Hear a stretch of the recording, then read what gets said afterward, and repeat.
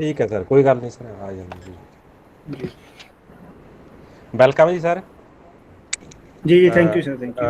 Doctor Navdeep Kamal ji, ਅਸੀਂ ਤੁਹਾਡਾ ਬਹੁਤ ਸਵਾਗਤ ਕਰਦੇ ਹਾਂ ਕਿ ਤੁਸੀਂ ਸਾਡੇ ਇਸ ਲਿੰਕ ਦੇ ਵਿੱਚ ਜੁੜੇ ਹੋਗੇ। Thank you sir thank you. ਤੇ ਮੈਂ ਵਿਦਿਆਰਥੀਆਂ ਨੂੰ ਦੱਸਣਾ ਚਾਹੁੰਦਾ ਕਿ ਸਾਡੇ ਨਾਲ ਅੱਜ ਉਹ ਮਹਾਨ ਸ਼ਖਸੀਅਤ ਜਿਹੜੇ ਹੈਗੇ ਨੇਗੇ ਸਾਡੇ ਨਾਲ ਰੂਬਰੂ ਹੋਏ ਨੇਗੇ, ਡਾਕਟਰ ਨਵਦੀਪ ਕਮਲ ਜੀ, ਜਿਨ੍ਹਾਂ ਕਿ ਆਪਣਾ ਯੂਨੀਵਰਸਿਟੀ ਦੇ ਵਿੱਚ ਹੀ ਆਪਣਾ ਨਾਂ ਗਾ, ਅਤੇ ਅਸੀਂ ਵਰਲਡ ਲੈਵਲ 'ਤੇ ਕਹਿ ਸਕਦੇ ਹਾਂ ਕਿ ਹਰ ਯੂਨੀਵਰਸਿਟੀ ਦੇ ਵਿੱਚ ਇਹਨਾਂ ਦਾ ਨਾਮ ਜਾਣਿਆ ਜਾਂਦਾ ਹੈਗਾ। Assistant professor department of computer science and engineering, Punjabi university Patiala ਸਾਡੇ ਕੋਲ ਜੁੜੇ ਹੋਏ ਨੇਗੇ, ਜੋ ਕਿ ਅੱਜ ਆਪਣਾ topic analysis images and detection using web tools ਦੇ ਤੌਰ 'ਤੇ ਸਾਡੇ ਨਾਲ ਸਾਂਝਾ ਕਰਨਗੇ। ਮੈਂ ਗੁਜ਼ਾਰਿਸ਼ ਕਰਦਾ ਹੈਗਾ ਡਾਕਟਰ ਸਾਹਿਬ ਨੂੰ ਕਿ ਉਹ ਆਪਣਾ ਟੌਪਿਕ ਲੈ ਕੇ ਸਾਡੇ ਲਿੰਕ ਦੇ ਉੱਪਰ ਸਾਡੇ ਵਿਦਿਆਰਥੀਆਂ ਦੇ ਨਾਲ ਆਪਣਾ ਜਿਹੜੀਆਂ ਐਕਸਪੀਰੀਅੰਸ ਨੇਗੇ, ਆਪਣੇ ਤਜਰਬੇ ਨੇਗੇ, ਉਹ ਸਾਡੇ ਨਾਲ ਸਾਂਝੇ ਕਰਨ। Thank you very much, all the best, welcome to everybody, thank you ਜੀ। Thank you sir. Okay sir. So screen sir ਮੈਨੂੰ ਇੱਕ ਵਾਰ ਕਨਫਰਮ ਕਰ ਦਿਓ ਕਿ ਵਿਜ਼ੀਬਲ ਹੈ ਸਾਰਿਆਂ ਨੂੰ ਸਕਰੀਨ ਜੋ ਹੈ। नहीं सर, स्क्रीन विजिबल नहीं है सर। एक मिनट। आ गई सर, आ गई सर, आ रही है। ਓਕੇ ਚਿਰੰਜੀਵ ਸਰ ਤੁਹਾਡੇ ਕੋਲੇ ਆ ਰਹੀ ਹੈ ਰਿਕੁਐਸਟ ਨਾਲ ਬੱਚਿਆਂ ਦੀ ਐਡਮਿਟ ਕਰਨ ਦੀ? ਹਾਂਜੀ ਸਰ, ਇੱਕ ਦੋ ਬੱਚਿਆਂ ਦੀ ਆਈ ਸੀ, ਮੈਂ ਕਰਤਾ ਸੀ ਐਡਮਿਟ ਜੀ। ਚਲੋ ਮੈਨੂੰ ਆ ਰਹੀ ਹੈ ਜੀ, ਠੀਕ ਮੈਂ ਹੈ ਕਰ ਦੂੰਗਾ ਇਧਰੋਂ ਐਡਮਿਟ। ਬਟ ਠੀਕ ਹੈ ਸਰ, ਠੀਕ ਹੈ, ਥੈਂਕ ਯੂ।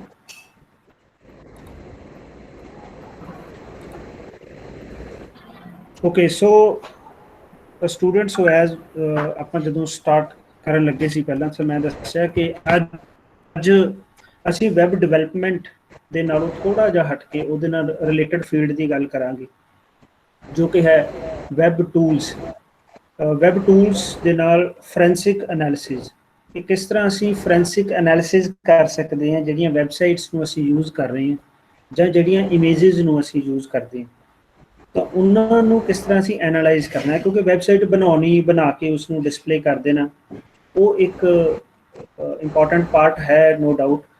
ਬਟ ਕੋਈ ਵੈਬਸਾਈਟ ਸਹੀ ਚੱਲ ਰਹੀ ਹੈ ਜਾਂ ਉਸ 'ਤੇ ਕੋਈ ਇਸ਼ੂ ਹੈ, ਜਾਂ ਵੈਬਸਾਈਟ ਦੇ ਨਾਲ ਰਿਲੇਟਡ ਜੋ ਇਮੇਜਿਸ ਜੋ ਅਸੀਂ ਦੇਖਦੇ ਹਾਂ, ਜੋ ਵੈਬਸਾਈਟ ਦੇ ਉੱਪਰ ਫੋਟੋਜ਼ ਇਮੇਜਿਸ ਜੋ ਅਪਲੋਡ ਕੀਤੀਆਂ ਜਾਂਦੀਆਂ ਨੇ, ਜਾਂ ਫਿਰ ਸੋਸ਼ਲ ਮੀਡੀਆ ਦੇ ਉੱਪਰ ਅਲੱਗ-ਅਲੱਗ ਵੈਬਸਾਈਟਸ ਦੇ ਥਰੂ, ਫੇਸਬੁੱਕ ਦੇ ਥਰੂ ਜਾਂ ਫਿਰ ਟਵਿੱਟਰ ਦੇ ਥਰੂ, ਇਸ ਤਰ੍ਹਾਂ ਦੀਆਂ ਅਲੱਗ-ਅਲੱਗ ਸੋਸ਼ਲ ਮੀਡੀਆ ਸਾਈਟਸ ਦੇ ਥਰੂ, ਇੰਸਟਾਗ੍ਰਾਮ ਦੇ ਥਰੂ ਜੋ ਅਪਲੋਡ ਕੀਤੀਆਂ ਜਾਂਦੀਆਂ ਨੇ, ਤਾਂ ਕੀ ਉਹ ਇਮੇਜਿਸ ਜੋ ਅਸੀਂ ਦੇਖ ਰਹੇ ਹਾਂ ਉਹ ਸਹੀ ਨੇ ਜਾਂ ਨਹੀਂ ਸਹੀ। ਤਾਂ ਇਸ ਤਰ੍ਹਾਂ ਦੇ ਮੁੱਦਿਆਂ ਦੀ ਅਸੀਂ ਅੱਜ ਗੱਲ ਕਰਨੀ ਹੈ। ਤਾਂ ਜੋ ਟੌਪਿਕ ਹੈ forensic analysis of images using web tools, particularly ਅਸੀਂ ਇਮੇਜਿਸ ਦੀ ਅੱਜ ਗੱਲ ਕਰਾਂਗੇ। ਟੂਲਸ ਬਹੁਤ ਸਾਰੇ ਨੇ, ਅਸੀਂ 2-3 ਟੂਲਸ ਉਹਦੇ ਵਿੱਚੋਂ ਡਿਸਕਸ ਕਰਾਂਗੇ। ਸੋ ਅਸੀਂ 1 ਬਾਏ 1 ਟੌਪਿਕਸ ਨੂੰ ਡਿਸਕਸ ਕਰਦੇ ਹਾਂ। ਤਾਂ ਜਿਹੜੇ ਟੌਪਿਕਸ ਅਸੀਂ ਅੱਜ ਡਿਸਕਸ ਕਰਨੇ ਆ, ਤਾਂ ਫਸਟ ਵਨ ਹੈ ਡਿਜੀਟਲ ਫੋਰੈਂਸਿਕਸ। ਅਸੀਂ ਗੱਲ ਕਰਾਂਗੇ ਕਿ ਫੋਰੈਂਸਿਕ ਹੁੰਦੀ ਕੀ ਹੈ, ਕੀ ਇਸ ਦੀ ਸਾਨੂੰ ਲੋੜ ਹੈ। Then web forensic, web forensics ਕੀ ਚੀਜ਼ ਹੈ। Digital image forensics, digital image forgery, ये कुछ web tools for image forensics के असी इमेज फोरेंसिक्स किस तरह कर सकते हैं यूजिंग सम वैबसाइट टूल्स। कुछ वैबसाइट्स के थ्रू असी किस तरह करांगे। चिरंजीव सर मेरे ख्याल म्यूट कर दी आपां बाकी सारिਆਂ ਨੂੰ, कुछ आवाज़ आ रही है।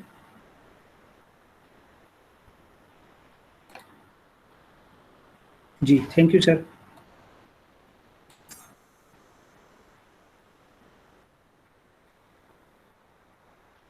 Okay. So first of all digital forensics. So what do we mean by digital forensics? ਤਾਂ ਜਦੋਂ ਅਸੀਂ ਡਿਜੀਟਲ ਫੋਰੈਂਸਿਕਸ ਦੀ ਗੱਲ ਕਰਦੇ ਹਾਂ ਤਾਂ ਸਾਡੇ ਕੋਲ ਅਲੱਗ-ਅਲੱਗ ਚੀਜ਼ਾਂ ਡਿਜੀਟਲ ਟੈਕਨੋਲੋਜੀ ਦੇ ਵਿੱਚ ਆ ਜਾਂਦੀਆਂ ਨੇ। ਤਾਂ as you can see here, so we are having the computer, we are having the processor, we are having the hard disk, pen drive, RAM, smartphone, and above all in the center we are having www, that is our world wide web. So whenever we talk about forensics ਦਾ ਮਤਲਬ ਹੈ ਕਿਸੇ ਵੀ device ਨੂੰ ਜਾਂ ਕਿਸੇ ਵੀ crime ਨੂੰ investigate ਕਰਨਾ without knowing about the history.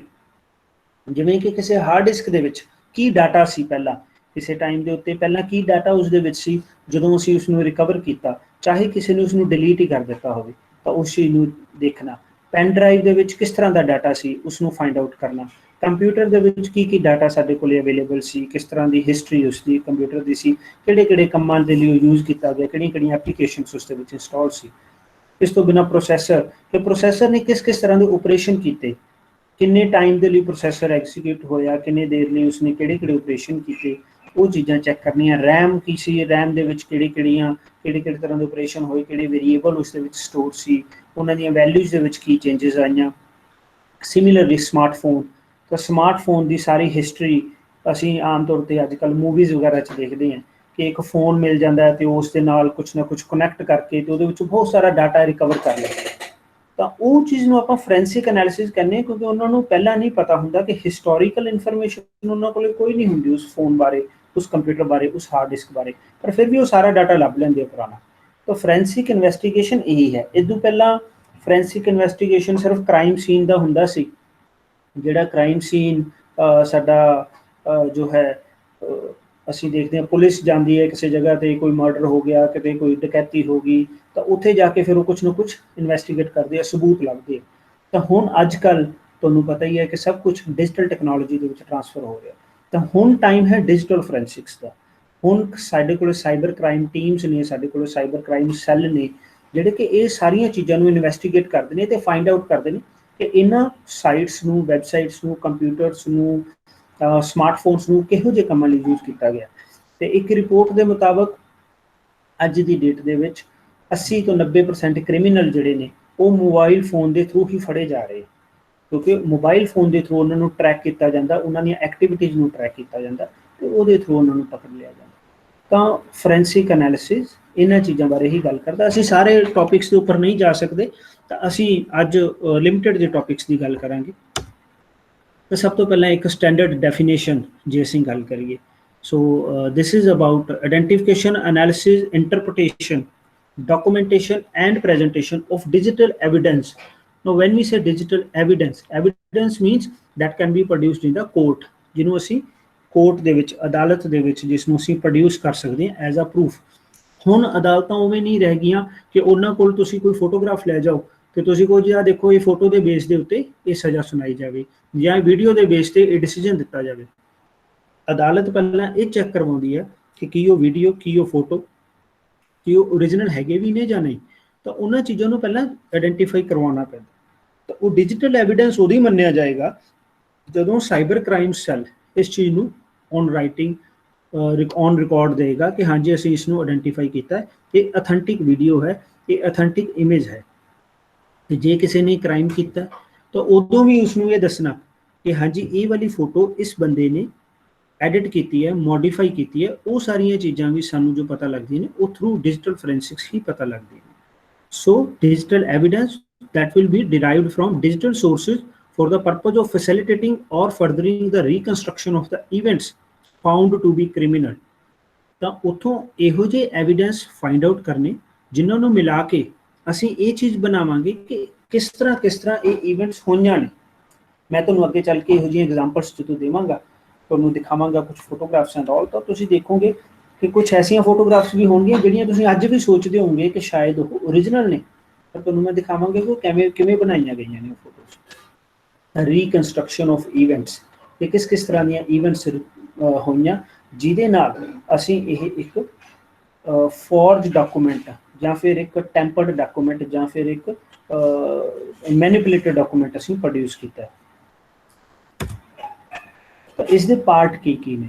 ਤਾਂ computer forensic ਦੇ ਵਿੱਚ ਬਹੁਤ ਸਾਰੀਆਂ ਚੀਜ਼ਾਂ ਆ ਜਾਂਦੀਆਂ ਨੇ, ਜਿਸ ਦੇ ਵਿੱਚ ਸਭ ਤੋਂ ਪਹਿਲਾਂ ਸਾਡੇ ਕੋਲੇ ਐਨਾਲਿਸਿਸ ਦੇ ਵਿੱਚ ਅਸੀਂ ਦੇਖੀਏ ਤਾਂ ਕੀਵਰਡ ਸਰਚ ਹੈ, registry, web history, email, messenger, web browsing, location and routing, communication network, app users, social network, smartphone forensic. ਤਾਂ ਬਹੁਤ ਸਾਰੀਆਂ ਚੀਜ਼ਾਂ ਨੇ।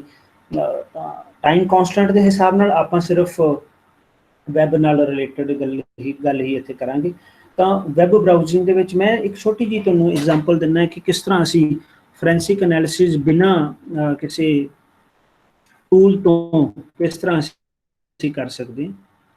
ਤਾਂ light me just give you one example of that.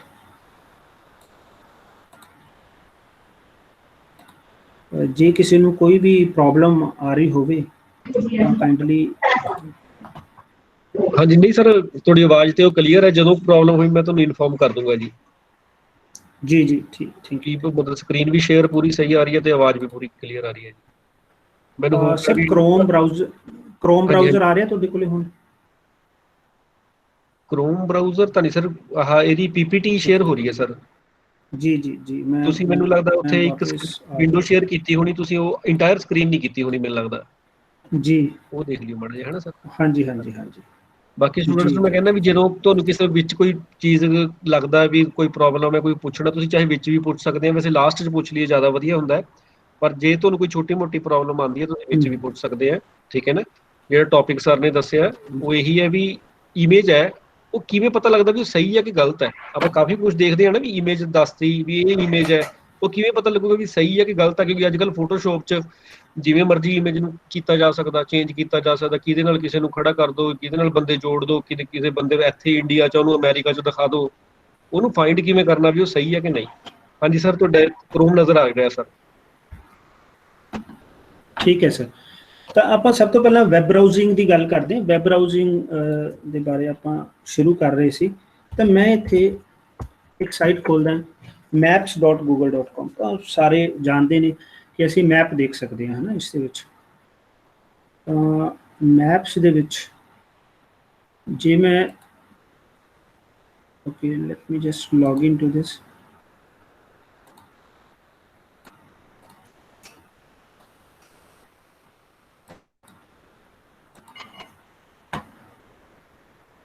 ਜਦੋਂ ਅਸੀਂ ਇੱਥੇ ਟਾਈਮ ਲਾਈਨ ਦੇ ਉੱਤੇ ਕਲਿੱਕ ਕਰਦੇ ਹਾਂ, ਇੱਥੇ ਤੁਸੀਂ ਦੇਖੋ ਮੈਪ ਦੇ ਵਿੱਚ ਲੈਫਟ ਸਾਈਡ ਤੇ ਇੱਕ ਆਪਸ਼ਨ ਹੁੰਦੀ ਹੈ ਸਾਡੇ ਕੋਲੇ ਟਾਈਮ ਲਾਈਨ। ਤੇ ਜੇ ਮੈਂ ਇੱਥੇ ਟਾਈਮ ਲਾਈਨ ਤੇ ਕਲਿੱਕ ਕਰਦਾ ਤਾਂ ਟਾਈਮ ਲਾਈਨ ਮੈਨੂੰ ਅੱਗੇ ਇੱਕ ਸਕਰੀਨ ਤੇ ਲੈ ਜਾਂਦੀ ਹੈ, ਜਿਹੜੀ ਕਿ ਦੱਸੇਗੀ ਕਿ ਹਿਸਟਰੀ ਕੀ ਹੈ ਮੇਰੇ ਅਕਾਊਂਟ ਦੀ। ਤਾਂ ਮੈਂ ਇੱਥੇ ਰੈਦਰ ਦੈਨ ਕਿ ਇਸ ਅਕਾਊਂਟ ਨੂੰ ਯੂਜ਼ ਕਰਾਂ ਜਿਹਦੇ ਵਿੱਚ ਆਪਾਂ ਕੰਮ ਕਰ ਰਹੇ ਹਾਂ, ਇਹ ਅਕਾਊਂਟ ਮੇਰਾ ਬਹੁਤ ਹੀ ਘੱਟ ਯੂਜ਼ ਹੋਇਆ, ਸੋ ਇਸ ਨੂੰ ਮੈਂ ਯੂਜ਼ ਨਹੀਂ ਕਰਾਂਗਾ। ਮੈਂ ਆਪਦਾ ਇੱਕ ਪੁਰਾਣਾ ਅਕਾਊਂਟ ਯੂਜ਼ ਕਰੂੰਗਾ।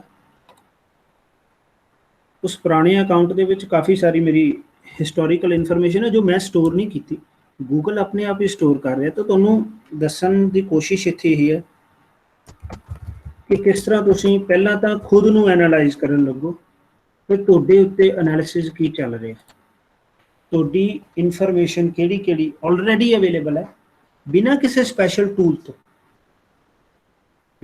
ਬਿਨਾਂ ਕਿਸੇ ਸਪੈਸ਼ਲ ਟੂਲ ਤੋਂ ਕਿਹੜੀ ਕਿਹੜੀ ਇਨਫੋਰਮੇਸ਼ਨ ਤੁਹਾਡੀ ਅਵੇਲੇਬਲ ਹੈ।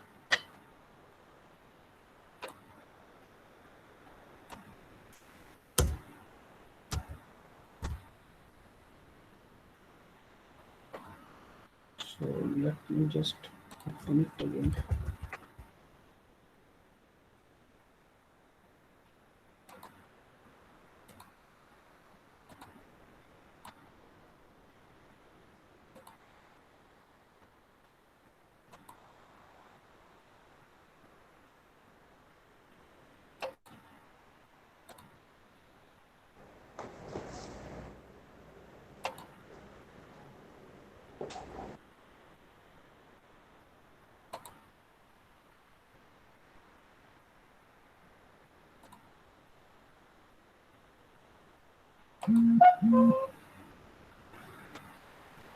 ਸੋ ਹੁਣ ਇਹ ਟਾਈਮਲਾਈਨ ਜੋ ਹੈ ਖੁੱਲ੍ਹਣ ਜਾ ਰਹੀ ਹੈ ਮੇਰੇ ਮੋਬਾਈਲ ਤੋਂ, ਜੋ ਇਨਫੋਰਮੇਸ਼ਨ ਅਵੇਲੇਬਲ ਹੈ ਗੂਗਲ ਦੇ ਕੋਲ। ਤਾਂ ਗੂਗਲ ਦੇ ਕੋਲ ਜੋ ਇਨਫੋਰਮੇਸ਼ਨ ਅਵੇਲੇਬਲ ਹੈ ਤਾਂ 416 ਪਲੇਸਿਸ ਉਹ ਦੱਸ ਰਿਹਾ। ਤਾਂ ਨਵੀਆਂ ਚੀਜ਼ਾਂ ਦੀ ਅਸੀਂ ਗੱਲ ਨਹੀਂ ਕਰਾਂਗੇ, ਅਸੀਂ ਇਸ ਤਰ੍ਹਾਂ ਕਰਦੇ ਹਾਂ, ਥੋੜ੍ਹਾ ਪੁਰਾਣੇ ਬੈਕਗਰਾਊਂਡ ਦੇ ਵਿੱਚ ਚੱਲਦੇ ਹਾਂ। ਬੈਕਗਰਾਊਂਡ ਦੇ ਵਿੱਚ ਕੋਈ ਇੱਕ ਮੰਥ ਮੈਂ ਚੂਜ਼ ਕਰ ਲੈਂਦਾ। ਮੈਂ ਹੁਣ ਮੇਰੇ ਖਿਆਲ ਦੇ ਵਿੱਚ ਸਭ ਨੂੰ 2017 ਸਤੰਬਰ ਆ ਰਿਹਾ ਹੋਏਗਾ ਤੁਹਾਡੇ ਕੋਲ।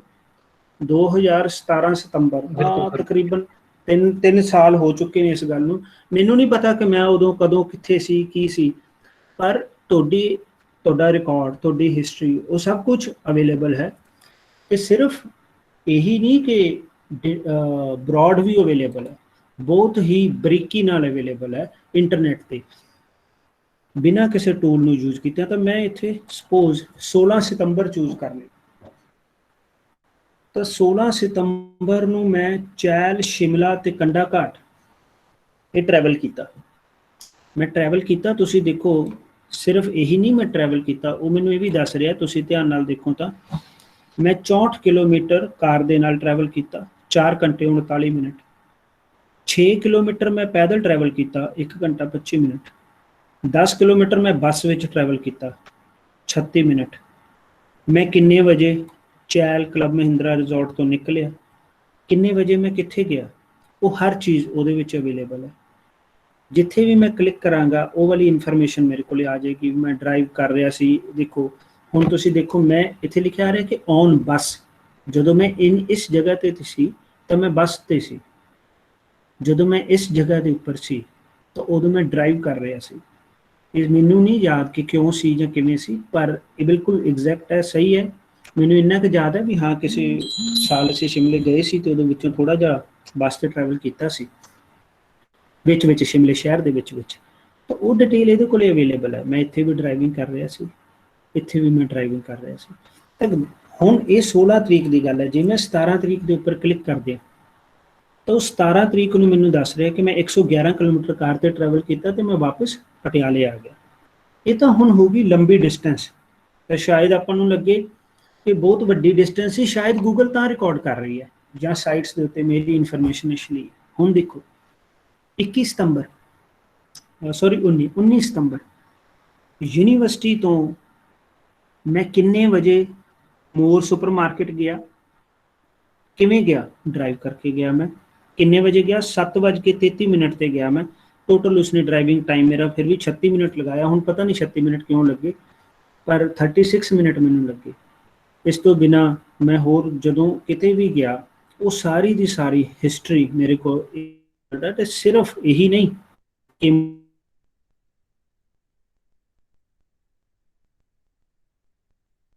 ਤਾਂ ਉਹ 400 ਮੀਟਰ ਦੀ ਡਿਸਟੈਂਸ ਵੀ ਉੱਥੇ ਅਵੇਲੇਬਲ ਹੈ। 400 ਮੀਟਰ ਵੀ ਜੇ ਮੈਂ ਚੱਲਿਆ ਹਾਂ ਤਾਂ ਤੁਸੀਂ ਦੇਖ ਸਕਦੇ ਹੋ ਸਾਡਾ college university college of engineering ਜੋ ਹੈ ਉਹਦੇ ਤੋਂ ਜੇ ਮੈਂ ਸਾਡੀ ਯੂਨੀਵਰਸਿਟੀ ਦੀ ਕੰਟੀਨ ਤੱਕ ਵੀ ਗਿਆ ਹਾਂ ਤਾਂ ਉਹ ਵੀ ਰਿਕਾਰਡਡ ਹੈ ਕਿ ਮੈਂ ਗਿਆ ਹਾਂ, ਤੁਰ ਕੇ ਗਿਆ ਹਾਂ। ਤਾਂ ਇਹੋ ਜਿਹੀ ਜਿਹੜੀ ਇਨਫੋਰਮੇਸ਼ਨ ਸਾਡੇ ਕੋਲੇ ਅਵੇਲੇਬਲ ਹੈ ਇਨ ਰੂਟੀਨ, ਤੇ ਤੁਸੀਂ ਸੋਚ ਸਕਦੇ ਹੋ ਕਿ ਜਿਹੜੇ ਸਪੈਸੀਫਿਕ ਟੂਲ ਹੋਣਗੇ ਉਹ ਕਿਸ ਲੈਵਲ ਤੱਕ ਚੀਜ਼ਾਂ ਨੂੰ ਐਨਾਲਾਈਜ਼ ਕਰ ਸਕਦੇ।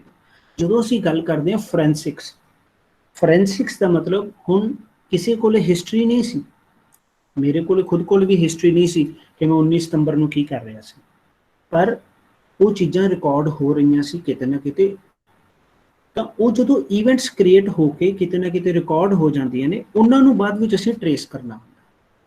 ਤਾਂ ਉਹਨੂੰ ਟਰੇਸ ਕਰਨ ਦੇ ਦੋ ਹੀ ਤਰੀਕੇ ਨੇ, ਜਾਂ ਤਾਂ ਇਹ ਕਿ ਮੈਂ ਤੁਹਾਨੂੰ ਆਪਦਾ ਯੂਜ਼ਰ ਨੇਮ ਪਾਸਵਰਡ ਦੱਸ ਦੇਵਾਂ ਤੇ ਤੁਸੀਂ ਹਮੇਸ਼ਾ ਟਰੈਕ ਕਰਦੇ ਰਹੋ ਕਿ ਹਾਂ ਨਵਦੀਪ ਕਮਲ ਸਰ ਕਿੱਥੇ ਕਿੱਥੇ ਜਾਂਦੇ ਆ, ਕੀ ਕੀ ਕਰਦੇ ਆ, ਹਰ ਵੇਲੇ ਦੀ ਰਿਕਾਰਡਿੰਗ ਚ ਤੁਹਾਡੇ ਕੋਲ ਚੱਲਦੀ ਰਹੇ। ਜਾਂ ਫਿਰ ਤੁਸੀਂ ਕੋਈ ਸਾਈਬਰ ਕ੍ਰਾਈਮ ਸੈੱਲ ਦੇ ਵਿੱਚ ਹੋਵੋ ਤਾਂ ਉੱਥੇ ਤੁਹਾਨੂੰ ਪਾਸਵਰਡਸ ਦੀ ਜ਼ਰੂਰਤ ਨਹੀਂ ਹੈ, ਉੱਥੇ ਤੁਹਾਡੇ ਕੋਲ ਟੂਲਸ ਨੇ ਜਿਨ੍ਹਾਂ ਦੇ ਥਰੂ ਤੁਸੀਂ ਕਿਸੇ ਨੂੰ ਵੀ ਆਇਡੈਂਟੀਫਾਈ ਕਰ ਸਕਦੇ ਹੋ, ਕਿਸੇ ਦੀ ਵੀ ਅਕਾਊਂਟਸ ਨੂੰ ਦੇਖ ਸਕਦੇ ਹੋ।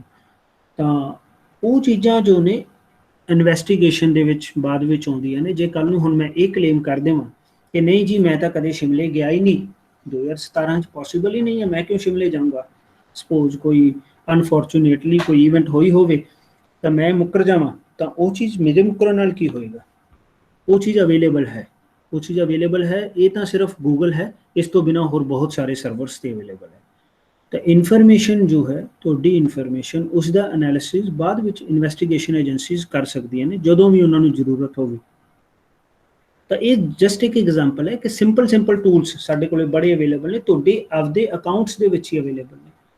ਇਸ ਤੋਂ ਬਿਨਾਂ ਇੱਕ ਹੋਰ ਟੂਲ ਹੈ, ਇਹ ਤਾਂ ਮੈਪਸ ਦੀ ਟਾਈਮਲਾਈਨ ਹੀ ਸੀ ਸਿਰਫ ਆਪਦੀ ਖੁਦ ਦੀ ਇਨਵੈਸਟੀਗੇਸ਼ਨ ਲਈ, ਖੁਦ ਦੇ ਫੋਰੈਂਸਿਕ ਐਨਾਲਿਸਿਸ ਲਈ। ਇੱਕ ਟੂਲ ਹੋਰ ਹੈ, ਤਾਂ ਮੈਂ ਸਿਰਫ ਉਹਦੇ ਬਾਰੇ ਦੱਸਾਂਗਾ, ਫਿਰ ਆਪਾਂ ਅੱਗੇ ਕੰਟੀਨਿਊ ਕਰਾਂਗੇ। takeout.google.com, ਜਦੋਂ ਵੀ ਤੁਸੀਂ ਲੋਕ ਫ੍ਰੀ ਹੋਏ ਤਾਂ takeout.google.com ਜ਼ਰੂਰ ਖੋਲਿਓ ਤੁਹਾਡੇ ਆਪਦੇ ਅਕਾਊਂਟ ਦਾ। ਤਾਂ ਉਸ ਦੇ ਵਿੱਚ ਤੁਹਾਨੂੰ ਕੀ ਕੁਝ ਮਿਲ ਸਕਦਾ ਹੈ, ਤੁਹਾਨੂੰ ਉਸ ਦੇ ਵਿੱਚ ਤੁਹਾਡੇ ਐਂਡਰੋਇਡ ਡਿਵਾਈਸ ਦੀ ਕੌਨਫੀਗਰੇਸ਼ਨ ਸਰਵਿਸ ਸਾਰੀ ਦੀ ਸਾਰੀ, ਕੈਲੰਡਰ ਅੱਜ ਤੱਕ ਜੋ ਵੀ ਇਵੈਂਟਸ ਹੋਈਆਂ ਨੇ, ਕ੍ਰੋਮ ਜਦੋਂ ਮੈਂ ਕਹਿ ਰਿਹਾ ਤੁਸੀਂ ਅੱਜ ਤੱਕ ਆਪਦੇ ਕ੍ਰੋਮ 'ਚ ਜੋ ਵੀ ਖੋਲਿਆ ਹੈ ਅੱਜ ਤੋਂ 10 ਸਾਲ ਪਹਿਲਾਂ ਜੋ ਕੁਝ ਵੀ, ਸਿਰਫ ਇਹ ਨਹੀਂ ਕਿ ਤੁਸੀਂ ਕਹੋ ਹਾਂਜੀ ਨਹੀਂ ਮੈਂ ਤਾਂ ਹਿਸਟਰੀ ਡਿਲੀਟ ਕਰਤੀ ਸੀ, ਐਸਾ ਕੁਝ ਨਹੀਂ ਹੁੰਦਾ, ਠੀਕ ਹੈ। ਤਾਂ ਜੋ ਕੁਝ ਵੀ ਅਵੇਲੇਬਲ ਹੈ ਸਭ ਕੁਝ ਕਲਾਸਰੂਮ, ਚਲੋ ਜੇ ਕੋਈ ਟੀਚਰ ਹੈ ਤਾਂ ਉਹਦੇ ਕੋਲ ਰਿਕਾਰਡ ਹੋਣਗੇ।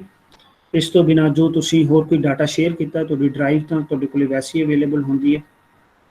ਇਸ ਤੋਂ ਬਿਨਾਂ ਤੁਹਾਡੇ ਅਲੱਗ-ਅਲੱਗ ਤਰ੍ਹਾਂ ਦੇ ਜੇ ਤੁਸੀਂ ਬਿਜ਼ਨਸ ਨਾਲ ਰਿਲੇਟਡ ਕੋਈ ਟੂਲਸ ਯੂਜ਼ ਕਰ ਰਹੇ ਹੋ ਤਾਂ ਉਹਨਾਂ ਦੀ ਹਿਸਟਰੀ, ਤੁਹਾਡੀਆਂ ਗੂਗਲ ਫੋਟੋਜ਼, ਇਸ ਤੋਂ ਬਿਨਾਂ ਤੁਹਾਡੀਆਂ ਗੂਗਲ ਮੂਵੀਜ਼ ਜੇ ਤੁਸੀਂ ਉਹਨਾਂ ਨੂੰ ਯੂਜ਼ ਕਰਦੇ ਹੋ, ਹੈਂਗਆਊਟਸ ਜਦੋਂ ਤੁਸੀਂ ਚੈਟਿੰਗ ਕੀਤੀ ਹੈਂਗਆਊਟਸ ਦੇ ਥਰੂ, ਉਹ ਸਾਰੀ ਇਨਫੋਰਮੇਸ਼ਨ ਉੱਥੇ ਅਵੇਲੇਬਲ ਹੋਏਗੀ। ਤੁਹਾਡੀ ਮੇਲ, ਤੁਹਾਡੇ ਨੋਟਸ ਜੋ ਤੁਸੀਂ ਬਣਾਏ ਨੇ, ਤੁਹਾਡੇ ਮੈਪਸ ਜੋ ਜਿੱਥੇ ਵੀ ਤੁਸੀਂ ਗਏ ਹੋ ਉਹ ਸਾਰੀ ਥਾਵਾਂ, ਤੁਹਾਡੇ ਪਲੇਸਿਸ ਕਿੱਥੇ ਕਿੱਥੇ ਗਏ ਹੋ, ਸਾਰੇ ਸਿਟੀਜ਼, ਉਹ ਸਾਰੇ ਵਿਲੇਜ, ਉਹ ਸਾਰੇ ਟਾਊਨ, ਕਿਹੜੀਆਂ ਪੋਸਟ ਤੁਸੀਂ ਗੂਗਲ ਦੇ ਉੱਤੇ ਪਾਈਆਂ ਨੇ, ਤੁਸੀਂ ਕੀ ਕੁਝ ਪਰਚੇਜ਼ ਕੀਤਾ ਹੈ ਗੂਗਲ ਦੇ ਥਰੂ ਜਦੋਂ ਤੁਸੀਂ ਗੂਗਲ ਅਕਾਊਂਟ ਦੇ ਥਰੂ ਲੌਗਇਨ ਸੀ।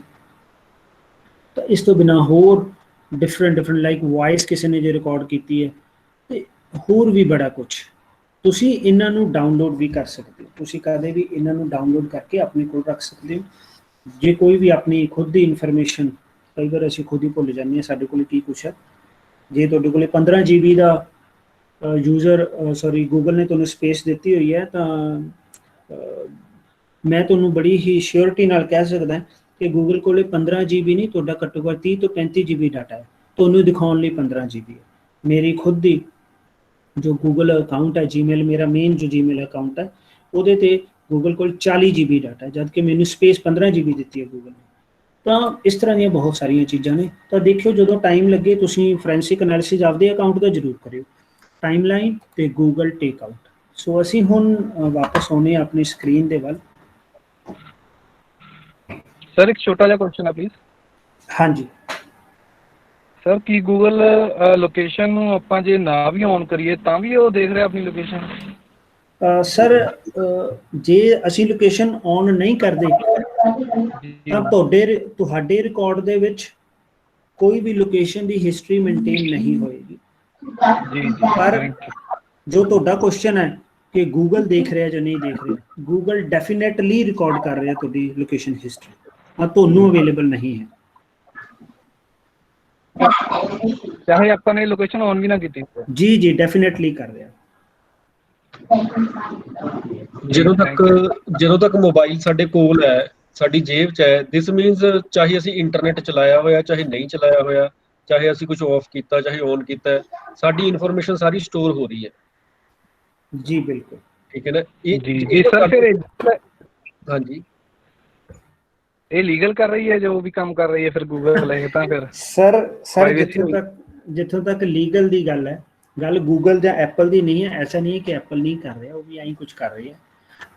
ਐਪਲ ਫੇਸ ਟਾਈਮਸ ਵਾਲਾ ਸ਼ਾਇਦ ਤੁਹਾਨੂੰ ਐਰਰ ਧਿਆਨ 'ਚ ਹੋਏਗਾ ਕਿ ਫੇਸ ਟਾਈਮ ਨੇ ਕੀ ਕੀਤਾ ਸੀ, ਜਦੋਂ ਸਾਨੂੰ ਕੋਈ ਵੀਡੀਓ ਕਾਲ ਆਉਂਦੀ ਸੀ ਤਾਂ ਉਦੋਂ ਅਸੀਂ ਅੱਗੋਂ ਕਾਲ ਚੱਕੀਏ ਜਾਂ ਨਾ ਚੱਕੀਏ, ਸਾਡਾ ਆਡੀਓ ਉਧਰ ਆਡੀਓ ਵੀਡੀਓ ਰਿਪੋਰਟਸ ਤਾਂ ਇਹ ਵੀ ਨੇ ਕਿ ਵੀਡੀਓ ਐਂਡ ਆਡੀਓ ਦੋਨੋਂ ਦੂਸਰੇ ਦੇ ਫੋਨ ਤੇ ਟ੍ਰਾਂਸਫਰ ਹੋਣ ਲੱਗ ਪੈਂਦੇ ਸੀ। ਆਡੀਓ ਦੀ ਗੱਲ ਤਾਂ ਐਪਲ ਨੇ ਖੁਦ ਮੰਨੀ ਹੈ ਕਿ ਜਦੋਂ ਕਿਸੇ ਨੇ ਸਾਨੂੰ ਕਾਲ ਕੀਤੀ, ਸਪੋਜ਼ ਮੈਂ ਤੁਹਾਨੂੰ ਕਾਲ ਕੀਤੀ, ਜੇ ਤੁਸੀਂ ਨਹੀਂ ਵੀ ਚੱਕਿਆ ਫੇਸ ਟਾਈਮ ਅੱਗੋਂ ਤੁਸੀਂ ਪਿਕ ਨਹੀਂ ਕੀਤੀ ਮੇਰੀ ਕਾਲ, ਤੁਹਾਡਾ ਆਡੀਓ ਪਰ ਮੇਰੇ ਕੋਲ ਆਉਣ ਲੱਗ ਗਿਆ ਸੀ। ਤਾਂ ਇਸ ਤਰ੍ਹਾਂ ਦੇ ਸਿਕਿਉਰਿਟੀ ਬ੍ਰੀਚ ਬਹੁਤ ਜ਼ਿਆਦਾ ਨੇ। ਜਦੋਂ ਤੁਹਾਡੇ ਕੋਲ ਸਮਾਰਟਫੋਨ ਹੈ ਮੀਨਸ ਕੁਝ ਵੀ ਸਿਕਿਉਰ ਨਹੀਂ ਹੈਗਾ, ਪ੍ਰਾਈਵੇਸੀ ਕੋਈ ਨਹੀਂ ਹੈਗੀ। ਹਾਂ ਤੁਹਾਨੂੰ ਦਿਖਾਉਣ ਦੇ ਲਈ ਅਵੇਲੇਬਲ ਨਹੀਂ ਹੋਏਗਾ ਜਦੋਂ ਤੁਸੀਂ ਚੀਜ਼ਾਂ ਨੂੰ ਆਫ ਕਰ ਦਿਓਗੇ। ਜੀ ਸੋ ਕੁਛ ਇਹ ਚੀਜ਼ਾਂ, web browsing, location and routing, communication network, app ਯੂਜ਼ਸ, ਸੋਸ਼ਲ ਨੈਟਵਰਕ, ਸਮਾਰਟ ਫੋਰੈਂਸਿਕਸ, ਇਹ ਸਾਰੀਆਂ ਚੀਜ਼ਾਂ ਨੇ। ਤਾਂ ਮਤਲਬ ਅਸੀਂ ਬਹੁਤ ਸਾਡਾ ਛੋਟਾ ਲੈਕਚਰ ਹੈ ਤਾਂ ਅਸੀਂ ਇਹਦੇ ਸਭ ਕੁਝ ਤਾਂ ਕਵਰ ਨਹੀਂ ਕਰ ਸਕਦੇ, ਤਾਂ ਮੈਂ ਥੋੜਾ ਤੁਹਾਨੂੰ ਇੱਕ ਸਿਰਫ ਹਿੰਟ ਦੇਵਾਂਗਾ। ਮੇਰਾ ਪਰਪਸ ਅੱਜ ਦੇ ਲੈਕਚਰ ਦਾ ਸਿਰਫ ਤੁਹਾਨੂੰ ਸੈਂਸਿਟਾਈਜ਼ ਕਰਨਾ ਹੈ ਕਿ ਸਾਡੇ ਨਾਲ ਜੋ ਇਨਫੋਰਮੇਸ਼ਨ ਸਾਨੂੰ ਅਵੇਲੇਬਲ ਹੈ ਉਸ ਦੇ ਵਿੱਚ ਕੀ ਹੈ ਤੇ ਕੀ ਨਹੀਂ ਹੈ। Well, so World Wide Web, you people are already reading about that, learning about that. ਤਾਂ World Wide Web 'ਚ ਬੜੀਆਂ ਚੀਜ਼ਾਂ ਨੇ, ਬਹੁਤ ਸਾਰੇ ਟੂਲਸ ਅਵੇਲੇਬਲ ਨੇ ਜਿਨ੍ਹਾਂ ਨਾਲ ਤੁਸੀਂ ਵੈਬਸਾਈਟਸ ਆਪਦੀਆਂ ਬਣਾ ਸਕਦੇ ਹੋ। ਤਾਂ ਇਸ ਦੇ ਵਿੱਚ PHP ਹੈ, ਬਹੁਤ ਕਾਮਨ ਹੈ ਅੱਜ ਦੀ ਡੇਟ ਦੇ ਵਿੱਚ, ਅਸੀਂ ਬਹੁਤ ਕੰਮ ਕਰ ਰਹੇ ਹਾਂ PHP 'ਚ। ਜਾਵਾ ਹੈ ਸਾਡੇ ਕੋਲ, ਜਾਂ ਫਿਰ ਸਾਡੇ ਕੋਲ ਕੁਝ CMS ਨੇ, web CMS, web content management system. ਤਾਂ ਆਈ ਹੋਪ ਸ਼ਾਇਦ ਤੁਸੀਂ ਕਰ ਲਿਆ ਹੋਵੇ ਜਾਂ ਹੁਣ ਅੱਗੇ ਕਿਸੇ ਦਿਨ 'ਚ ਕਰੋਗੇ ਤੁਸੀਂ। ਤਾਂ ਜੂਮਲਾ ਹੈ ਸਾਡੇ ਕੋਲ, ਡਰੂਪਲ ਹੈ, ਦੈਨ ਮੈਗਨੇਟੋ ਹੈ। ਮੈਗਨੇਟੋ ਪਾਰਟਿਕੂਲਰਲੀ ਈ-ਕਮਰਸ ਐਪਲੀਕੇਸ਼ਨਸ ਦੇ ਲਈ ਅਸੀਂ ਯੂਜ਼ ਕਰਦੇ ਹਾਂ। ਈ-ਕਮਰਸ ਲਾਈਕ ਜਿਵੇਂ ਤੁਸੀਂ ਫਲਿੱਪਕਾਰਟ ਵਗੈਰਾ ਇਹ ਸਾਰੀਆਂ ਚੀਜ਼ਾਂ ਦੇਖਦੇ ਹੋ ਤੇ ਮੈਗਨੇਟੋ ਵਰਗੇ ਟੂਲਸ ਨੂੰ ਯੂਜ਼ ਕਰਦੇ ਨੇ। ਦੈਨ ਵਰਡਪ੍ਰੈਸ ਬਹੁਤ ਕਾਮਨ, ਬਹੁਤ ਪਪੂਲਰ ਤੇ ਬਹੁਤ ਸਿੰਪਲ ਟੂਲ ਹੈ ਵਰਡਪ੍ਰੈਸ। ਤਾਂ ਇੱਕ ਵੈਬਸਾਈਟ ਤੁਸੀਂ ਬਣਾਉਣੀ ਹੈ ਤਾਂ ਇਟ ਹਾਰਡਲੀ ਟੇਕਸ 4-5 ਆਵਰਸ। ਮਤਲਬ ਜੇ ਤੁਹਾਨੂੰ ਬਿਲਕੁਲ ਹੀ ਵੈਬਸਾਈਟ ਬਾਰੇ ਕੁਛ ਨਹੀਂ ਪਤਾ, ਸਿਰਫ ਇੰਨਾ ਪਤਾ ਹੈ ਕਿ ਇੰਗਲਿਸ਼ ਨੂੰ ਕਿਵੇਂ ਅੰਡਰਸਟੈਂਡ ਕਰਨਾ, ਤੁਸੀਂ ਇੰਗਲਿਸ਼ ਸਮਝ ਸਕਦੇ ਹੋ, ਤਾਂ ਵਰਡਪ੍ਰੈਸ 'ਚ ਵੈਬਸਾਈਟ ਬਣਾਉਣੀ 4 ਤੋਂ 5 ਘੰਟੇ ਦਾ ਕੰਮ ਹੈ। ਇੱਕ ਚੰਗੀ ਵਧੀਆ ਪ੍ਰੋਫੈਸ਼ਨਲ ਵੈਬਸਾਈਟ ਵਰਡਪ੍ਰੈਸ ਦੇ ਵਿੱਚ ਤੁਸੀਂ 4 ਤੋਂ 5 ਘੰਟੇ ਦੇ ਵਿੱਚ ਬਣਾ ਸਕਦੇ ਹੋ। ਹਾਲਾਂਕਿ ਜਿਹੜੇ ਬੇਸਿਕ ਟੂਲਸ ਨੇ HTML ਹੋ ਗਿਆ, XHTML ਹੋ ਗਿਆ, ਜਾਂ XML ਹੋ ਗਿਆ, CSS ਹੋ ਗਈਆਂ, ਇਹ ਸਾਰੀਆਂ ਚੀਜ਼ਾਂ ਓਬਵੀਅਸਲੀ ਜ਼ਰੂਰੀ ਹੁੰਦੀਆਂ ਨੇ, ਕੋਰ ਪਾਰਟ ਹੈ, ਉਹ ਪਹਿਲਾਂ ਸਾਨੂੰ ਆਉਣਾ ਚਾਹੀਦਾ। ਡਾਟਾਬੇਸਿਸ ਹੋ ਗਏ, MySQL ਐਂਡ ਆਲ, ਉਹ ਸਾਨੂੰ ਆਉਣਾ ਚਾਹੀਦਾ, ਫਿਰ ਅਸੀਂ ਕੰਫਰਟੇਬਲ ਹੋ ਜਾਂਦੇ ਹਾਂ ਇਹਨਾਂ ਟੂਲਸ 'ਤੇ ਕੰਮ ਕਰਨ ਲਈ। ਪਰ ਅਦਰਵਾਈਜ਼ ਅਸੀਂ ਇਹਨਾਂ ਨੂੰ ਯੂਜ਼ ਕਰ ਸਕਦੇ ਹਾਂ ਰੈਪਿਡ ਡਿਵੈਲਪਮੈਂਟ ਦੇ ਲਈ ਵੈਬਸਾਈਟਸ 'ਤੇ। ਇੱਕ ਸੈਕਿੰਡ ਸਰ, ਤੁਹਾਨੂੰ ਨਾ ਦੁਬਾਰਾ ਸਕਰੀਨ ਸ਼ੇਅਰ ਕਰਨੀ ਪੈਣੀ। ਉਹ ਮਨਪ੍ਰੀਤ ਕੌਰ ਨੇ ਸਕਰੀਨ ਸ਼ੇਅਰ ਕਰਤੀ ਸੀ। ਮਨਪ੍ਰੀਤ ਕੌਰ, ਤੁਹਾਡੀ ਸਕਰੀਨ ਬਹੁਤ ਸ਼ੇਅਰ ਹੁੰਦੀ ਹੈ, ਤੁਸੀਂ ਮੋਬਾਈਲ ਨੂੰ ਹੱਥ ਨਾ ਲਗਾਓ, ਤੁਸੀਂ ਉਹਨੂੰ ਪਰਾਂ ਦੂਰ ਰੱਖ ਕੇ ਬੈਠ ਜਾਓ। ਹਾਂਜੀ ਸਰ, ਦੁਬਾਰਾ ਸਕਰੀਨ ਸ਼ੇਅਰ ਕਰ ਲਓ ਜੀ ਇੱਕ ਵਾਰ। ਹਾਂਜੀ ਹਾਂਜੀ।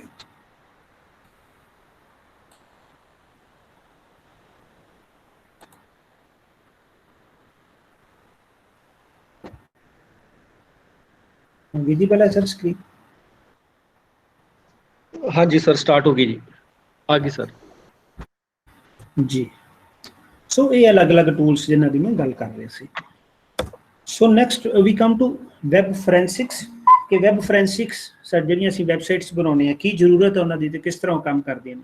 ਤੇ web forensic it relates to sort of crime that is committed over internet. ਕੋਈ ਵੀ ਕ੍ਰਾਈਮ ਜੋ ਇੰਟਰਨੈਟ ਤੇ ਹੋ ਰਿਹਾ, ਵੈਬ ਫੋਰੈਂਸਿਕ ਉਹਦੇ ਨਾਲ ਰਿਲੇਟਡ ਹੈ। ਹੈਕਿੰਗ ਬਾਰੇ ਅਸੀਂ ਬੜਾ ਸੁਣਦੇ ਹਾਂ ਕਿ ਹੈਕਿੰਗ, ਕ੍ਰੈਕਿੰਗ, ਆਈਡੈਂਟੀਟੀ ਥੈਫਟ, ਤਾਂ ਹੈਕਿੰਗ ਕ੍ਰੈਕਿੰਗ ਦੀ ਗੱਲ ਵੀ ਹੁੰਦੀ ਰਹਿੰਦੀ ਹੈ। ਤਾਂ ਇੱਕ ਵਾਰ ਮੈਂ ਆਪਦੇ ਵੱਲੋਂ ਵੀ ਤੁਹਾਨੂੰ ਦੱਸ ਦਿਆਂ ਕਿ ਹੈਕਿੰਗ ਦਾ ਮਤਲਬ ਜਦੋਂ ਤੁਸੀਂ ਕਿਸੇ ਨੂੰ ਵੀ ਕਿਸੇ ਦੀ ਵੀ ਇਨਫੋਰਮੇਸ਼ਨ ਅਨਅਥੈਂਟੀਕੇਟਡ ਵੇ ਦੇ ਵਿੱਚ ਜਦੋਂ ਤੁਸੀਂ ਯੂਜ਼ ਕਰ ਰਹੇ ਹੋ, ਅਸੈਸ ਕਰ ਰਹੇ ਹੋ, ਉਸਨੂੰ ਅਸੀਂ ਹੈਕਿੰਗ ਕਹਿ ਦਿੰਦੇ ਹਾਂ। ਬਟ ਹੈਕਿੰਗ ਦਾ ਮਤਲਬ ਇਹ ਨਹੀਂ ਹੁੰਦਾ ਕਿ ਤੁਸੀਂ ਉਸ ਨੂੰ ਨੁਕਸਾਨ ਪਹੁੰਚਾਉਣਾ ਹੈ। ਜਿਹੜੀਆਂ ਸਾਡੀਆਂ ਲਾਅ ਇਨਫੋਰਸਮੈਂਟ ਏਜੰਸੀਜ਼ ਨੇ ਤਾਂ ਉਹ ਵੀ ਇਹ ਕਰਦੀਆਂ ਨੇ, ਹੈਕਿੰਗ ਕਰਦੀਆਂ ਨੇ। ਸਾਡੇ ਸਾਰਿਆਂ ਦੇ ਮੋਬਾਈਲ ਡਿਵਾਈਸਿਸ ਹੈਕ ਹੁੰਦੇ ਨੇ। ਅਸੀਂ ਜੋ WhatsApp 'ਤੇ ਜੋ ਸ਼ੇਅਰ ਕਰਦੇ ਹਾਂ, ਚਾਹੇ ਉਹ ਇਨਕ੍ਰਿਪਟਡ ਹੀ ਹੁੰਦਾ ਹੈ, ਪਰ ਫਿਰ ਵੀ ਇਸ ਤੋਂ ਬਿਨਾਂ ਬੜੀਆਂ ਹੋਰ ਸੋਸ਼ਲ ਸਾਈਟਸ 'ਤੇ ਜੋ ਅਸੀਂ ਸ਼ੇਅਰ ਕਰਦੇ ਹਾਂ, ਉਹ ਚੀਜ਼ਾਂ ਐਕਸੈਸ ਹੁੰਦੀਆਂ ਨੇ, ਹੈਕ ਹੁੰਦੀਆਂ ਨੇ। ਤਾਂ ਦੇਖਿਆ ਜਾਂਦਾ ਕਿ ਅਸੀਂ ਕੀ ਕਰ ਰਹੇ ਹਾਂ, ਸਾਡੀਆਂ ਐਕਟੀਵਿਟੀਜ਼ ਨੂੰ ਰਿਕਾਰਡ ਕੀਤਾ ਜਾਂਦਾ। ਤਾਂ ਐਸਾ ਨਹੀਂ ਹੈ ਕਿ ਰਿਕਾਰਡ ਨਹੀਂ ਕੀਤਾ ਜਾਂਦਾ, ਪਰ ਉਹ ਰਿਕਾਰਡ ਕੀਤਾ ਜਾਂਦਾ for the broader welfare of the society. ਕਿ ਸੁਸਾਇਟੀ ਦੇ ਬ੍ਰੋਡਰ ਵੈਲਫੇਅਰ ਦੇ ਲਈ ਉਹਨੂੰ ਰਿਕਾਰਡ ਕੀਤਾ ਜਾਂਦਾ। ਉਹਦੇ 'ਤੇ ਐਕਸ਼ਨ ਕੋਈ ਨਹੀਂ ਲਿੱਤਾ ਜਾਂਦਾ। ਐਕਸ਼ਨ ਉਦੋਂ ਹੁੰਦਾ ਜਦੋਂ ਕੋਈ ਕੰਪਲੇਂਟ ਕਰਦਾ ਤੁਹਾਡੇ ਬਾਰੇ। ਜਿੱਥੋਂ ਤੱਕ ਗੱਲ ਕ੍ਰੈਕਿੰਗ ਦੀ ਹੈ, ਕ੍ਰੈਕਿੰਗ ਹੈਕਿੰਗ ਦੀ ਹੀ ਇੱਕ ਵਿਗੜੀ ਹੋਈ ਫਾਰਮ ਹੈ। ਕ੍ਰੈਕਿੰਗ ਜਾਂ ਤੁਸੀਂ ਕਹਿ ਲਓ ਕਿ ਮਲੀਸ਼ੀਅਸ ਹੈਕਿੰਗ, ਉਹ ਹੈ ਜਦੋਂ ਤੁਸੀਂ ਕਿਸੇ ਨੂੰ ਨੁਕਸਾਨ ਪਹੁੰਚਾਉਣ ਦੇ ਲਈ ਹੈਕਿੰਗ ਕਰਦੇ ਹੋ, ਤਾਂ ਉਹਦੇ ਲਈ ਅਸੀਂ ਕ੍ਰੈਕਿੰਗ ਵਰਡ ਯੂਜ਼ ਕਰ ਲੈਂਦੇ ਹਾਂ। ਤਾਂ ਕਿਸੇ ਦੀ ਅਨਅਥੈਂਟੀਕੇਟਡ ਐਂਟੀਟੀ ਨੂੰ ਤੁਸੀਂ ਅਨਅਥੈਂਟੀਕੇਟਡ ਐਂਟਰੀ ਕਿਸੇ ਦੇ ਅਕਾਊਂਟ 'ਚ ਲੈ ਕੇ ਕੁਝ ਗਲਤ ਕੰਮ ਕਰਦੇ ਹੋ, ਤਾਂ ਉਸ ਚੀਜ਼ ਨੂੰ ਅਸੀਂ ਕ੍ਰੈਕਿੰਗ ਵੀ ਬੋਲ ਦਿੰਦੇ ਹਾਂ। ਤਾਂ ਇਸ ਤਰ੍ਹਾਂ ਹੈਕਿੰਗ ਤੇ ਕ੍ਰੈਕਿੰਗ ਇਹ ਸਭ ਤੋਂ ਜ਼ਿਆਦਾ ਵੈਬ ਫੋਰੈਂਸਿਕਸ ਦੇ ਲਈ ਚੈਲੰਜ ਨੇ। ਇਹਨਾਂ ਨੂੰ ਰੋਕਣਾ, ਇਹਨਾਂ ਨੂੰ ਹਾਲਟ ਕਰਨਾ, ਹੋਲਡ ਕਰਨਾ, ਇਸ ਚੀਜ਼ਾਂ, ਇਸ ਨੂੰ ਆਇਡੈਂਟੀਫਾਈ ਕਰਨਾ, ਇਹ ਵੈਬ ਫੋਰੈਂਸਿਕਸ ਦੇ ਵਿੱਚ ਸਭ ਤੋਂ ਮੇਜਰ ਟਾਸਕ ਹੈ। ਸੋ ਦੋ ਤਰ੍ਹਾਂ ਦੀ ਵੈਬ ਫੋਰੈਂਸਿਕ ਸਾਡੇ ਕੋਲ ਹੋ ਸਕਦੀ ਹੈ। ਇੱਕ ਕਲਾਇੰਟ ਸਾਈਡ ਹੈ, ਦੂਸਰੀ ਹੈ ਸਰਵਰ ਸਾਈਡ। ਕਲਾਇੰਟ ਸਾਈਡ ਜੋ ਅਸੀਂ ਕਰ ਸਕਦੇ ਹਾਂ ਆਪਦੇ ਲੈਵਲ ਦੇ ਉੱਪਰ, ਜਿਸ ਤਰ੍ਹਾਂ ਮੈਂ ਹੁਣੇ ਤੁਹਾਨੂੰ ਕਰਕੇ ਦਿਖਾਇਆ, ਜਿਹੜਾ ਤੁਸੀਂ ਐਨਾਲਿਸਿਸ ਕੀਤਾ, ਤੁਸੀਂ ਆਪਦੇ ਖੁਦ ਦੇ ਜੀਮੇਲ ਦਾ ਜੋ ਕਲਾਇੰਟ ਹੈ, ਜੋ ਤੁਹਾਨੂੰ ਮਿਲਿਆ ਹੋਇਆ, ਉਹ ਜੀਮੇਲ ਦਾ ਇੱਕ ਕਲਾਇੰਟ ਮਿਲਿਆ ਹੋਇਆ, ਤਾਂ ਤੁਸੀਂ ਆਪਦੇ ਲੈਵਲ ਦੇ ਉੱਪਰ ਦੇਖੋ ਕਿ ਤੁਹਾਡੀ ਆਪਣੀ ਕਿਹੜੀ ਇਨਫੋਰਮੇਸ਼ਨ ਅਵੇਲੇਬਲ ਹੋ ਰਹੀ ਹੈ, ਕਿਹੜੀ ਨਹੀਂ ਹੋ ਰਹੀ, ਤੁਸੀਂ ਉਹਨਾਂ ਚੀਜ਼ਾਂ ਨੂੰ ਡਿਲੀਟ ਕਰ ਸਕੋ। ਜੇ ਤੁਸੀਂ ਆਪਦੀ ਹਿਸਟਰੀ ਡਿਲੀਟ ਕਰ ਦਿਓਗੇ ਤਾਂ ਵੈਸੇ ਮੈਂ ਉਹਦੇ ਵਿੱਚ ਤੁਹਾਨੂੰ ਕਰਕੇ ਦਿਖਾ ਸਕਦਾ ਸੀ, ਪਰ ਟਾਈਮ ਦੀ ਲਿਮਿਟੇਸ਼ਨ ਕਰਕੇ ਆਪਾਂ ਸਕਿਪ ਕੀਤਾ। ਤੁਸੀਂ ਜਿਹੜੀਆਂ ਲੋਕੇਸ਼ਨਸ ਨੂੰ, ਸਪੋਜ਼ ਮੈਂ ਸ਼ਿਮਲਾ ਵਿਜ਼ਿਟ ਕੀਤਾ, ਤਾਂ ਮੈਂ ਉਸ ਲੋਕੇਸ਼ਨ ਨੂੰ ਆਪਦੀ ਲੋਕੇਸ਼ਨ ਹਿਸਟਰੀ 'ਚੋਂ ਡਿਲੀਟ ਵੀ ਕਰ ਸਕਦਾ। ਤਾਂ ਉਹਦੇ ਨਾਲ ਫਿਰ ਕੀ ਹੋਏਗਾ, ਉਹ ਰਿਕਾਰਡ ਕਿਸੇ ਨੂੰ ਵੀ ਐਕਸੈਸੀਬਲ ਨਹੀਂ ਹੋਏਗਾ ਐਕਸੈਪਟ ਗੂਗਲ। ਗੂਗਲ ਨੂੰ ਕਿਉਂ ਐਕਸੈਸੀਬਲ ਹੋਏਗਾ? ਕਿਉਂਕਿ ਗੂਗਲ ਚੀਜ਼ਾਂ ਨੂੰ ਡਿਲੀਟ ਨਹੀਂ ਕਰਦੀ, ਉਹ ਡੀਲਿੰਕ ਕਰਦੀ ਹੈ। ਗੂਗਲ ਹੀ ਨਹੀਂ, ਵੈਸੇ ਸਾਡਾ ਕੰਪਿਊਟਰ ਦਾ ਪੂਰਾ ਸਟਰਕਚਰ ਹੀ ਇਸ ਤਰ੍ਹਾਂ ਚੱਲਦਾ ਹੈ। ਅਸੀਂ ਚੀਜ਼ਾਂ ਨੂੰ ਡਿਲੀਟ ਨਹੀਂ ਕਰਦੇ, ਡੀਲਿੰਕ ਕਰਦੇ ਹਾਂ। ਜਦੋਂ ਅਸੀਂ ਲਿੰਕ ਡਿਲੀਟ ਕਰ ਦਿੰਦੇ ਹਾਂ ਤਾਂ ਸਾਨੂੰ ਲੱਗਦਾ ਫਾਈਲ ਅਵੇਲੇਬਲ ਨਹੀਂ ਹੈ, ਪਰ ਉਹ ਫਾਈਲ ਤਾਂ ਹੁੰਦੀ ਹੈ, ਉਹਦਾ ਲਿੰਕ ਡਿਲੀਟ ਹੋ ਜਾਂਦਾ, ਅਸੀਂ ਉਹਨੂੰ ਐਕਸੈਸ ਨਹੀਂ ਕਰ ਸਕਦੇ। ਤਾਂ ਗੂਗਲ ਦੇ ਸਰਵਰ 'ਤੇ ਉਹ ਚੀਜ਼ ਪਈ ਰਹੇਗੀ, ਪਰ ਉਹਨੂੰ ਕੋਈ ਐਕਸੈਸ ਨਹੀਂ ਕਰ ਪਾਏਗਾ। ਸੋ ਡਿਲੀਸ਼ਨ ਦਾ ਮਤਲਬ ਇਹ ਕਲਾਇੰਟ ਸਾਈਡ ਹੋ ਸਕਦਾ, ਸਰਵਰ ਸਾਈਡ ਹੋ ਸਕਦਾ। ਸਰਵਰ ਸਾਈਡ ਤੇ ਬਹੁਤ ਸਾਰੀਆਂ ਚੀਜ਼ਾਂ ਨੇ, ਤੁਸੀਂ ਲੌਗ ਕ੍ਰੀਏਟ ਕਰਦੇ ਰਹਿੰਦੇ ਹੋ ਸਰਵਰ ਦੇ ਉੱਪਰ। ਕੋਈ ਵੀ ਇਵੈਂਟ ਹੁੰਦੀ ਹੈ, ਛੋਟੀ ਤੋਂ ਵੱਡੀ, ਹਰੇਕ ਇਵੈਂਟ ਦੀ ਇੱਕ ਲੌਗ ਐਂਟਰੀ ਬਣਦੀ ਰਹਿੰਦੀ ਹੈ, ਇੱਕ ਫਾਈਲ ਬਣੀ ਹੁੰਦੀ ਹੈ, ਉਸ ਫਾਈਲ ਦੇ ਵਿੱਚ ਐਂਟਰੀ ਲਿਖੀ ਜਾਂਦੀ ਹੈ ਕਿ ਹੁਣ ਇਹ ਕੰਮ ਹੋਇਆ, ਹੁਣ ਇਹ ਕੰਮ ਹੋਇਆ, ਹੁਣ ਇਸਨੇ ਯੂਜ਼ਰ ਨੇ ਲੌਗਇਨ ਕੀਤਾ, ਹੁਣ ਇਹਨੇ ਇਹਨੂੰ ਮੇਲ ਕੀਤੀ, ਹੁਣ ਇਸ ਯੂਜ਼ਰ ਨੇ ਆਪਣਾ ਲੌਗ ਆਊਟ ਕਰ ਦਿੱਤਾ ਇੰਨੀ ਦੇਰ ਬਾਅਦ। ਤਾਂ ਉਹ ਸਾਰੀਆਂ ਚੀਜ਼ਾਂ ਹੋ ਸਕਦੀਆਂ, ਤਾਂ ਉਹ ਤੁਸੀਂ ਸਰਵਰ ਸਾਈਡ ਵੀ ਉਹ ਚੀਜ਼ਾਂ ਦੇਖ ਸਕਦੇ ਹੋ। ਥੋੜ੍ਹਾ ਜਿਹਾ ਮੈਂ ਇਸ ਤੋਂ ਅਗਲੀ ਸਲਾਈਡ ਤੋਂ ਤੁਹਾਨੂੰ ਦਿਖਾਵਾਂਗਾ ਵੀ ਕਿਸ ਤਰ੍ਹਾਂ ਉਹ ਕੰਮ ਆਪਾਂ ਕਰਦੇ ਹਾਂ। ਤਾਂ ਜੇ ਸਾਨੂੰ ਨੌਲੇਜ ਪ੍ਰੋਪਰ ਹੈ, ਜੇ ਸਾਨੂੰ ਅਵੇਅਰਨੈਸ ਪ੍ਰੋਪਰ ਹੈ, ਤਾਂ ਅਸੀਂ ਚੀਜ਼ਾਂ ਨੂੰ ਆਇਡੈਂਟੀਫਾਈ ਕਰ ਸਕਦੇ ਹਾਂ ਅਤੇ ਉਹਨਾਂ ਨੂੰ ਟੈਕਲ ਕਰ ਸਕਦੇ ਹਾਂ। ਤਾਂ ਵੈਬ ਫੋਰੈਂਸਿਕ ਲਈ 2 ਟੂਲਸ ਦੀ ਮੈਂ ਗੱਲ ਕਰਾਂਗਾ। ਤਾਂ ਹਲਕੀ ਇੰਟਰੋਡਕਸ਼ਨ। ਸਭ ਤੋਂ ਪਹਿਲਾਂ website review tool and SEO checker. ਤਾਂ ਤੁਸੀਂ ਕਿਸੇ ਵੀ ਵੈਬਸਾਈਟ ਬਾਰੇ ਜੇ ਇਨਫੋਰਮੇਸ਼ਨ ਦੇਖਣਾ ਚਾਹੁੰਦੇ ਹੋ, ਵੈਬਸਾਈਟ ਅਸੀਂ ਬਣਾ ਤਾਂ ਲੈਂਦੇ ਹਾਂ, ਪਰ ਉਹ ਵੈਬਸਾਈਟ ਕਿਸ ਤਰ੍ਹਾਂ ਦੀ ਇਨਫੋਰਮੇਸ਼ਨ ਸਾਨੂੰ ਪ੍ਰੋਵਾਈਡ ਕਰ ਸਕਦੀ ਹੈ, ਉਹ ਇਨਫੋਰਮੇਸ਼ਨ ਅਸੀਂ ਕਿਸ ਤਰ੍ਹਾਂ ਦੇਖਾਂਗੇ। ਜਸਟ ਮੈਂ ਕਲਿੱਕ ਕੀਤਾ ਉਸ ਲਿੰਕ ਦੇ ਉੱਪਰ ਅਤੇ ਹੋਪਸ ਹੋ ਕਿ ਕ੍ਰੋਮ ਬਰਾਊਜ਼ਰ 'ਚ ਆਪਾਂ ਰੀਡਾਇਰੈਕਟ ਹੋ ਜਾਵਾਂਗੇ ਉਸ ਸਾਈਟ 'ਤੇ। ਉਸ ਦੇ ਵਿੱਚ ਅਸੀਂ ਐਨਾਲਾਈਜ਼ ਕਰਕੇ ਦੇਖਾਂਗੇ ਕਿ ਕਿਸ ਤਰ੍ਹਾਂ ਕਿਸੇ ਵੈਬਸਾਈਟ ਦੀ ਇਨਫੋਰਮੇਸ਼ਨ ਅਸੀਂ ਲੈ ਸਕਦੇ ਹਾਂ। ਬੇਸਿਕ ਇਨਫੋਰਮੇਸ਼ਨ, ਜਿਹੜੇ ਹੈਕਰਸ ਹੁੰਦੇ ਨੇ, ਜਿਹੜੇ ਕਿਸੇ ਸਾਈਟ ਨੂੰ ਹੈਕ ਕਰਦੇ ਨੇ, ਤਾਂ ਉਹ ਇਸ ਤਰ੍ਹਾਂ ਪਹਿਲਾਂ ਇਨਫੋਰਮੇਸ਼ਨ ਉਹਦੇ ਬਾਰੇ ਐਕਸੈਸ ਕਰਦੇ ਨੇ। ਜਦੋਂ ਅਸੀਂ ਕਿਸੇ ਵੀ ਚੀਜ਼ ਨੂੰ ਮੈਨੀਪੂਲੇਟ ਕਰਨਾ ਹੈ ਤਾਂ ਉਹ ਕਿਸ ਤਰ੍ਹਾਂ ਕਰ ਸਕਦੇ ਹਾਂ, ਉਹਨਾਂ ਚੀਜ਼ਾਂ ਨੂੰ ਹੈਕ ਕਰਕੇ ਕਰ ਸਕਦੇ ਹਾਂ। ਉਹ ਐਵੇਂ ਤਾਂ ਹੋ ਨਹੀਂ ਸਕਦੀਆਂ, ਸੌਰੀ, ਉਹਨਾਂ ਬਾਰੇ ਇਨਫੋਰਮੇਸ਼ਨ ਇਕੱਠੀ ਕਰਕੇ ਕਰ ਸਕਦੇ ਹਾਂ, ਐਵੇਂ ਤਾਂ ਹੈਕ ਨਹੀਂ ਕਰ ਸਕਦੇ। ਜੇ ਸਾਨੂੰ ਉਹਦੇ ਬਾਰੇ ਕੁਝ ਪਤਾ ਹੀ ਨਹੀਂ ਹੈ ਤਾਂ ਫਿਰ ਤਾਂ ਨਹੀਂ ਕਰ ਸਕਦੇ। ਸੈਕਿੰਡ, ਥੋੜਾ ਟਾਈਮ ਲੱਗ ਰਿਹਾ ਇਸ ਨੂੰ।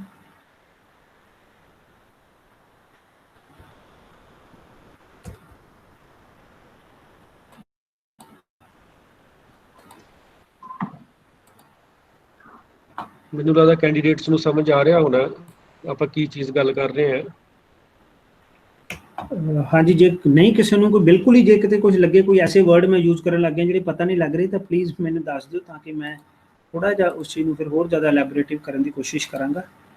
ਹਾਂਜੀ, ਤੇ ਨਵਦੀਪ ਸਰ, ਆਪਾਂ ਨੂੰ ਟਾਈਮ ਦਾ ਇੰਜ ਨਹੀਂ ਹੈ ਵੀ ਆਪਾਂ ਕਿੰਨੇ ਵਜੇ ਖਤਮ ਕਰਨਾ, ਉਹ ਤੁਹਾਡੇ ਤੇ ਡਿਪੈਂਡ ਹੈ। ਤੁਸੀਂ 1 ਘੰਟਾ, 1.5 ਘੰਟਾ, 2 ਘੰਟੇ, ਜਿੰਨੀ ਦੇਰ ਮਰਜ਼ੀ ਲੈ ਸਕਦੇ ਆ, ਜਦੋਂ ਤੱਕ ਤੁਹਾਨੂੰ ਲੱਗਦਾ ਵੀ ਟੌਪਿਕ ਵਧੀਆ ਸਮਝਾਇਆ ਜਾਂ ਹੈਂਡਲ ਕੀਤਾ ਜਾ ਸਕਦਾ। ਠੀਕ ਹੈ ਸਰ ਜੀ? ਅੱਛਾ, ਨਹੀਂ, ਜਦੋਂ ਤੱਕ ਬੱਚਿਆਂ ਦਾ ਇੰਟਰਸਟ ਹੈ ਸਰ, ਮੈਨੂੰ ਕੋਈ ਦਿੱਕਤ ਨਹੀਂ ਠੀਕ ਹੈ। ਮੈਂ ਮਤਲਬ ਵੈਸੇ ਤਾਂ ਇਸੇ ਟੌਪਿਕ ਨੂੰ ਆਪਾਂ 4 ਘੰਟੇ, 8 ਘੰਟੇ ਵੀ ਲੈ ਕੇ ਜਾ ਸਕਦੇ ਹਾਂ, ਪਰ ਮੈਂ ਘੰਟੇ ਤੋਂ 1.5 ਘੰਟੇ 'ਚ ਖਤਮ ਕਰਾਂਗਾ ਇਸ ਨੂੰ। Okay sir. ਮੈਂ ਥੋੜਾ ਬਰੀਫ ਦੱਸਾਂਗਾ, ਕਿਉਂਕਿ ਮੈਨੂੰ ਐਕਚੁਅਲੀ ਇਹ ਹੈ ਕਿ ਬੱਚੇ ਨੂੰ ਸ਼ਾਇਦ ਉਨੇ ਜ਼ਿਆਦਾ ਟੈਕਨੀਕਲੀ ਸਬਜੈਕਟਸ ਮੈਨੂੰ ਪਤਾ ਨਹੀਂ ਹੈ ਕਿ ਪੜ੍ਹੇ ਨੇ ਹਾਲੇ ਜਾਂ ਨਹੀਂ ਪੜ੍ਹੇ, ਤਾਂ ਇਸ ਲਈ ਮੈਂ ਬਰੀਫ ਇੰਟਰੋਡਕਸ਼ਨ ਜਿਹੜੀ ਉਹ ਦੱਸ ਰਿਹਾ।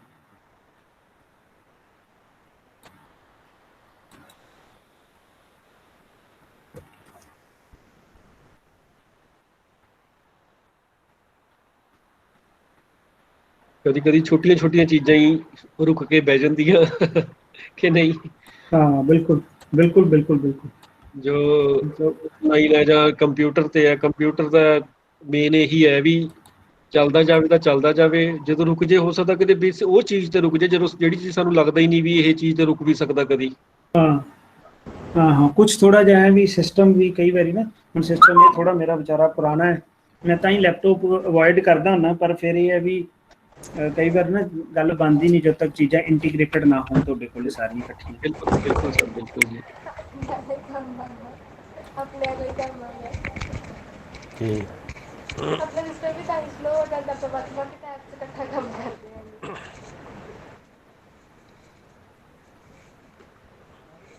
ਤਾਂ ਅਸੀਂ ਇੱਕ ਸਾਈਟ ਖੋਲ ਰਹੇ ਹਾਂ, WooRank, WOORANK, WooRank.com ਇੱਕ ਸਾਈਟ ਹੈ। ਤਾਂ ਇਸ ਸਾਈਟ ਦੇ ਥਰੂ ਤੁਸੀਂ ਆਪਦੀ ਕੋਈ ਵੀ ਵੈਬਸਾਈਟ ਜਿਸ ਨੂੰ ਵੀ ਤੁਸੀਂ ਐਨਾਲਾਈਜ਼ ਕਰਨਾ ਚਾਹੋ, ਤੁਸੀਂ ਉਸ ਨੂੰ ਐਨਾਲਾਈਜ਼ ਕਰ ਸਕਦੇ ਹੋ। ਤਾਂ ਅਸੀਂ ਇੱਥੇ ਤੁਹਾਡੇ ਕਾਲਜ ਦੀ ਜਿਹੜੀ ਸਾਈਟ ਹੈ ਉਸ ਨੂੰ ਆਪਾਂ ਐਨਾਲਾਈਜ਼ ਕਰ ਲੈਂਦੇ ਹਾਂ। ਦੇਸ਼ ਭਗਤ ਕਾਲਜ ਧੂਰੀ, ਤੁਹਾਡੇ ਕਾਲਜ ਦੀ ਸਾਈਟ, ਹੈ। ਲੈਟਸ ਸੀ ਕਿ ਕੀ ਕਰਦਾ ਇਹ, ਕੀ ਦੱਸਦਾ ਸਾਨੂੰ ਤੁਹਾਡੇ ਸਾਈਟ ਬਾਰੇ।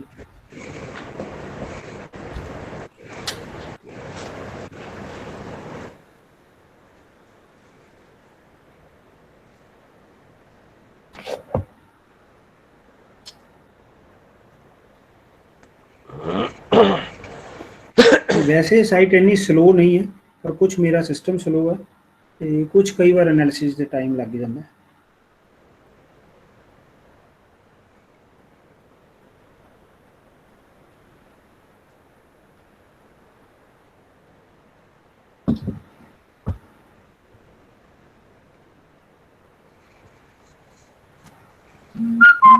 ਇਸ ਤਰ੍ਹਾਂ ਦੀਆਂ ਹੋਰ ਵੀ ਕਈ ਸਾਰੀਆਂ ਸਾਈਟਸ ਅਵੇਲੇਬਲ ਨੇ ਜਿਹੜੀਆਂ ਸਾਨੂੰ ਹੈਲਪ ਕਰਦੀਆਂ ਨੇ ਤੁਹਾਡੀ ਸਾਈਟ ਨੂੰ, ਵੈਬਸਾਈਟ ਨੂੰ ਆਪਟੀਮਾਈਜ਼ ਕਰਨ ਦੇ ਲਈ। ਬੇਸਿਕਲੀ ਇਹ ਜਿਹੜੇ ਟੂਲਸ ਨੇ ਇਹ ਇਸ ਨੂੰ ਤੁਸੀਂ ਫੋਰੈਂਸਿਕ ਐਨਾਲਿਸਿਸ ਕਹਿ ਲਓ ਜਾਂ ਫੋਰੈਂਸਿਕ ਐਨਾਲਿਸਿਸ ਦੇ ਥਰੂ ਆਪਟੀਮਾਈਜੇਸ਼ਨ ਕਹਿ ਲਓ, ਸਰਚ ਇੰਜਨ ਆਪਟੀਮਾਈਜੇਸ਼ਨ, SEO ਤੁਸੀਂ ਦੇਖਿਆ ਪਿਛਲੀ ਸਕਰੀਨ ਤੇ ਲਿਖਿਆ ਆ ਰਿਹਾ ਸੀ। ਤਾਂ ਸਰਚ ਇੰਜਨ ਆਪਟੀਮਾਈਜੇਸ਼ਨ ਲਈ ਪਾਰਟਿਕੂਲਰਲੀ ਇਹ ਚੀਜ਼ਾਂ ਪਬਲਿਕਲੀ ਅਵੇਲੇਬਲ ਨੇ, ਤਾਂ ਕਿ ਜੇ ਸਾਨੂੰ ਲੱਗੇ ਕਿ ਕਿਸੇ ਸਾਈਟ ਨੂੰ ਅਸੀਂ ਇੰਪਰੂਵ ਕਰਨਾ ਤਾਂ ਅਸੀਂ ਇੰਪਰੂਵ ਕਰ ਸਕੀਏ। ਇਹ ਜਨਰਲੀ ਇਹ ਸਾਈਟ ਐਡਮਿਨਿਸਟ੍ਰੇਟਰਸ ਦੇ ਲਈ ਹੁੰਦਾ, ਜਿਹੜੇ ਉਹਨਾਂ ਵੈਬਸਾਈਟਸ ਨੂੰ ਐਡਮਿਨਿਸਟ੍ਰੇਟ ਕਰ ਰਹੇ ਆ, ਚਲਾ ਰਹੇ ਆ, ਬਣਾਈਆਂ ਜਿਨ੍ਹਾਂ ਨੇ ਉਹ ਵੈਬਸਾਈਟਸ, ਤਾਂ ਉਹਨਾਂ ਦੇ ਲਈ ਇਹ ਚੀਜ਼ਾਂ ਅਵੇਲੇਬਲ ਨੇ। ਤੇ ਬਾਕੀ ਤੁਹਾਡੇ ਲਈ ਵੀ ਨੇ, ਤੁਸੀਂ ਵੀ ਇਹਨਾਂ ਇਹੋ ਜਿਹੀਆਂ ਸਾਈਟਸ ਦੇ ਥਰੂ ਆਪਦੇ ਕਾਲਜ ਨੂੰ ਦੱਸ ਸਕਦੇ ਹੋ ਕਿ ਸਰ ਇਹ ਅਨੋਮਲੀਜ਼ ਨੇ ਆਪਣੀ ਸਾਈਟ ਦੀਆਂ ਜਿਨ੍ਹਾਂ ਨੂੰ ਅਸੀਂ ਰਿਮੂਵ ਕਰ ਸਕਦੇ ਹਾਂ।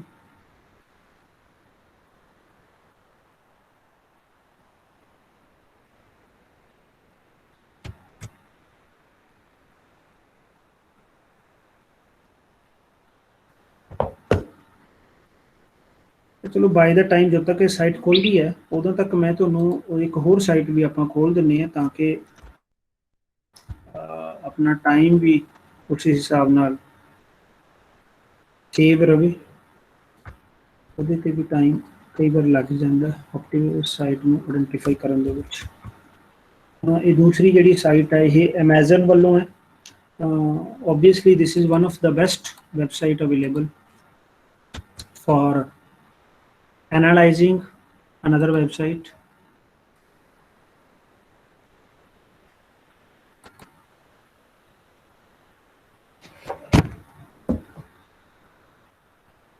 Alexa ਦਾ ਨਾਮ ਸਾਰਿਆਂ ਨੇ ਸੁਣਿਆ ਹੋਵੇਗਾ ਅੱਜ ਕੱਲ੍ਹ, ਕਿਉਂਕਿ Alexa ਕਾਫੀ Amazon ਦੇ ਥਰੂ, Amazon ਵੀਡੀਓ ਤੇ ਹੋਰ ਉੱਥੇ ਬੜੀ ਪਪੂਲਰ ਹੈ। ਉਹੀ Alexa ਦੀ ਹੀ ਇਹ ਸਾਈਟ ਹੈ ਜੋ ਕਿ ਸਾਨੂੰ ਇਨਫੋਰਮੇਸ਼ਨ ਪ੍ਰੋਵਾਈਡ ਕਰਦੀ ਹੈ ਕਿਸੇ ਹੋਰ ਵੈਬਸਾਈਟ ਬਾਰੇ। ਹੂ ਰੈਂਕ ਹੈ ਉਹ ਮੇਰੇ ਇੱਧਰ ਖੁੱਲ ਗਿਆ, ਮੈਂ ਸਕਰੀਨ ਸ਼ੇਅਰ ਕਰਾਂ ਜੀ ਆਪਣੀ? ਹਾਂ ਤੁਸੀਂ ਕਰ ਦਿਓ। ਹਾਂਜੀ ਜੀ ਜੀ ਜੀ ਕਰ ਦਿਓ ਸਰ। ਇੱਕ ਮਿੰਟ ਦੇਖ ਲੈਣੇ, ਮੈਨੂੰ ਲੱਗਦਾ ਥੋੜਾ ਨੈਟ ਦੀ ਮੈਨੂੰ ਲੱਗਦਾ ਪ੍ਰੋਬਲਮ ਲੱਗਦੀ ਹੈ। ਮੈਂ ਇੱਧਰੋਂ ਸਕਰੀਨ ਸ਼ੇਅਰ ਕਰ ਰਿਹਾ, ਠੀਕ ਹੈ ਸਰ? ਜੀ ਜੀ ਜੀ, ਇਹ ਕੋਈ ਬਰਾਊਜ਼ਰ ਦਾ ਇਸ਼ੂ ਹੈ, ਮੇਰੇ ਦਾ ਨੈਟ ਤਾਂ ਸਹੀ ਚੱਲ ਰਿਹਾ ਪਰ ਹੋ ਸਕਦਾ ਕੋਈ। ਹਾਂਜੀ ਮੈਂ ਇੱਕ ਸਕਰੀਨ ਸ਼ੇਅਰ ਕਰਦਾ ਜੀ। ਹਾਂਜੀ ਤੁਸੀਂ ਉਸ 'ਚ ਦੱਸ ਦਿਓ, ਬਾਅਦ 'ਚੋਂ ਤੁਸੀਂ ਆਪਣਾ ਦੁਬਾਰਾ ਰੀਸ਼ੇਅਰ ਕਰ ਲਿਓ ਆਪਣੀ ਸਕਰੀਨ ਜੀ। ਹਾਂਜੀ ਮੈਨੂੰ ਲੱਗਦਾ ਦਿਖ ਰਹੀ ਹੋਣੀ ਸਰ।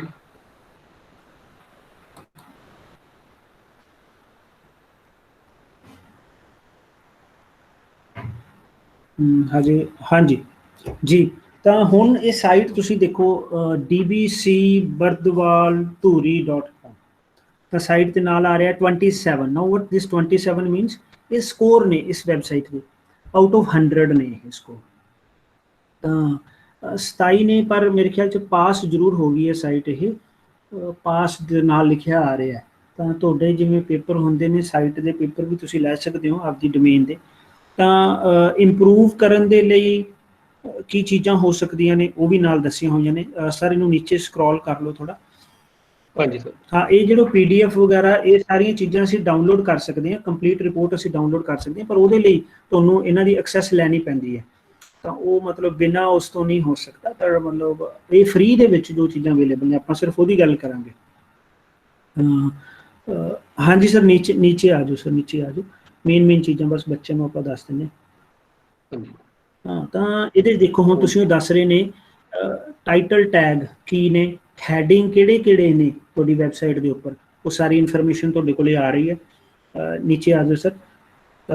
ਹੈਡਿੰਗਸ ਜਿੰਨੇ ਵੀ ਸੀਗੇ H1 H2 H3 ਤੁਸੀਂ HTML 'ਚ ਪੜ੍ਹਦੇ ਹੋਵੋਗੇ ਉਹ ਸਾਰੇ। ਹੁਣ ਦੇਖੋ ਕੰਟੈਂਟ ਐਨਾਲਿਸਿਸ ਸਾਨੂੰ ਇਹ ਦੱਸਦਾ ਕਿ ਕਿਸ ਤਰ੍ਹਾਂ ਦੇ ਲੋਕ ਇਸ ਨੂੰ ਐਕਸੈਸ ਕਰ ਰਹੇ ਨੇ, ਕੌਣ ਇਸ ਸਾਈਟ ਨੂੰ ਦੇਖਣਾ ਚਾਹੁੰਦਾ। ਤਾਂ ਉਹ ਲੋਕ ਜਿਹੜੇ ਪੰਜਾਬੀ ਯੂਨੀਵਰਸਿਟੀ ਨਾਲ ਐਸੋਸੀਏਟਡ ਨੇ, ਕੰਪਿਊਟਰ ਸਾਇੰਸ ਨਾਲ, ਲਾਇਬ੍ਰੇਰੀ ਵਾਲੇ ਵੀ, ਪ੍ਰਿੰਸੀਪਲ, ਮਤਲਬ ਉਹ ਕੀਵਰਡ ਮਤਲਬ ਕਿੰਨਾ ਵਰਡਸ ਦੇ ਬੇਸ ਤੇ ਇਸ ਸਾਈਟ ਨੂੰ ਲੱਭਿਆ ਜਾਏਗਾ ਗੂਗਲ ਦੇ ਥਰੂ ਜਾਂ ਕਿਸੇ ਵੀ ਸਰਚ ਇੰਜਨ ਦੇ ਥਰੂ। ਕਦੋਂ ਲੱਭਿਆ ਜਾਏਗਾ ਇਸ ਸਾਈਟ ਨੂੰ? ਜਦੋਂ ਇਹਨਾਂ ਵਿੱਚੋਂ ਕੋਈ ਵਰਡ ਆਏਗਾ, ਜਦੋਂ ਡਿਵੈਲਪਮੈਂਟ ਆਏਗੀ, ਕਾਲਜ ਆਏਗਾ, ਜਦੋਂ ਕੰਟਰੀਬਿਊਸ਼ਨ ਆਏਗੀ, ਡਿਮਾਂਡ ਆਏਗਾ, ਸਾਇੰਸ ਆਏਗੀ, ਤਾਂ ਇਸ ਤਰ੍ਹਾਂ ਦੀਆਂ ਚੀਜ਼ਾਂ ਜਦੋਂ ਹੋਣਗੀਆਂ ਤਾਂ ਉਦੋਂ ਲੱਭਿਆ ਜਾਏਗਾ। ਨੀਚੇ ਤੁਸੀਂ ਦੇਖ ਸਕਦੇ ਹੋ ਕਿ 9 ਇਮੇजेस ਨੇ ਤੁਹਾਡੇ ਇਸ ਵੈਬ ਪੇਜ ਤੇ ਜੋ ਉਸਨੇ ਫਾਈਂਡ ਕੀਤੀਆਂ ਨੇ। ਉਹਨਾਂ ਇਮੇजेस ਦਾ URL ਕੀ ਹੈ, ਲਿੰਕ ਕੀ ਹੈ, ਉਹ ਵੀ ਨਾਲ ਅਵੇਲੇਬਲ ਹੈ। ਤਾਂ 30 ਲਿੰਕ ਟੋਟਲ ਤੇ 6 ਜਿਹੜੇ ਫਾਈਲਸ ਨੂੰ ਲਿੰਕ ਦਿੱਤੇ ਗਏ ਨੇ, ਮਤਲਬ ਅਲੱਗ-ਅਲੱਗ ਫਾਈਲਸ ਜੋ ਤੁਹਾਡੀ ਕਾਲਜ ਨੇ ਉੱਥੇ ਅਪਲੋਡ ਕੀਤੀਆਂ ਹੋਣਗੀਆਂ ਉਹਦੀ ਡਿਟੇਲ ਹੈ। ਹਾਂਜੀ ਸਰ, ਨੀਚੇ ਆ ਜਾਓ। ਐਕਸਟਰਨਲ ਲਿੰਕ ਵੀ ਜਿਵੇਂ ਉਹਨਾਂ ਨੇ ਦਿੱਤੇ ਹੋਏ ਨੇ ਕਿ ਤੁਸੀਂ ਪੰਜਾਬੀ ਯੂਨੀਵਰਸਿਟੀ ਨਾਲ ਇੱਕ ਲਿੰਕ ਬਣਾਇਆ ਹੋਇਆ, ਤੁਸੀਂ NCTE ਨਾਲ ਬਣਾਇਆ ਹੋਇਆ, ਇਹ ਸਾਰੇ ਲਿੰਕਸ ਬਣਾਏ ਹੋਏ ਨੇ। ਟੈਕਸਿੰਗ ਦੀ ਗੱਲ ਆ ਗਈ ਤਾਂ URLs ਇਹ ਵਾਲੇ ਨੇ। ਪਹਿਲੇ 2 ਟੌਪ URL ਜਿਹੜੇ ਹੈਗੇ ਨੇ ਉਹ ਜਦੋਂ ਵੀ ਤੁਸੀਂ ਖੋਲੋਗੇ ਤੁਸੀਂ ਇਸ ਸਾਈਟ ਤੇ ਆਓਗੇ। URL ਪੈਰਾਮੀਟਰਸ XML ਬਾਰੇ ਮੈਨੂੰ ਨਹੀਂ ਪਤਾ ਤੁਸੀਂ ਪੜ੍ਹਿਆ ਜਾਂ ਨਹੀਂ, ਤਾਂ XML ਨਾਲ ਰਿਲੇਟਡ ਸਾਰੀ ਇਨਫੋਰਮੇਸ਼ਨ। ਅੰਡਰਸਕੋਰ ਕਿੰਨੇ ਵਾਰ ਨੇ ਤੁਹਾਡੇ URLs ਦੇ ਵਿੱਚ? ਅੰਡਰਸਕੋਰ ਨੂੰ ਹਮੇਸ਼ਾ ਡਿਸਕਰੇਜ ਕੀਤਾ ਜਾਂਦਾ, ਇਹ ਨਹੀਂ ਹੋਣੇ ਚਾਹੀਦੇ ਤੁਹਾਡੇ URLs ਦੇ ਵਿੱਚ। ਤਾਂ ਉਹ ਦੱਸ ਰਿਹਾ ਕਿ ਕਿੰਨੇ URL ਨੇ ਜਿਨ੍ਹਾਂ ਵਿੱਚ ਅਸੀਂ ਅੰਡਰਸਕੋਰ ਪਾਏ ਹੋਏ ਨੇ, ਤਾਂ ਅੰਡਰਸਕੋਰ ਨਹੀਂ ਪਾਉਣੇ ਚਾਹੀਦੇ ਹੁੰਦੇ। ਕਈ ਸਾਰੀਆਂ ਵੈਬਸਾਈਟਸ ਬਣਾਉਣ ਵੇਲੇ ਬਹੁਤ ਸਾਰੀਆਂ ਚੀਜ਼ਾਂ ਜਿਨ੍ਹਾਂ ਦਾ ਧਿਆਨ ਰੱਖਣਾ ਹੁੰਦਾ ਸੀ। ਮੋਬਾਈਲ ਫਰੈਂਡਲੀ ਤੁਹਾਡੀ ਸਾਈਟ ਹੈ ਜਾਂ ਨਹੀਂ ਹੈ? ਤਾਂ ਵੈਰੀ ਗੁੱਡ, ਉਹ ਕਹਿ ਰਿਹਾ ਮੋਬਾਈਲ ਦੇ ਉੱਪਰ ਕਿਸ ਤਰ੍ਹਾਂ ਉਹ ਸਾਈਟ ਖੁੱਲ੍ਹੇਗੀ ਤੁਹਾਨੂੰ ਨਾਲ ਦਿਖਾ ਰਿਹਾ ਉਹ। ਹਾਂਜੀ ਸਰ, ਆ ਜਾਓ ਉੱਪਰ ਆ ਜਾਓ, ਸਕਰੋਲ ਕਰ ਲਓ। ਹਾਂਜੀ, ਤੇ ਉਸ ਤੋਂ ਬਾਅਦ ਇੱਕ ਸਕੀਮਾ ਦਿਖਾਇਆ ਸੀ ਸਰ ਉਹਨੇ ਨਾ, ਸਕੀਮਾ ਦਿਖਾ ਰਿਹਾ ਸੀ ਉੱਥੇ, ਸੈਕਸ਼ਨ ਸਕੀਮਾ ਦਿਖਾ ਰਿਹਾ ਸੀ ਨੀਚੇ ਨਾ। ਵੈਬਸਾਈਟ ਜਦੋਂ ਅਸੀਂ ਆਰਗੇਨਾਈਜ਼ ਕਰਦੇ ਉੱਥੇ ਨੀਚੇ ਹੀ ਸੀਗਾ ਸਰ। ਜਦੋਂ ਤੁਸੀਂ ਵੈਬਸਾਈਟ ਡਿਵੈਲਪ ਕਰਦੇ ਹੋ ਤਾਂ ਇਹ ਬੈਟਰ ਹੁੰਦਾ ਕਿ ਤੁਸੀਂ ਸਕੀਮਾ ਜ਼ਰੂਰ ਬਣਾਓ। ਸਕੀਮਾ ਦਾ ਮਤਲਬ ਕਿ ਤੁਹਾਡੀ ਸਾਈਟ ਆਰਗੇਨਾਈਜ਼ਡ ਹੈ ਜਾਂ ਨਹੀਂ ਹੈ। ਤਾਂ ਤੁਹਾਨੂੰ ਆਰਗੇਨਾਈਜ਼ ਕਰਨ ਦੇ ਲਈ ਸਾਈਟ ਨੂੰ ਇੱਕ ਸਟਰਕਚਰ ਬਣਾਉਣੀ ਪੈਂਦੀ ਹੈ ਕਿ ਇਹ ਮੇਰਾ ਹੋਮ ਪੇਜ ਹੋਏਗਾ, ਉਸ ਹੋਮ ਪੇਜ ਤੋਂ ਮੈਂ ਕਿਸ ਕਿਸ ਪਾਸੇ ਜਾ ਸਕਦਾ ਹਾਂ। ਹਾਂਜੀ, ਜਿਵੇਂ ਆ schema.org ਤੁਸੀਂ ਦੇਖ ਰਹੇ ਹੋ, ਜਾਂ ਓਪਨ ਗ੍ਰਾਫ ਪ੍ਰੋਟੋਕੋਲ ਹੈ, ਵੀ ਫੇਸਬੁੱਕ ਵੱਲੋਂ ਬਣਾਇਆ ਗਿਆ ਪ੍ਰੋਟੋਕੋਲ ਹੈ ਇੱਕ ਓਪਨ ਗ੍ਰਾਫ। ਤਾਂ schema.org ਮਤਲਬ ਸਕੀਮਾ ਅਵੇਲੇਬਲ ਹੈ ਉਸਦੀ ਜਾਂ ਨਹੀਂ ਹੈ? ਤਾਂ ਉਹ ਨਹੀਂ ਹੈ, ਕਿਉਂਕਿ ਤੁਹਾਡੀ ਸਾਈਟ ਜੋ ਹੈ ਉਹ ਇੱਕ ਤਰੀਕੇ ਨਾਲ ਸਟੈਟਿਕ ਸਾਈਟ ਹੈ। ਤਾਂ ਉੱਥੇ ਇਨਫੋਰਮੇਸ਼ਨ ਜੋ ਅਵੇਲੇਬਲ ਹੈ ਉਹ ਸਟੈਟਿਕਲੀ ਲਿੰਕਡ ਪੇਜਿਸ ਦੀ ਇਨਫੋਰਮੇਸ਼ਨ ਅਵੇਲੇਬਲ ਹੈ। ਤੁਹਾਡੀ site secure socket layer SSL layer ਹੈ ਜਾਂ ਨਹੀਂ ਹੈ? ਉਹ ਨਹੀਂ ਹੈ ਤੁਹਾਡੀ ਵੈਬਸਾਈਟ ਕੋਲ, ਤਾਂ ਸਿਕਿਉਰਿਟੀ ਘੱਟ ਹੈ ਇਸ ਦੀ। ਇਸੇ ਕਰਕੇ ਇਹਨੂੰ ਅਨਸਿਕਿਉਰ ਸਾਈਟ ਮੰਨਿਆ ਜਾਂਦਾ। ਇਹਦੇ ਉੱਪਰ ਤੁਸੀਂ ਦੇਖੋਗੇ ਉੱਪਰੋਂ ਲੌਕ ਜਾਂ ਬਣਿਆ ਹੋਇਆ ਨਹੀਂ ਆਉਂਦਾ ਜਦੋਂ ਤੁਹਾਡੀ ਸਾਈਟ ਖੋਲਦੇ ਆ। ਗੂਗਲ ਵਗੈਰਾ ਖੋਲੋ ਤਾਂ ਉੱਪਰ URL ਦੇ ਵਿੱਚ ਲੈਫਟ ਸਾਈਡ ਤੇ ਤੁਸੀਂ ਮੀਟ 'ਚ ਦੇਖ ਰਹੇ ਹੋਵੋਗੇ ਲੌਕ ਬਣਿਆ ਆਉਂਦਾ, ਜਿਹੜੇ ਲੋਕ ਬਰਾਊਜ਼ਰ ਤੇ ਕੰਮ ਕਰ ਰਹੇ ਆ। ਤਾਂ ਸਿਕਿਉਰ ਸਾਈਟ ਨਹੀਂ ਹੈ। ਤਾਂ ਇਸ ਤਰ੍ਹਾਂ ਦੀ ਹੋਰ ਬਹੁਤ ਸਾਰੀ ਇਨਫੋਰਮੇਸ਼ਨ ਸਾਡੇ ਕੋਲੇ ਅਵੇਲੇਬਲ ਹੈ।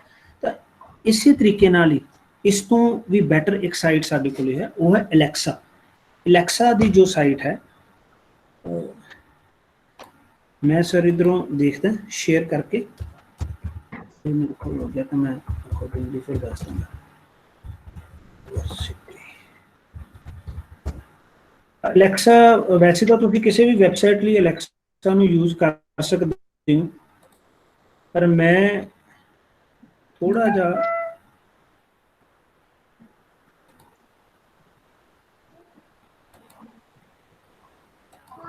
ਆਪਦੇ ਇੱਕ ਥੋੜੀ ਜ਼ਿਆਦਾ ਪਪੂਲਰ ਸਾਈਟ ਜਿਹੜੀ ਹੈ ਉਸ ਨੂੰ ਯੂਜ਼ ਕਰਾਂਗਾ। ਸਰ ਮੈਂ ਕਰ ਰਿਹਾ ਇੱਥੋਂ।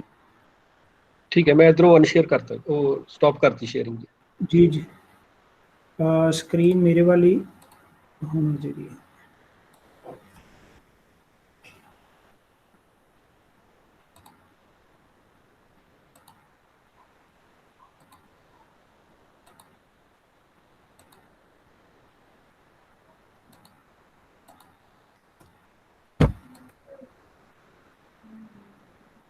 ਹਾਂਜੀ, ਆ ਗਈ ਜੀ ਸਕਰੀਨ? ਇੱਕ ਸੈਕਿੰਡ। ਹਾਂਜੀ ਸਰ, ਆ ਰਹੀ ਹੈ ਜੀ, ਆ ਗਈ ਸਰ ਜੀ। ਸੋ ਇੱਥੇ ਹੁਣ ਮੈਂ ਕੀ ਕੀਤਾ, ਤਾਂ ਕਿਉਂਕਿ ਤੁਹਾਡੇ ਵਾਲੀ ਸਾਈਟ ਬਹੁਤ ਘੱਟ ਐਕਸੈਸ ਹੁੰਦੀ ਹੋਏਗੀ, ਤਾਂ ਮੈਂ ਪੰਜਾਬੀ ਯੂਨੀਵਰਸਿਟੀ ਦੀ ਸਾਈਟ ਇੱਥੇ ਭਰੀ ਹੈ, punjabiuniversity.ac.in। ਤਾਂ ਉਹਦੀ ਇਨਫੋਰਮੇਸ਼ਨ ਸਾਨੂੰ ਇੱਥੇ ਅਲੈਕਸਾ ਪ੍ਰੋਵਾਈਡ ਕਰ ਰਹੀ ਹੈ। ਹੁਣ ਬਹੁਤ ਸਾਰੀਆਂ ਚੀਜ਼ਾਂ ਨੇ ਇੱਥੇ, ਅਸੀਂ ਸਾਰਿਆਂ ਬਾਰੇ ਨਹੀਂ ਗੱਲ ਕਰਾਂਗੇ। ਤਾਂ ਪਹਿਲਾਂ ਤਾਂ ਸਿਮੀਲਰ ਸਾਈਟਸ ਤੁਸੀਂ ਦੇਖ ਸਕਦੇ ਹੋ ਰਾਈਟ ਸਾਈਡ ਤੇ, ਇੱਥੇ similar sites PUP departments, PUP admissions, PUCHD Punjab university ਦੀ site, GNDU Guru Nanak Dev university ਦੀ ਸਾਈਟ, ਤਾਂ ਇਹ ਉਹਨੇ ਆਇਡੈਂਟੀਫਾਈ ਕੀਤੀਆਂ ਵੀ ਇਹ ਵੀ ਸਟੇਟ ਯੂਨੀਵਰਸਿਟੀਜ਼ ਜਾਂ ਸਿਮਿਲਰ ਤਰ੍ਹਾਂ ਦੇ ਕਰਾਊਡ ਇੱਥੇ ਆਉਂਦੀ ਹੈ, ਉਹਦੇ ਅਕੋਰਡਿੰਗ ਉਹ ਸਾਨੂੰ ਇਹ ਸਾਈਟਸ ਦਿਖਾ ਰਿਹਾ। ਤਾਂ ਅਲੱਗ-ਅਲੱਗ ਤਰ੍ਹਾਂ ਦੇ ਮੈਟ੍ਰਿਕਸ ਸਾਨੂੰ ਇੱਥੇ ਮਿਲ ਰਹੇ ਨੇ। ਤਾਂ ਇੱਥੇ ਤੁਸੀਂ ਦੇਖੋਗੇ ਰੈਂਕ ਦੇਖ ਸਕਦੇ ਹੋ ਤੁਸੀਂ, 90 ਡੇ ਜੋ ਟ੍ਰੈਂਡ ਹੈ ਉਹ ਰੈਂਕ ਕੀ ਹੈ।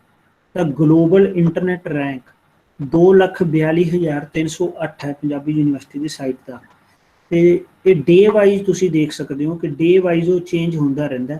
ਪਿਛਲੇ 90 ਦਿਨ ਦਾ ਰਿਕਾਰਡ ਦਿਖਾ ਰਿਹਾ ਤੇ ਉਹ ਘਟਦਾ ਹੀ ਜਾ ਰਿਹਾ। ਕਿਉਂ ਘਟਦਾ ਜਾ ਰਿਹਾ? ਕਿਉਂਕਿ ਲੋਕਡਾਊਨ 'ਚ ਸਭ ਕੁਝ ਬੰਦ ਹੈ, ਬੱਚਿਆਂ ਨੂੰ ਯੂਨੀਵਰਸਿਟੀ ਤੋਂ ਕੋਈ ਖਾਸ ਇਨਫੋਰਮੇਸ਼ਨ ਚਾਹੀਦੀ ਨਹੀਂ ਤੇ ਉਹ ਐਕਸੈਸ ਨਹੀਂ ਕਰ ਰਹੇ, ਤਾਂ ਇਸ ਕਰਕੇ ਉਹ ਲਗਾਤਾਰ ਘਟਦਾ ਜਾ ਰਿਹਾ। ਤੁਸੀਂ ਦੇਖਦੇ ਹੋ ਡੇਲੀ ਟਾਈਮ ਔਨ ਵੈਬਸਾਈਟ ਕਿ ਔਨ ਐਨ ਐਵਰੇਜ ਕਿੰਨੀ ਦੇਰ ਬੰਦਾ ਰਹਿੰਦਾ ਯੂਨੀਵਰਸਿਟੀ ਦੀ ਸਾਈਟ ਤੇ, ਤਾਂ 2 ਮਿੰਟ 21 ਸਕਿੰਟ। ਤਾਂ ਇਸ ਤਰ੍ਹਾਂ ਦੀ ਬਹੁਤ ਸਾਰੀ ਇਨਫੋਰਮੇਸ਼ਨ ਸਾਡੇ ਕੋਲ ਅਵੇਲੇਬਲ ਹੈ। ਕਿੰਨਾ ਟ੍ਰੈਫਿਕ ਸਾਡੇ ਕੋਲ ਰਹਿੰਦਾ, ਕੌਣ ਕਦੋਂ ਆਉਣੇ ਹੈ ਅਸੀਂ ਇਸ ਯੂਨੀਵਰਸਿਟੀ ਤੇ। ਤਾਂ ਜਦੋਂ ਅਸੀਂ ਐਡਮਿਟ ਕਾਰਡ ਫਾਈਂਡ ਕਰਦੇ ਹਾਂ, ਚਾਹੇ ਪੀਯੂ ਦਾ ਚਾਹੇ ਪੰਜਾਬ ਯੂਨੀਵਰਸਿਟੀ ਦਾ ਹੀ ਲੱਭਦੇ ਹਾਂ, ਫਿਰ ਵੀ ਪੰਜਾਬੀ ਯੂਨੀਵਰਸਿਟੀ ਦੀ ਸਾਈਟ ਸਾਨੂੰ ਗੂਗਲ ਦਿੰਦਾ ਹੈ। BA ਦੇ ਰਿਜ਼ਲਟ ਵੇਲੇ ਆਉਂਦਾ ਹੈ, ਪੀਯੂ ਦੇ ਰਿਜ਼ਲਟ ਵੇਲੇ ਆਉਂਦਾ ਹੈ। BA first year result 2018 search ਕੀਤਾ ਜਾਂਦਾ ਹੈ, ਯੂਨੀਵਰਸਿਟੀ ਰਿਜ਼ਲਟ ਸਰਚ ਕੀਤੇ ਜਾਂਦੇ ਨੇ, BA ਰਿਜ਼ਲਟ ਸਰਚ ਕੀਤਾ ਜਾਂਦਾ ਹੈ। ਤਾਂ ਇਹ ਸਾਰੀਆਂ ਚੀਜ਼ਾਂ, ਇਹਨਾਂ ਸਾਰੀਆਂ ਚੀਜ਼ਾਂ ਨੂੰ ਅਸੀਂ ਯੂਜ਼ ਕਰ ਸਕਦੇ ਹਾਂ ਆਪਦੇ ਸਰਚ ਇੰਜਨ ਨੂੰ ਆਪਟੀਮਾਈਜ਼ ਕਰਨ ਲਈ। ਜੇ ਅਸੀਂ ਕੰਸਟਰਕਟਿਵ ਵੇ 'ਚ ਚੱਲ ਰਹੇ ਹਾਂ, ਸਾਡੇ ਐਡਮਿਨਿਸਟ੍ਰੇਟਰ ਯੂਜ਼ ਕਰ ਸਕਦੇ ਨੇ। ਜੇ ਅਸੀਂ ਡਿਸਟਰਕਟਿਵ ਵੇ 'ਚ ਚੱਲ ਰਹੇ ਹਾਂ ਤਾਂ ਅਸੀਂ ਇਹਨਾਂ ਚੀਜ਼ਾਂ ਨੂੰ ਯੂਜ਼ ਕਰ ਸਕਦੇ ਹਾਂ ਟਰੈਪ ਕਰਨ ਦੇ ਲਈ ਉਹਨਾਂ ਲੋਕਾਂ ਨੂੰ ਜਿਹੜੇ ਇਹਦੇ ਤੇ ਆ ਰਹੇ ਨੇ। ਤਾਂ ਪੰਜਾਬੀ ਯੂਨੀਵਰਸਿਟੀ ਦੇ ਉੱਤੇ ਸਭ ਤੋਂ ਵੱਧ ਟ੍ਰੈਫਿਕ ਕਿੱਥੋਂ ਆ ਰਿਹਾ? ਸਭ ਤੋਂ ਪਹਿਲੀ ਗੱਲ pup-departments.ac.in ਤੇ ਦੂਸਰਾ punjabi-university.ac.in। ਇਹ ਟ੍ਰੈਫਿਕ ਸੋਰਸਿਸ ਨੇ ਇੱਥੇ ਪਹੁੰਚਣ ਦੇ, ਕਿਸ ਤਰ੍ਹਾਂ ਆ ਰਹੇ ਹਾਂ ਅਸੀਂ। ਉਸ ਤੋਂ ਬਾਅਦ ਪੰਜਾਬ ਯੂਨੀਵਰਸਿਟੀ ਤੋਂ ਵੀ ਕਰਾਊਡ ਸਾਡੇ ਕੋਲ ਆਉਂਦੀ ਹੈ, ਕਿਉਂਕਿ ਬੱਚੇ PU ਪਟਿਆਲਾ, PU ਚੰਡੀਗੜ੍ਹ, ਇਹ ਚੀਜ਼ਾਂ ਇਸੇ ਤਰ੍ਹਾਂ ਹੀ ਚੱਲਦੀਆਂ ਨੇ। ਅੱਛਾ, ਰੈਫਰਲ ਸਾਈਟਸ, ਕਿੰਨੇ ਵਾਰ ਦੂਸਰੀਆਂ ਸਾਈਟਸ ਦੇ ਉੱਤੇ ਟ੍ਰੈਫਿਕ ਜਿਹੜਾ ਉਹ ਡਾਇਵਰਟ ਹੁੰਦਾ। ਤਾਂ puchd.ac.in, punjabi-university.ac.in, ਇਹਦੇ ਤੇ ਕਿੰਨੀ ਵਾਰੀ ਆਉਂਦਾ? 688 ਸਾਈਟਸ ਤੋਂ। 688 ਸਾਈਟਸ ਐਸੀਆਂ ਨੇ ਦੁਨੀਆ ਦੇ ਵਿੱਚ ਜਿਹੜੀਆਂ ਕਿ ਸਾਡੀ ਸਾਈਟ ਨੂੰ ਰੈਫਰ ਕਰਦੀਆਂ ਨੇ, ਸਾਡੀ ਸਾਈਟ ਤੇ ਟ੍ਰੈਫਿਕ ਨੂੰ ਡਾਇਵਰਟ ਕਰਦੀਆਂ ਨੇ। ਤੁਹਾਨੂੰ ਉੱਥੇ ਲਿੰਕ ਮਿਲਦਾ ਹੈ ਕਿ ਤੁਸੀਂ ਇੱਧਰ ਆ ਸਕੋ punjabi-university.ac.in ਤੇ। ਤਾਂ 688 ਸਾਈਟਸ ਐਸੀਆਂ ਨੇ। ਅੱਗੋਂ ਇਹ ਵੀ ਲੱਭਿਆ ਜਾ ਸਕਦਾ ਹੈ ਕਿੱਥੇ ਕਿੱਥੇ ਨਹੀਂ। ਤਾਂ ਚਲੋ ਹੁਣ ਆਹ ਦੇਖੋ ਆ ਰਿਹਾ ਕਿ start free trial for all referral sites, ਅਸੀਂ ਇਹ ਵੀ ਕਰ ਸਕਦੇ ਹਾਂ। ਤਾਂ ਮਤਲਬ ਤੁਸੀਂ ਦੇਖ ਸਕਦੇ ਹੋ ਕਿੱਥੋਂ ਕਿੱਥੋਂ ਟ੍ਰੈਫਿਕ ਕਿਵੇਂ ਆ ਰਿਹਾ। ਹੁਣ ਆਡੀਅੰਸ ਦੇਖੋ, ਆਡੀਅੰਸ ਜੀਓਗ੍ਰਾਫੀ ਰਾਈਟ ਸਾਈਡ ਤੇ ਇੱਥੇ ਦਿਖਾ ਰਿਹਾ ਕਿ 100% ਜਿਹੜਾ ਇਹਦਾ ਸਾਈਟ ਦਾ ਟ੍ਰੈਫਿਕ ਆ ਉਹ ਇੰਡੀਆ 'ਚ। ਹੋ ਸਕਦਾ ਹੈ ਕੋਈ ਸਾਲ ਦੇ ਵਿੱਚ ਕੋਈ 1000 ਬੰਦਾ ਬਾਹਰੋਂ ਵੀ ਅਸੈਸ ਕਰ ਲੈਂਦਾ ਹੋਵੇ, ਪਰ ਉਹ ਨਿਗਲੀਜੀਬਲ ਹੈ। ਤਾਂ ਇਸ ਕਰਕੇ 100% ਇੱਥੋਂ ਦਾ ਹੀ ਦਿਖਾ ਰਿਹਾ। ਸਾਈਟ ਮੈਟ੍ਰਿਕ ਦਿਖਾ ਰਿਹਾ ਉਹ ਜਿਵੇਂ ਤੁਹਾਨੂੰ ਪਹਿਲਾਂ ਮੈਂ ਦੱਸਿਆ ਕਿ ਕਿੰਨੇ ਪੇਜ ਹਰ ਕੋਈ ਦੇਖਦਾ, 2.2 ਪੇਜ ਦੇਖਦਾ, 2.21 ਸਕਿੰਟ ਇੰਨੇ ਰਹਿੰਦਾ। ਬਾਊਂਸ ਰੇਟ ਮਤਲਬ ਕਿੰਨੀ ਬਾਊਂਸ ਰੇਟ, ਕਿੰਨੇ ਵਾਰ ਉਹ ਸਾਈਟ ਨੂੰ ਉਹ ਓਪਨ ਕਰ ਰਹੇ ਨੇ ਲੋਕ। ਤਾਂ ਅੱਛਾ, ਸਾਈਟ ਫਲੋ ਕੀ ਹੈ?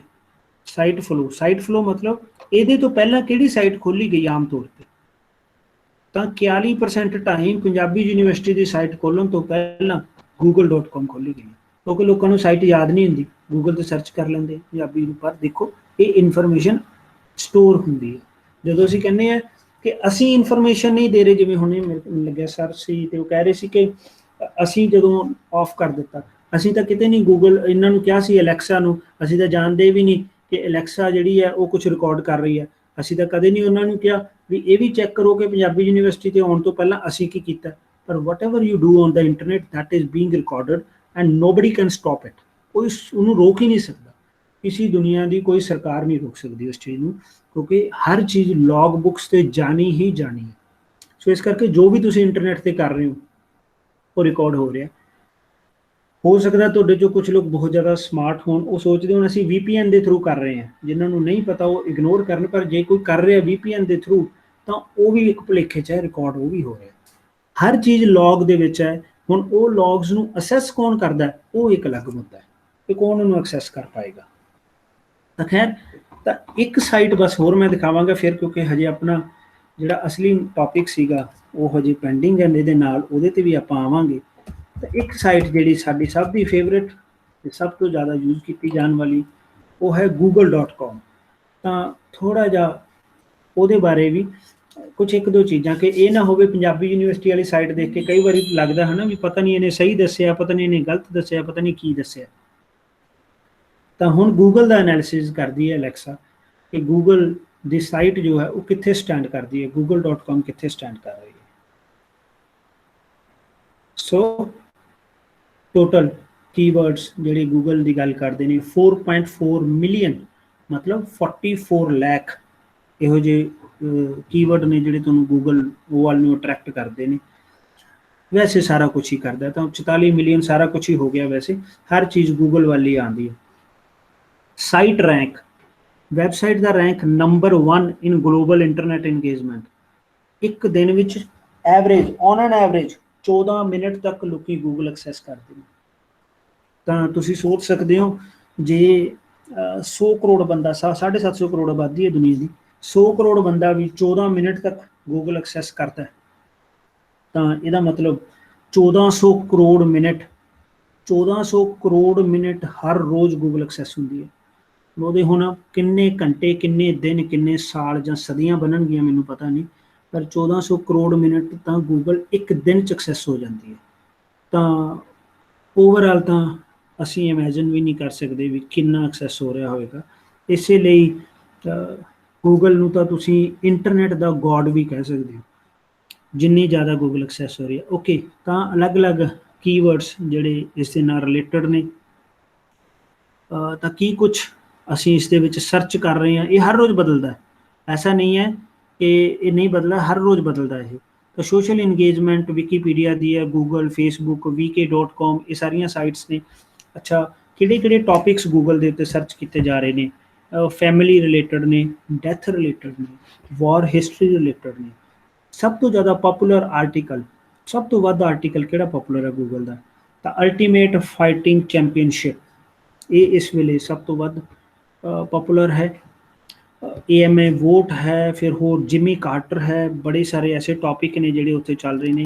ਓਕੇ, ਟ੍ਰੈਫਿਕ ਸੋਰਸਿਸ, ਤਾਂ ਟ੍ਰੈਫਿਕ ਸੋਰਸਿਸ ਕਿਸ ਤਰ੍ਹਾਂ ਦੇ ਨੇ? ਵਿਕੀਪੀਡੀਆ 88% ਟ੍ਰੈਫਿਕ ਗੂਗਲ ਦਾ, YouTube 25%, ਫੇਸਬੁੱਕ 10%, vk.com 6.5%। vk, ਜਿਹੜਾ vk ਨੂੰ ਨਹੀਂ ਜਾਣਦਾ ਉਸ ਨੂੰ ਮੈਂ ਦੱਸ ਦਿਆਂ ਕਿ vk is the top social networking site of Russia. ਤਾਂ ਰਸ਼ੀਆ ਦੇ ਵਿੱਚ ਸਭ ਤੋਂ ਜ਼ਿਆਦਾ vk.com ਹੀ ਐਕਸੈਸ ਕੀਤੀ ਜਾਂਦੀ ਹੈ। ਤਾਂ ਰਸ਼ੀਆ ਤੋਂ ਬਾਹਰ ਵੀ ਹੋ ਸਕਦੀ ਹੈ, ਪਰ ਰਸ਼ੀਆ ਦੇ ਵਿੱਚ ਫੇਸਬੁੱਕ ਵਗੈਰਾ ਇਹਨਾਂ ਚੀਜ਼ਾਂ ਨੂੰ ਉਵੇਂ ਯੂਜ਼ ਨਹੀਂ ਕੀਤਾ ਜਾਂਦਾ। ਓਕੇ, ਤਾਂ ਕਿਹੜੇ ਕੀਵਰਡ ਨੇ ਟੌਪ? ਜੀਮੇਲ ਤੁਸੀਂ ਦੇਖੋ 5.89% ਸਰਚ ਟ੍ਰੈਫਿਕ। ਗੂਗਲ ਟਰਾਂਸਲੇਟ, ਸਾਰੀ ਦੁਨੀਆ ਗੂਗਲ ਨੂੰ ਯੂਜ਼ ਕਰਦੀ ਹੈ ਟਰਾਂਸਲੇਸ਼ਨ ਦੇ ਲਈ। Google maps 2.38%, Google docs and so on. ਤਾਂ ਬਹੁਤ ਸਾਰੀਆਂ ਚੀਜ਼ਾਂ ਨੇ। ਤਾਂ ਸਿਮਿਲਰ ਸਾਈਟਸ ਕਿਹੜੀਆਂ ਨੇ? YouTube ਹੈ, ਵਿਕੀਪੀਡੀਆ, ਫੇਸਬੁੱਕ, ਅਮੇਜ਼ਨ, ਮਾਈਕਰੋਸੌਫਟ। ਤੁਸੀਂ ਦੇਖ ਸਕਦੇ ਹੋ ਅਲੈਕਸਾ ਰੈਂਕ YouTube ਦਾ ਹੈ 2, ਫੇਸਬੁੱਕ ਦਾ ਹੈ 4, ਹੁਣ 3 ਕਿਸ ਦਾ ਦੇਖਣਾ ਪਏਗਾ, ਟਵਿੱਟਰ ਦਾ ਹੈ ਜਾਂ ਕਿਸ ਦਾ ਹੈ। ਇਸ ਦਾ ਅਲੈਕਸਾ ਰੈਂਕ 1 ਹੈ। ਅੱਛਾ, ਵਿਜ਼ਿਟਰ ਬਾਈ ਕੰਟਰੀ, ਤਾਂ ਕੰਟਰੀ ਇੱਥੇ ਹਜੇ ਮੈਪ ਡਿਸਪਲੇ ਨਹੀਂ ਹੋਇਆ, ਇੰਟਰਨੈਟ ਕਰਕੇ ਨਹੀਂ ਹੋਇਆ ਹੋਣਾ, ਬਟ ਯੂਨਾਈਟਿਡ ਸਟੇਟਸ ਦੇ ਵਿੱਚ 19.5% ਸ਼ੇਅਰ ਹੈ, ਇੰਡੀਆ ਕੋਲ 10% ਸ਼ੇਅਰ ਹੈ, ਜਾਪਾਨ ਕੋਲ 5% ਸ਼ੇਅਰ ਹੈ। ਤਾਂ ਬਾਕੀ ਸਾਰੀਆਂ ਚੀਜ਼ਾਂ ਕੁਛ ਆਪਾਂ ਡਿਸਕਸ ਪਹਿਲਾਂ ਕਰ ਚੁੱਕੇ ਹਾਂ। ਤਾਂ ਹੁਣ ਇਹ ਚੀਜ਼ਾਂ ਤੁਹਾਨੂੰ ਦੱਸਣ ਦਾ ਪਰਪਸ ਸਿਰਫ ਇਹੀ ਹੈ, ਵਾਰ-ਵਾਰ ਮੈਂ ਦੱਸ ਰਿਹਾ ਕਿ ਫੋਰੈਂਸਿਕ ਐਨਾਲਿਸਿਸ, ਜਦੋਂ ਅਸੀਂ ਵਰਡ ਫੋਰੈਂਸਿਕ ਦੀ ਗੱਲ ਕਰ ਲੈਂਦੇ ਹਾਂ ਤਾਂ ਉਦੋਂ ਐਨਾਲਾਈਜ਼ ਕਰਨਾ ਕਿ ਕਿਹੜੀ ਵੈਬਸਾਈਟ, ਕਿਹੜੀ ਫੋਟੋ, ਕਿਹੜਾ ਵੀਡੀਓ, ਤੇ ਤੁਸੀਂ ਤੁਹਾਡਾ ਖੁਦ ਦਾ ਡਾਟਾ, ਉਸ ਦੇ ਵਿੱਚ ਕੀ ਕੁਝ ਰਿਕਾਰਡਡ ਹੈ ਤੇ ਕੀ ਅਸੀਂ ਉਹਦੇ ਤੋਂ ਇਨਪੁਟ ਲੈ ਸਕਦੇ। ਤਾਂ ਹੁਣ ਇਸ ਇਨਫੋਰਮੇਸ਼ਨ ਨੂੰ, ਇਹ ਜਿਹੜੀ ਅਬੰਡੈਂਟ ਆਫ ਇਨਫੋਰਮੇਸ਼ਨ, ਇੰਨੀ ਸਾਰੀ ਇਨਫੋਰਮੇਸ਼ਨ ਜੋ ਇੱਥੇ ਅਵੇਲੇਬਲ ਹੈ, ਇਹਨੂੰ ਹੁਣ ਯੂਜ਼ ਕਿਸ ਤਰ੍ਹਾਂ ਕਰਨਾ ਹੈ, ਇਹ ਤੁਹਾਡੇ ਤੇ ਹੋ ਸਕਦਾ। ਤੁਸੀਂ ਸਿਰਫ ਇਸ ਨੂੰ ਡਾਟਾ ਇਕੱਠਾ ਕਰਨ ਲਈ ਯੂਜ਼ ਕਰੋ, ਹੋ ਸਕਦਾ ਤੁਸੀਂ ਇਸ ਨੂੰ ਕੱਲ੍ਹ ਨੂੰ ਕਿਤੇ ਹੈਕਿੰਗ ਕਰੈਕਿੰਗ ਲਈ ਯੂਜ਼ ਕਰ ਲਓ, ਜਾਂ ਆਪਦੀ ਸਾਈਟ ਦੀ ਪਰਫਾਰਮੈਂਸ ਨੂੰ ਇੰਪਰੂਵ ਕਰਨ ਦੇ ਲਈ ਯੂਜ਼ ਕਰੋ ਕਿ ਇੱਥੇ ਮੇਰੀ ਸਾਈਟ ਲੈਕ ਕਰ ਰਹੀ, ਦੂਜੀਆਂ ਸਾਈਟਸ ਨਾਲ ਕੰਪੇਅਰ ਕਰਨ ਲਈ ਯੂਜ਼ ਕਰ ਲਓ ਨਾ। ਇਹ ਤੁਹਾਡੇ ਤੇ ਹੁਣ ਡਿਪੈਂਡ ਕਰਦਾ। We come back to our PowerPoint presentation. So ਆਪਾਂ ਹੁਣ ਥੋੜਾ ਇੱਕ ਕੁਇਕ ਰਿਵਿਊ ਜੋ ਹੈ ਉਹ ਲਵਾਂਗੇ ਆਪਦੇ ਜੋ ਨੈਕਸਟ ਟੌਪਿਕ है उसका। सो वेब फोरेंसिक की गल होगी। देन है digital image forensic. Digital image forensic है टू फाइंड आउट कि कोई फोटो जो है जो इंटरनेट पे अवेलेबल है कि वो फोटो किस कॉन्टैक्सट ਦੇ ਵਿੱਚ ओरिजिनल है ਜਾਂ नहीं है। तो फोटो ओरिजिनल है ਜਾਂ नहीं है ਇਹਦੇ ਬਾਰੇ ਹੁਣ ਕਿਵੇਂ ਪਤਾ ਲੱਗੇਗਾ? ਸਾਨੂੰ ਤਾਂ ਪਤਾ ਨਹੀਂ, ਸਾਨੂੰ ਤਾਂ ਫੋਟੋ ਇੰਟਰਨੈਟ ਤੇ ਆਈ ਸੀ, ਸਾਨੂੰ ਕੀ ਪਤਾ ਕਿ ओरिजिनल है ਜਾਂ नहीं। तो ਉਹਦੇ ਲਈ ਸਾਡੇ ਕੋਲ ਜੋ ਬ੍ਰਾਂਚ ਹੈ ਕੰਪਿਊਟਰ ਸਾਇੰਸ ਦੀ, ਉਹਨੂੰ ਅਸੀਂ ਬੋਲਦੇ ਹਾਂ ਡਿਜੀਟਲ ਇਮੇਜ ਫੋਰੈਂਸਿਕਸ। ਤਾਂ ਡਿਜੀਟਲ ਇਮੇਜ ਫੋਰੈਂਸਿਕਸ ਇਸ ਦੀਆਂ ਇਹ ਥਿਓਰੈਟੀਕਲ ਡੈਫੀਨੇਸ਼ਨਸ ਨੇ ਅਸੀਂ ਅਵੋਇਡ ਕਰਦੀ। ਤਾਂ ਇਹ ਫੋਟੋ ਹੁਣ ਵਿਜ਼ੀਬਲ ਹੈ ਸਾਰਿਆਂ ਨੂੰ, ਇਹ ਫਸਟ ਫੋਟੋ ਜਿਹੜੀ ਆਈ ਹੈ ਇਹ ਵਿਜ਼ੀਬਲ ਹੈ ਸਾਰਿਆਂ ਨੂੰ, ਸੋ ਦੈਟ ਮੈਂ ਤੁਹਾਨੂੰ ਦੱਸ ਸਕਾਂ ਕਿ ਫੋਰੈਂਸਿਕਸ ਦਾ ਕੀ ਸੌਰੀ ਟੈਂਪਰਿੰਗ ਜਾਂ ਫੋਰਜਿੰਗ ਦਾ ਕੀ ਮਤਲਬ ਹੈ। ਹਾਂਜੀ ਹਾਂਜੀ ਸਰ, ਵਿਜ਼ੀਬਲ ਹੈ ਜੀ, ਵਿਜ਼ੀਬਲ ਹੈ ਜੀ। ਠੀਕ ਹੈ, ਤੇ ਹੁਣ ਵੀ ਵਿਜ਼ੀਬਲ ਹੈ ਸਰ? ਹਾਂਜੀ ਹਾਂਜੀ ਸਰ ਜੀ ਸਰ। ਜੀ, ਤਾਂ ਹੁਣ ਮੈਂ ਇਹਨਾਂ ਫੋਟੋ ਨੂੰ ਫਲਿਪ ਕਰਾਂਗਾ ਤਾਂ ਤੁਸੀਂ ਦੇਖਿਓ ਕੀ ਚੇਂਜ ਹੋ ਰਹੀ ਹੈ ਇਸ ਦੇ ਵਿੱਚ।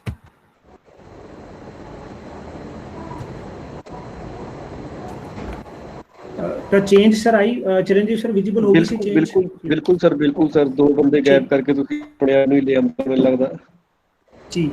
ਤਾਂ ਇਸ ਫੋਟੋ ਦਾ ਪਰਪਸ ਤੁਹਾਨੂੰ ਇੱਥੇ ਦੱਸਣ ਦਾ ਹੈ ਕਿ ਜਦੋਂ ਤੁਸੀਂ ਕੋਈ ਫੋਟੋਗ੍ਰਾਫ ਦੇਖ ਰਹੇ ਹੋ ਉਸ ਦਾ ਮਤਲਬ ਇਹ ਨਹੀਂ ਹੈ ਕਿ ਉਹਦੇ 'ਚ ਉਹੀ ਇਨਫੋਰਮੇਸ਼ਨ ਹੋ ਸਕਦਾ ਉਹਦੇ ਵਿੱਚ ਕੁਝ ਹੋਰ ਵੀ ਹੋਵੇ ਜੋ ਤੁਹਾਨੂੰ ਦਿਖਾਈ ਨਾ ਦੇ ਰਿਹਾ ਹੋਵੇ, ਜੋ ਤੁਹਾਡੇ ਤੋਂ ਛੁਪਾ ਦਿੱਤਾ ਗਿਆ ਹੋਵੇ। ਜਿਵੇਂ ਇੱਥੇ ਜੋ ਹੁਣ ਤੁਸੀਂ ਫੋਟੋ ਦੇਖ ਰਹੇ ਹੋ ਤਿੰਨ ਜਾਣਿਆਂ ਦੀ, ਲੈਫਟ ਸਾਈਡ ਤੇ ਮਤਲਬ ਮੈਂ ਹਾਂ, ਨਾਲ ਮੇਰੇ ਮਿੱਤਰ ਨੇ, ਤੇ ਇਹਨੂੰ ਜਦੋਂ ਹੁਣ ਤੁਸੀਂ ਦੇਖੋਗੇ ਤਾਂ ਉਹ ਦੋ ਬੰਦੇ ਗਾਇਬ ਹੋ ਗਏ। ਤਾਂ ਇਹਦੇ ਵਿੱਚ ਹੁਣ ਜੋ ਟੈਕਨੀਕਲ ਇਸ਼ੂ ਇੱਕ ਹੀ ਹੈ, ਚਲੋ ਬੰਦੇ ਤਾਂ ਮੈਂ ਗਾਇਬ ਕਰ ਦਾਂਗਾ, ਉਹ ਤਾਂ MS ਪੇਂਟ ਦੇ ਵਿੱਚ ਵੀ ਅਸੀਂ ਕਰ ਸਕਦੇ ਹਾਂ, ਇਰੇਜ਼ਰ ਟੂਲ ਦੇ ਨਾਲ ਕਰ ਸਕਦੇ ਹਾਂ ਇਹਨੂੰ ਗਾਇਬ। ਤਾਂ ਗੱਲ ਇਹ ਹੈ ਕਿ ਇਹਨਾਂ ਦੇ ਪਿੱਛੇ ਜੋ ਪਹਾੜ ਸੀ, ओरिजिनल फोटो तो ये वाली है, पर इन्हों के पिछे जो पहाड़ सी वो कितों आ गया? तो वो पहाड़ ड्रॉ किया गया आले दुआले वाली पहाड़ी तो, जो सानू हुण पता नहीं लग रहा भी कितों किया गया। तो जदों असीं फॉर्जरी की गल करते हैं, जदों असीं इमेज फोरेंसिक की गल करते हैं, इंटरनेट ते पईयां तस्वीरां की गल करते हैं, तो वो ओरिजिनल हो सकती हैं। ये हो सकता कि ओरिजिनल ना हो। तो ये वाली फोटो जो तुसीं देख रहे हो, ये फोटो 2005 की फोटो है, अज तो 15 साल पुरानी फोटो। तो जे 15 साल पहला भी इहो जिहियां फोटोज बन रही सी, जदों स्मार्टफोन होंदे ही नहीं सी, जदों टैक्नीक होंदी ही नहीं सी, इस तरह दी चीज़ां अवेलेबल नहीं सी नॉर्मल, तो हुण तां हर बच्चे कोले स्मार्टफोन है, तो हर बच्चे दे फोन दे उत्ते इहो जे कई सारे टूल अवेलेबल ने जिहड़े तुसीं हटा सकदे हो, फोटोआं लिया सकदे हो। तो तुसीं सोच सकदे हो कि इस वेले की कुछ पॉसिबल होएगा। सो खैर नीड की है डिजिटल इमेज फोरेंसिक की? सो इंक्रीजिंग डिपेंडेंसी है, मल्टीमीडिया इन्फॉर्मेशन है सारे पासे, सारा दिन news channel, video channel, YouTube channel, WhatsApp channel, सारा कुछ मल्टीमीडिया इन्फॉर्मेशन, फोटोज वीडियो, सारा दिन यही कुछ चलता। दैन अवेयरनेस बढ़ गई है, हर किसी को पता फोटो की है, वीडियो की है, टैंपरिंग की है, सबनों पता। साडे कोल ऐसे टूल आ गए हैं जिन्होंने असीं यूज़ करके काम कर सकते हैं। बहुत सारे लीगल इशूज़ हुण आ गए हैं, लीगैलिटी इनवॉल्वड है इहदे विच। Cyber crimes day by day बढ़ते जा रहे हैं क्योंकि इंटरनेट अवेलेबल है सारे कोले। सोशल मीडिया कम्युनिकेशन, जिहदे कोल भी स्मार्टफोन है, तो मेरे ख्याल दे विच जे 100 बंदा तो 900 सॉरी जे 1000 बंदा तो 999 बंदे तो सोशल मीडिया ते हैगे ही है, कोई एक दी एक्सैप्शन हुंदी है जिहड़ा नहीं हुंदा, अदरवाइज सारे ही अवेलेबल हुंदे ने। तो हर चीज़ डिजिटल मल्टीमीडिया इन्फॉर्मेशन जो अवेलेबल है उहदे लई सानूं उसकी अथेंटिसिटी वास्ते सानू इन्हां टूल्स की जरूरत है देखने की। कुछ फोटोज ने, मैं सारियां नहीं हुण डिस्कस कर पावांगा टाइम के कारण। एक फोटो असीं डिस्कस कर लैंदे हां, इहदे विचों जो तुसीं लैफ्ट साइड वाली फोटो देखोगे वो US प्रेजिडेंट अब्राहिम लिंकन की है। 1860 का ये लिथोग्राफ है। उदों कैमरे नहीं हुंदे सी ना, अपने डिजिटल कैमरे उदों तो हुंदे नहीं सी, कंप्यूटर बनिया नहीं सी। जे असीं गल करिए फॉर्जरी अज शुरू नहीं हुई, फॉर्जरी सदियां तो चलदी आ रही है। तो 1860 ਦੇ ਵਿੱਚ ਵੀ ਜਦੋਂ ਇਬਰਾਹਿਮ ਲਿੰਕਨ ਦੇ ਇਹ ਪੋਰਟਰੇਟ ਬਣਾਇਆ ਗਿਆ, ਲੈਫਟ ਸਾਈਡ ਵਾਲਾ ਸਭ ਤੋਂ ਵੱਧ ਪਪੂਲਰ ਪੋਰਟਰੇਟ ਹੀ ਹੈ ਇਬਰਾਹਿਮ ਲਿੰਕਨ ਦਾ। ਇਹ ਫੋਰਜ ਪੋਰਟਰੇਟ ਹੈ, ਟੈਂਪਰਡ ਹੈ, ਇਹ ओरिजिनल नहीं हैगा। ओरिजिनल है जो राइट साइड वाला। तो ਉਹਦੇ ਚ ਕੀ ਸੀ, ਇਬਰਾਹਿਮ ਲਿੰਕਨ ਕੋਲੇ ਇੰਨਾ ਵਧੀਆ ਕੋਟ ਨਹੀਂ ਹੈਗਾ ਸੀ। ਇਹ ਜਿਹੜਾ ਸੂਟ ਅਸੀਂ ਪਾਇਆ, ਇਹ ਸੂਟ ਨਹੀਂ ਉਹਦੇ ਕੋਲੇ ਅਵੇਲੇਬਲ ਸੀ। ਤਾਂ ਇਸ ਕਰਕੇ ਉਹਨਾਂ ਨੇ ਫਿਰ ਕੀ ਕੀਤਾ, ਉਹਨਾਂ ਨੇ ਇੱਕ ਫੋਟੋਗ੍ਰਾਫ ਐਸੀ ਲਿੱਤੀ, ਲਿਥੋਗ੍ਰਾਫ, ਤਾਂ ਉਸ ਦੇ ਉੱਪਰ ਉਹਨਾਂ ਨੇ ਅਟੈਚ ਕਰ ਦਿੱਤਾ ਅਬਰਾਹਿਮ ਲਿੰਕਨ ਦਾ ਸਿਰ। ਤਾਂ ਉਹਦੇ ਨਾਲ 1 ਸੈਕਿੰਡ ਹੋਲਡ ਕਰ ਦਿਓ। ਹਾਂਜੀ, ਤਾਂ ਉਸ ਦੇ ਨਾਲ ਉਹਨਾਂ ਨੂੰ ਇੱਕ ਅੱਛਾ ਪੋਰਟਰੇਟ ਮਿਲ ਗਿਆ, ਤੇ ਇਹ US ਦੀ ਜੋ ਲਾਇਬ੍ਰੇਰੀ ਹੈ ਉੱਥੇ ਅਵੇਲੇਬਲ ਹੈ, ਆਫੀਸ਼ੀਅਲੀ ਅਵੇਲੇਬਲ ਹੈ, ਬਟ ਉਹਨਾਂ ਨੇ ਇਹ ਦੱਸਿਆ ਹੋਇਆ ਕਿ ਇਹ ਓਰੀਜਨਲ ਨਹੀਂ ਹੈ।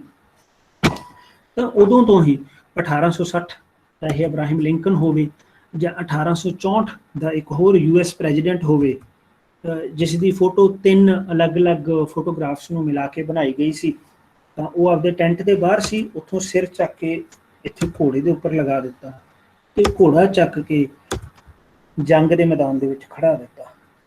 ਤਾਂ ਇਸ ਤਰ੍ਹਾਂ ਦੀਆਂ ਚੀਜ਼ਾਂ ਸ਼ੁਰੂ ਤੋਂ ਹੀ ਹੁੰਦੀਆਂ ਆ ਰਹੀਆਂ ਨੇ। ਤਾਂ ਇਹ ਫੋਟੋ ਮਾਓ ਜੇਤੁੰਗ ਦੀ ਹੈ, ਚਾਈਨੀਜ਼।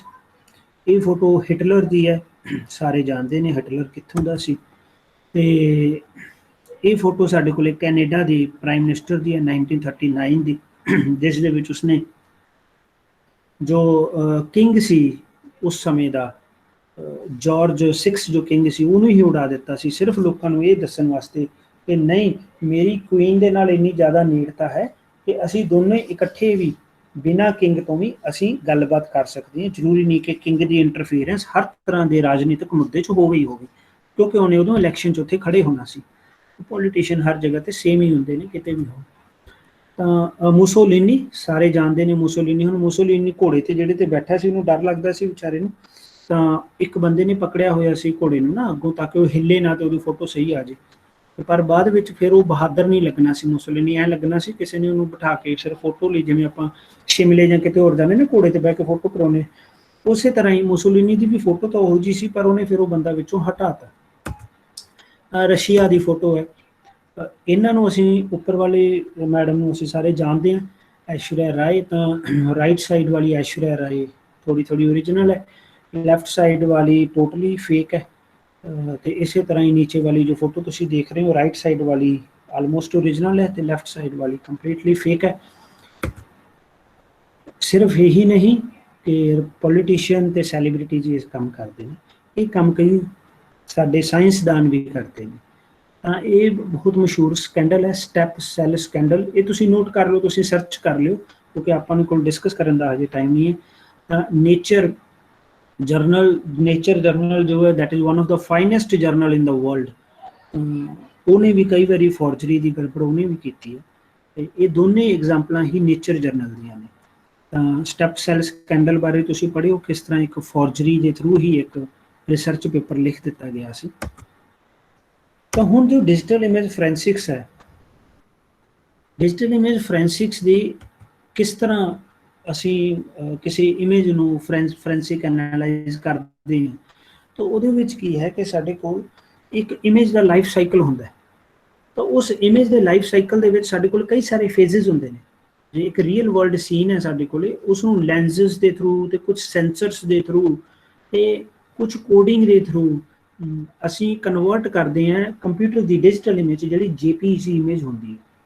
ਤਾਂ ਅਸੀਂ ਉਸ ਨੂੰ ਕਨਵਰਟ ਕਰਦੇ ਹਾਂ। ਤਾਂ ਹਰੇਕ ਫੇਜ਼, ਇੱਥੇ ਜਿੰਨੇ ਵੀ ਤੁਸੀਂ ਔਰੇਂਜ ਸਰਕਲ ਦੇਖ ਰਹੇ ਹੋ ਜਾਂ ਤੁਸੀਂ RGB ਲਿਖਿਆ ਦੇਖ ਰਹੇ ਹੋ, ਇਹਨਾਂ ਸਾਰੇ ਫੇਜ਼ਸ ਦੇ ਵਿੱਚ ਅਸੀਂ ਕਿਸੇ ਨਾ ਕਿਸੇ ਤਰ੍ਹਾਂ ਦਾ ਕੋਈ ਟ੍ਰੇਸਿਸ ਛੱਡ ਦਿੰਦੇ ਹਾਂ, ਜਿਹਨੂੰ ਅਸੀਂ ਡਿਜੀਟਲ ਫਿੰਗਰਪ੍ਰਿੰਟ ਬੋਲਦੇ ਹਾਂ। ਡਿਜੀਟਲ ਫਿੰਗਰਪ੍ਰਿੰਟ ਇਹ ਹੁੰਦਾ ਨਾ, ਜਦੋਂ ਅਸੀਂ ਜਾਂਦੇ, ਜਦੋਂ ਦੇਖਦੇ ਹਾਂ ਅਸੀਂ ਕਿ ਜੀ ਉਂਗਲਾਂ ਦੇ ਨਿਸ਼ਾਨ ਆ ਗਏ ਜੀ, ਉੱਥੋਂ ਪਕੜ ਲਿਆ, ਹਥਿਆਰ ਦੇ ਉੱਤੇ ਉਹਦੇ ਉਂਗਲਾਂ ਦੇ ਨਿਸ਼ਾਨ ਸੀ, ਉਹ ਮੈਚ ਹੋ ਗਏ ਨੇ।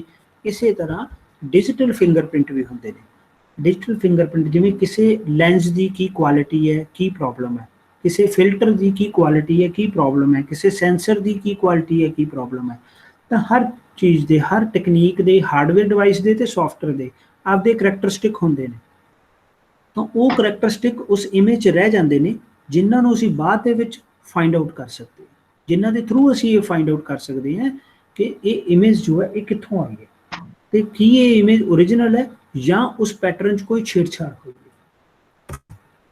ਤਾਂ ਇਹ ਡਿਜੀਟਲ ਫਿੰਗਰਪ੍ਰਿੰਟ ਨੇ ਸਾਡੇ ਕੋਲੇ ਤਾਂ 3 ਅਲੱਗ-ਅਲੱਗ ਤਰ੍ਹਾਂ ਦੇ ਹੁੰਦੇ ਨੇ। ਜਦੋਂ ਤੁਸੀਂ ਇਮੇਜ ਕੈਪਚਰ ਕਰ ਰਹੇ ਹੋ, ਜਦੋਂ ਤੁਸੀਂ ਉਹਨੂੰ ਸਟੋਰ ਕਰ ਰਹੇ ਹੋ, ਜਾਂ ਤੁਸੀਂ ਸਟੋਰ ਕਰਨ ਤੋਂ ਬਾਅਦ ਉਹਨੂੰ ਫੋਟੋਸ਼ੋਪ ਜਾਂ ਕਿਸੇ ਹੋਰ ਟੂਲ 'ਚ ਐਡਿਟ ਕੀਤਾ। ਤਾਂ 3 ਅਲੱਗ-ਅਲੱਗ ਫੇਜ਼ ਨੇ, ਫੋਟੋ ਖਿੱਚਣ ਵੇਲੇ, ਉਸਨੂੰ ਸਟੋਰ ਕਰਨ ਵੇਲੇ ਤੇ ਬਾਅਦ ਵਿੱਚ ਐਡਿਟ ਕਰਨ ਵੇਲੇ। ਤਿੰਨੋਂ ਤਰ੍ਹਾਂ ਦੀ ਅਸੀਂ ਜਿਹੜੀ ਫੋਰਜਰੀ ਹੈ, ਜਿਹੜੀ ਟੈਂਪਰਿੰਗ ਹੈ, ਉਹਨੂੰ ਫਾਈਂਡ ਕਰ ਸਕਦੇ ਹਾਂ। ਤਾਂ ਇਹ ਉਹਦੀ ਅੱਗੇ ਡਿਟੇਲ ਹੈ, ਤਾਂ ਇਹਨੂੰ ਆਪਾਂ ਇੱਕ ਵਾਰ ਸਕਿਪ ਕਰਦੇ ਹਾਂ। ਹਾਂਜੀ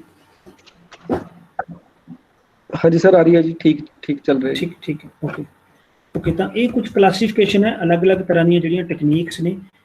ਇਹਨੂੰ ਅਸੀਂ ਫਿਰ ਕਦੇ ਜਦੋਂ ਮੌਕਾ ਲੱਗਿਆ ਅਸੀਂ ਡਿਟੇਲ 'ਚ ਵੀ ਡਿਸਕਸ ਕਰਾਂਗੇ। ਹਰ ਤਰ੍ਹਾਂ ਦੀ ਟੈਕਨੀਕ ਨੂੰ, ਬਹੁਤ ਸਾਰੀਆਂ ਟੈਕਨੀਕਸ ਅਵੇਲੇਬਲ ਨੇ ਸਾਡੇ ਕੋਲ।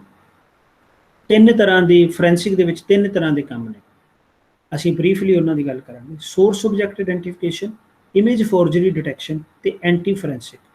ਸੋਰਸ ਆਬਜੈਕਟ ਆਇਡੈਂਟੀਫਿਕੇਸ਼ਨ ਹੈ ਇਹ ਲੱਭਣਾ ਕਿ ਫੋਟੋ ਕੈਪਚਰ ਕਿੱਥੋਂ ਕੀਤੀ ਗਈ ਹੈ। ਕਿਵੇਂ ਜਿਵੇਂ ਮੈਂ ਆਪਣੇ ਮੋਬਾਈਲ ਤੋਂ ਫੋਟੋ ਕੈਪਚਰ ਕਰ ਲਈ, ਉਸ ਤੋਂ ਬਾਅਦ ਫਿਰ ਮੈਂ ਸਰਕੂਲੇਟ ਕਰਤੀ, ਤਾਂ ਹੁਣ ਇਹ ਲੱਭਣਾ ਕਿ ਕਿਸ ਨੇ ਕੈਪਚਰ ਕੀਤੀ ਸੀ। ਤਾਂ 2 ਚੀਜ਼ਾਂ ਫਾਈਂਡ ਕਰਨ ਵਾਲੀਆਂ ਨੇ। ਪਹਿਲੀ ਚੀਜ਼, ਕਿਸ ਕੈਮਰਾ ਮਾਡਲ ਨੇ ਉਹ ਫੋਟੋ ਖਿੱਚੀ। ਜੇ ਸਪੋਜ਼ ਮੇਰੇ ਕੋਲੇ ਕੋਈ ਵੀ ਇੱਕ ਕੈਮਰਾ, ਸਪੋਜ਼ ਨਿਕੋਨ ਦਾ ਸਪੋਜ਼ D1000 ਸਪੋਜ਼ ਮੇਰੇ ਕੋਲੇ ਕੈਮਰਾ, ਤਾਂ ਨਿਕੋਨ ਦੇ D1000 ਕੈਮਰਾ ਨੇ ਇਹ ਫੋਟੋ ਖਿੱਚੀ, ਇਹ ਪਤਾ ਕਰਨਾ ਪਹਿਲਾਂ। ਦੂਸਰਾ ਇਹ ਪਤਾ ਕਰਨਾ, ਨਿਕੋਨ D1000, ਇਹ ਤਾਂ ਬਹੁਤ ਸਾਰੇ ਕੈਮਰਾ ਬਣੇ ਹੋਣਗੇ ਦੁਨੀਆ 'ਚ, ਇਹੋ ਜਿਹੇ 1000-2000 ਕੈਮਰੇ ਤਾਂ ਵਿਕੇ ਹੀ ਹੋਣਗੇ, ਸ਼ਾਇਦ ਜ਼ਿਆਦਾ ਹੀ ਵਿਕੇ ਹੋਣ। ਤਾਂ ਦੁਨੀਆ ਦੇ ਉਹ 2000 ਜਿਹੜੇ ਨਿਕੋਨ D1000 ਕੈਮਰਾਜ਼ ਨੇ, ਉਹਨਾਂ 'ਚੋਂ ਕਿਹੜਾ ਮਾਡਲ ਫਾਈਂਡ ਕਰਨਾ, ਪਹਿਲਾਂ ਮੇਕ ਫਾਈਂਡ ਕਰਨਾ, ਫਿਰ ਮਾਡਲ ਫਾਈਂਡ ਕਰਨਾ, ਤੇ ਉਸ ਤੋਂ ਬਾਅਦ ਐਗਜ਼ੈਕਟਲੀ ਉਹ ਡਿਵਾਈਸ ਫਾਈਂਡ ਕਰਨਾ। ਉਹ ਹੈ ਸਾਡੀ ਸੋਰਸ ਆਬਜੈਕਟ ਆਇਡੈਂਟੀਫਿਕੇਸ਼ਨ। ਇਹ ਫਾਈਂਡ ਕਰਨਾ ਕਿ ਇਹ ਫੋਟੋ ਕਿੱਥੋਂ ਆਈ, ਕਿਸ ਨੇ ਕੈਪਚਰ ਕੀਤੀ। ਜੇ ਤੁਸੀਂ ਇਹ ਕੈਪਚਰ ਕਰ ਸਕਦੇ ਹੋ ਤਾਂ ਓਬਵੀਅਸਲੀ ਤੁਸੀਂ ਉਹ ਬੰਦੇ ਨੂੰ ਵੀ ਫੜ ਸਕਦੇ ਹੋ ਜਿਹਨੇ ਉਹ ਫੋਟੋ ਖਿੱਚੀ ਹੋਈ। ਜੇ ਸਾਡੇ ਕੋਲੇ ਕੋਈ ਵਾਇਰਲ ਵੀਡੀਓ ਕਿਸੇ ਨੇ ਪਾਤਾ, ਵਾਇਰਲ ਵੀਡੀਓ ਜਾਂ ਵਾਇਰਲ ਫੋਟੋ ਪਾਤੀ ਜਿਹੜੀ ਸਹੀ ਨਹੀਂ ਹੈ, ਤਾਂ ਉਹ ਕਿੱਥੋਂ ਆਈ ਇਹ ਅਸੀਂ ਲੱਭ ਸਕਦੇ ਹਾਂ। ਤੇ ਤੁਸੀਂ ਦੇਖਦੇ ਹੋ ਜਿਹੜੀ ਪੁਲਿਸ ਹੈ ਜਾਂ ਜਿਹੜੇ ਸਾਈਬਰ ਇਨਵੈਸਟੀਗੇਸ਼ਨ ਏਜੰਸੀ ਨੇ, ਉਹ ਲੱਭ ਲੈਂਦੇ ਨੇ ਕਿ ਕਿੱਥੋਂ ਆ ਰਹੇ। ਉਹਦੇ ਕਈ ਸਾਰੇ ਮੈਥਡ ਨੇ ਜਿਹੜੇ ਇੱਥੇ ਤੁਸੀਂ ਸਕਰੀਨ ਤੇ ਦੇਖ ਰਹੇ ਹੋ। ਕਈ ਸਾਰੀਆਂ ਚੀਜ਼ਾਂ ਨੇ, ਉਹਨਾਂ ਦੇ ਕੰਬੀਨੇਸ਼ਨ ਦੇ ਨਾਲ, ਉਹਨਾਂ ਨੂੰ ਮਿਲਾ ਕੇ ਕਈ ਐਲਗੋਰਿਥਮਸ, ਕਈ ਟੈਕਨੀਕਸ ਐਸੀਆਂ ਨੇ ਕਿ ਇਹਨਾਂ ਨੂੰ ਮਿਲਾ ਕੇ ਅਸੀਂ ਫਾਈਂਡ ਆਊਟ ਕਰ ਸਕਦੇ ਹਾਂ ਕਿ ਉਹ ਸੋਰਸ ਆਬਜੈਕਟ ਕਿਹੜਾ ਸੀ। ਦੂਸਰਾ ਕੰਮ ਹੈ ਉਹ ਹੈ ਇਮੇਜ ਫੋਰਜਰੀ। ਤਾਂ ਇਮੇਜ ਫੋਰਜਰੀ ਕਈ ਤਰੀਕੇ ਦੀ ਹੁੰਦੀ ਹੈ। ਇਮੇਜ ਫੋਰਜਰੀ ਸਾਡੇ ਕੋਲੇ ਅਲੱਗ-ਅਲੱਗ ਤਰ੍ਹਾਂ ਦੇ ਅਟੈਕ ਨੇ ਇਹਦੇ ਵਿੱਚ, ਕਾਪੀ ਮੂਵ, ਰੀਸੈਂਪਲਿੰਗ, ਇਮੇਜ ਇਨਹਾਂਸਮੈਂਟ, ਕਈ ਸਾਰੇ ਅਟੈਕ ਨੇ। ਅਸੀਂ ਇਹਨੂੰ ਬਰੋਡਲੀ 3 ਕੈਟਾਗਰੀਜ਼ 'ਚ ਡਿਵਾਈਡ ਕਰਦੇ ਹਾਂ। ਪਹਿਲੀ ਹੈ single image forgery. Single image forgery ਦੇ ਵਿੱਚ ਅਸੀਂ ਸਿਰਫ ਸਾਡੇ ਕੋਲ ਇੱਕ ਹੀ ਫੋਟੋ ਹੁੰਦੀ ਹੈ, ਉਸੇ ਫੋਟੋ ਨੂੰ ਹੀ ਅਸੀਂ ਫੋਰਜ ਕਰਾਂਗੇ ਸਿੰਗਲ ਇਮੇਜ ਫੋਰਜਰੀ ਦੇ ਵਿੱਚ। ਤਾਂ ਉਹਦੇ ਵਿੱਚ ਕਿਸੇ ਹੋਰ ਇਮੇਜ ਨੂੰ ਲੈ ਕੇ ਆਉਣ ਦੀ ਲੋੜ ਨਹੀਂ ਹੁੰਦੀ, ਉਸੇ ਇਮੇਜ 'ਚ ਅਸੀਂ ਚੇਂਜਿਸ ਕਰ ਦਿੰਦੇ ਹਾਂ। ਤਾਂ ਇਹਦੀ ਐਗਜ਼ਾਮਪਲ ਆ ਤੁਸੀਂ ਦੇਖ ਸਕਦੇ ਹੋ, ਜਿਵੇਂ ਮੈਂ ਪਹਿਲਾਂ ਵੀ ਤੁਹਾਨੂੰ ਜਿਹੜੀ ਫੋਟੋ ਦਿਖਾਈ ਸੀ, ਜਿਹੜੀ ਖੁਦ ਦੀ ਫੋਟੋ ਦਿਖਾਈ ਸੀ, ਉਹ ਫੋਟੋ ਵੀ ਕਾਪੀ ਮੂਵ ਜਾਂ ਸਿੰਗਲ ਇਮੇਜ ਫੋਰਜਰੀ ਸੀ। ਇੱਕ ਹੀ ਫੋਟੋ, ਉਹਦੇ 'ਚ ਕੁਝ ਚੇਂਜਿਸ ਕਰਤੀਆਂ। ਤਾਂ ਜਿਵੇਂ ਇਹ ਵਾਲੀ ਫੋਟੋ ਹੈ, ਤਾਂ ਲੈਫਟ ਸਾਈਡ ਵਾਲੀ ਫੋਟੋ ਓਰੀਜਨਲ ਹੈ, ਰਾਈਟ ਸਾਈਡ ਵਾਲੀ ਫੋਟੋ ਟੈਂਪਰਡ ਹੈ। ਤਾਂ ਰਾਈਟ ਸਾਈਡ ਵਾਲੀ ਫੋਟੋ 'ਚ ਅਸੀਂ ਕੀ ਕੀਤਾ, ਕੁਝ ਹਿੱਸਾ ਗ੍ਰਾਸ ਦਾ, ਪੱਥਰ ਦਾ ਜਾਂ ਪਹਾੜ ਦਾ ਅਸੀਂ ਉੱਥੇ ਡਰਾਅ ਕਰ ਦਿੱਤਾ। ਤਾਂ ਜਦੋਂ ਅਸੀਂ ਉੱਥੇ ਡਰਾਅ ਕਰ ਦਿੱਤਾ ਤਾਂ ਉਹਦੇ ਨਾਲ ਤੁਸੀਂ ਦੇਖੋ ਓਰੀਜਨਲ ਫੋਟੋ ਦੇ ਵਿੱਚ ਇੱਕ ਵਾਈਟ ਕਲਰ ਦਾ ਨਿਸ਼ਾਨ ਬਣਿਆ ਹੋਇਆ ਪਹਾੜ ਦੇ ਉੱਪਰ, ਛੋਟਾ ਜਿਹਾ ਨੀਚੇ ਜਿਹੜਾ ਨਿਸ਼ਾਨ ਇੱਕ ਬਣਿਆ ਹੋਇਆ। ਤਾਂ ਉਹ ਵਾਲਾ ਜਿਹੜਾ ਨਿਸ਼ਾਨ ਹੈ ਉਹ ਸੇਮ ਅਸੀਂ ਡਰਾਅ ਕਰ ਦਿੱਤਾ ਜਿੱਥੇ ਫਸਟ ਲੇਡੀ ਖੜੀ ਹੈ, ਤੇ ਜਿਹੜੀ ਸੈਕਿੰਡ ਲੇਡੀ ਹੈ ਉਹਦੀ ਜਗ੍ਹਾ ਤੇ ਅਸੀਂ ਨਾਲ ਵਾਲਾ ਜਿਹੜਾ ਪਹਾੜ ਹੈ ਉਸ ਨੂੰ ਐਜ਼ ਸੱਚ ਉੱਥੇ ਡਰਾਅ ਕਰ ਦਿੱਤਾ।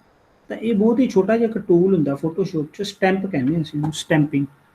ਤਾਂ ਉਹ ਸਟੈਂਪ ਟੂਲ ਨੂੰ ਅਸੀਂ ਯੂਜ਼ ਕਰ ਸਕਦੇ ਹਾਂ। ਤੁਸੀਂ ਦੇਖਿਓ ਪ੍ਰੈਕਟਿਸ ਕਰਕੇ, ਬਹੁਤ ਹੀ ਸੌਖਾ ਟੂਲ ਹੈ ਸਟੈਂਪਿੰਗ, ਤਾਂ ਉਸ ਨੂੰ ਅਸੀਂ ਯੂਜ਼ ਕਰ ਸਕਦੇ ਹਾਂ ਇਹਦੇ ਲਈ। ਤਾਂ ਇਹ ਹੈ ਸਾਡੇ ਕੋਲ ਸਿੰਗਲ ਇਮੇਜ ਫੋਰਜਰੀ। ਨੈਕਸਟ ਹੈ ਸਾਡੇ ਕੋਲ multi image forgery. Multi image forgery ਦੇ ਵਿੱਚ ਅਸੀਂ 2 ਜਾਂ 2 ਤੋਂ ਵੱਧ ਜਿਹੜੀਆਂ ਇਮੇਜਸ ਨੇ ਉਹਨਾਂ ਨੂੰ ਯੂਜ਼ ਕਰਦੇ ਹਾਂ। ਤਾਂ ਅਗਲੀ ਸਲਾਈਡ ਦੇ ਉੱਪਰ ਥੋੜਾ ਖੂਨ ਖਰਾਬਾ ਹੈ, ਸੋ ਇਸ ਲਈ ਇਹ ਤੁਹਾਨੂੰ ਇੱਕ ਡੈਕਲੇਰੇਸ਼ਨ ਲਗਾਇਆ ਸੋ ਦੈਟ ਥੋੜਾ ਤੁਸੀਂ ਇਸ ਚੀਜ਼ ਦਾ ਧਿਆਨ ਰੱਖਿਓ, ਕਈ ਵਾਰ ਬੱਚੇ ਸਾਡੇ ਨਾਲ ਹੁੰਦੇ ਨੇ।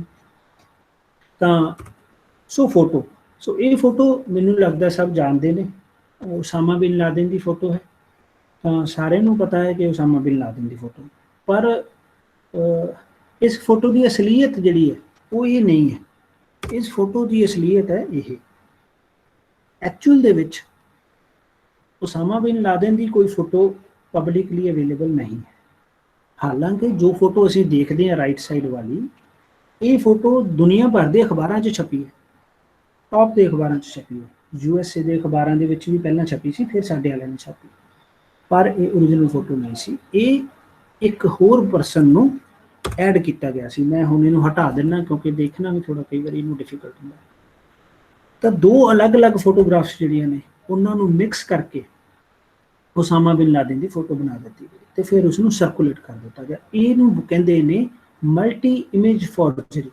ਜਦੋਂ ਤੁਹਾਡੇ ਕੋਲੇ ਮਲਟੀਪਲ ਇਮੇਜਸ ਹੋਣ ਤਾਂ ਤੁਸੀਂ ਉਹਨਾਂ ਨੂੰ ਮਿਕਸ ਕਰ ਦਿਓ ਤੇ ਇੱਕ ਇਮੇਜ ਬਣਾ ਦਿਓ, ਤਾਂ ਉਹਨੂੰ ਕਹਿੰਦੇ ਨੇ ਮਲਟੀ ਇਮੇਜ ਫੋਰਜਰੀ।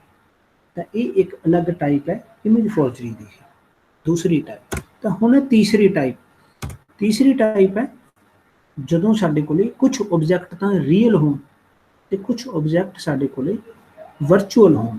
ਜਿਵੇਂ ਕਿ ਇਹ ਫੋਟੋ ਬਾਹੂਬਲੀ ਸਾਰਿਆਂ ਨੇ ਦੇਖੀ, ਤਾਂ ਕੋਈ ਭੱਲਾਲ ਦੇਵ ਵਾਕਈ ਤਾਂ ਐਡੇ ਵੱਡੇ ਜੋ ਹੈ ਉਹਦੇ ਨਾਲ ਯੁੱਧ ਨਹੀਂ ਕਰ ਰਿਹਾ ਸੀ, ਤਾਂ ਉਹ ਚੀਜ਼ ਕਿੱਥੋਂ ਆਈ? ਉਹ ਚੀਜ਼ ਓਬਵੀਅਸਲੀ ਆਈ ਕੰਪਿਊਟਰ ਦੇ ਥਰੂ, ਸਾਨੂੰ ਸਭ ਨੂੰ ਪਤਾ।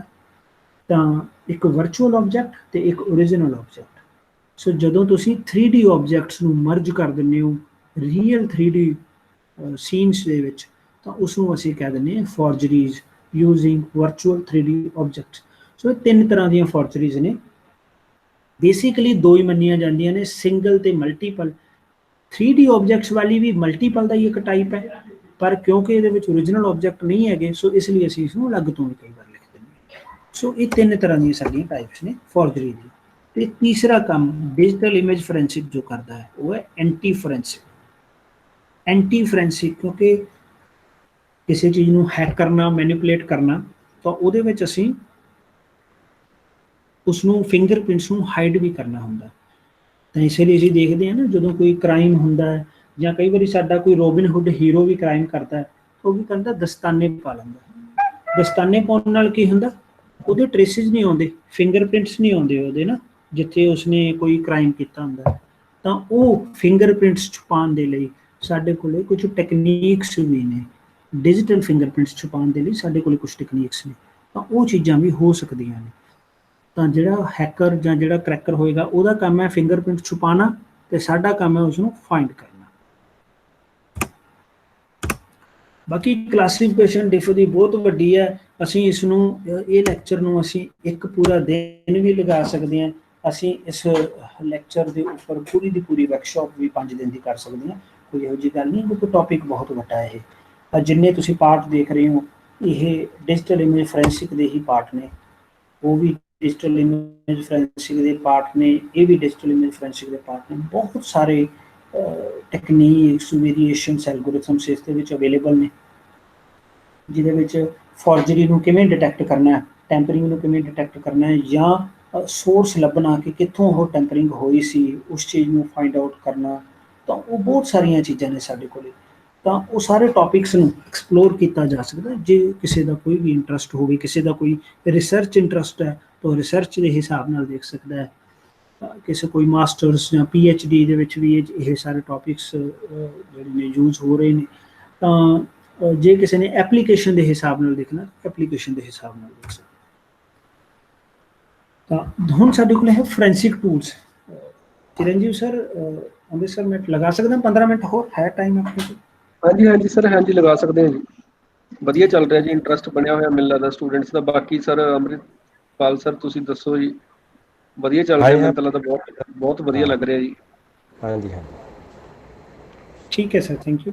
ਤੇ ਹੁਣ ਫੋਰੈਂਸਿਕ ਟੂਲ ਸਾਡੇ ਕੋਲ ਕੁਛ ਨੇ। ਫੋਰੈਂਸਿਕ ਟੂਲ ਜਿਨ੍ਹਾਂ ਦੇ ਥਰੂ ਅਸੀਂ ਇਹ ਐਨਾਲਾਈਜ਼ ਕਰਦੇ ਹਾਂ ਕਿ ਕਿਸ ਤਰ੍ਹਾਂ ਕਿਹੜੀ ਫੋਟੋਗ੍ਰਾਫ ਜਾਂ ਕਿਸ ਤਰ੍ਹਾਂ ਦੀਆਂ ਇਮੇਜਸ ਜਿਹੜੀਆਂ ਨੇ ਉਹਨਾਂ ਨੂੰ ਅਸੀਂ ਯੂਜ਼ ਕਰਦੇ ਹਾਂ। ਤਾਂ ਇਹਦੇ ਲਈ ਮੈਂ ਵਾਪਸ ਕ੍ਰੋਮ ਦੇ ਵਿੱਚ ਆਊਂਗਾ, ਜਿਹੜੇ ਇਹ ਵੈਬ ਟੂਲਸ ਨੇ ਆਪਣੇ, ਉੱਥੇ ਆਪਾਂ ਡਿਸਕਸ ਕਰਾਂਗੇ। ਸਭ ਤੋਂ ਪਹਿਲਾ ਟੂਲ ਜਿਹੜਾ ਹੈ ਉਹ ਹੈ TinEye।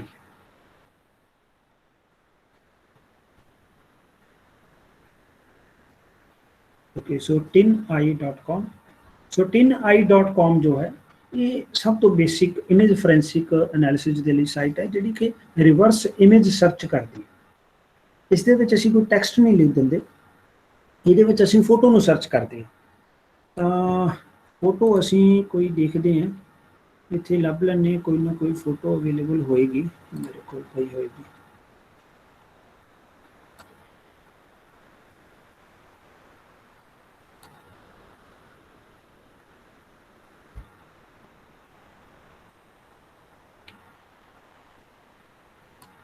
ਆਪਾਂ ਇਸ ਤਰ੍ਹਾਂ ਕਰਦੇ ਹਾਂ, ਆਪਾਂ ਪਹਿਲਾਂ ਇੱਕ ਫੋਟੋ ਸਰਚ ਕਰ ਲੈਂਦੇ ਹਾਂ, ਜਿਹੜਾ ਕੋਈ ਬੰਦਾ ਜਿਵੇਂ ਫੋਰ ਐਗਜ਼ਾਮਪਲ ਬਹੁਤ ਪਪੂਲਰ ਹੈ ਅਮਿਤਾਭ ਬੱਚਨ।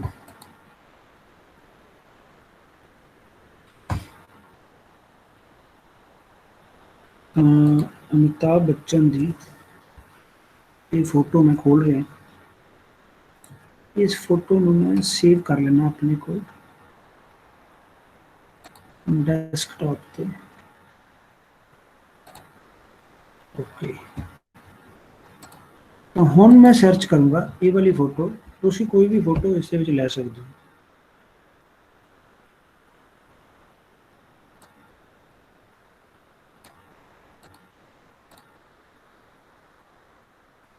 तो मैं इसमें एक फोटो की इनपुट दी है, तो मैं उसमें क्या था सर्च करो कि ये फोटो कितों आई है, कितने कितने अवेलेबल है।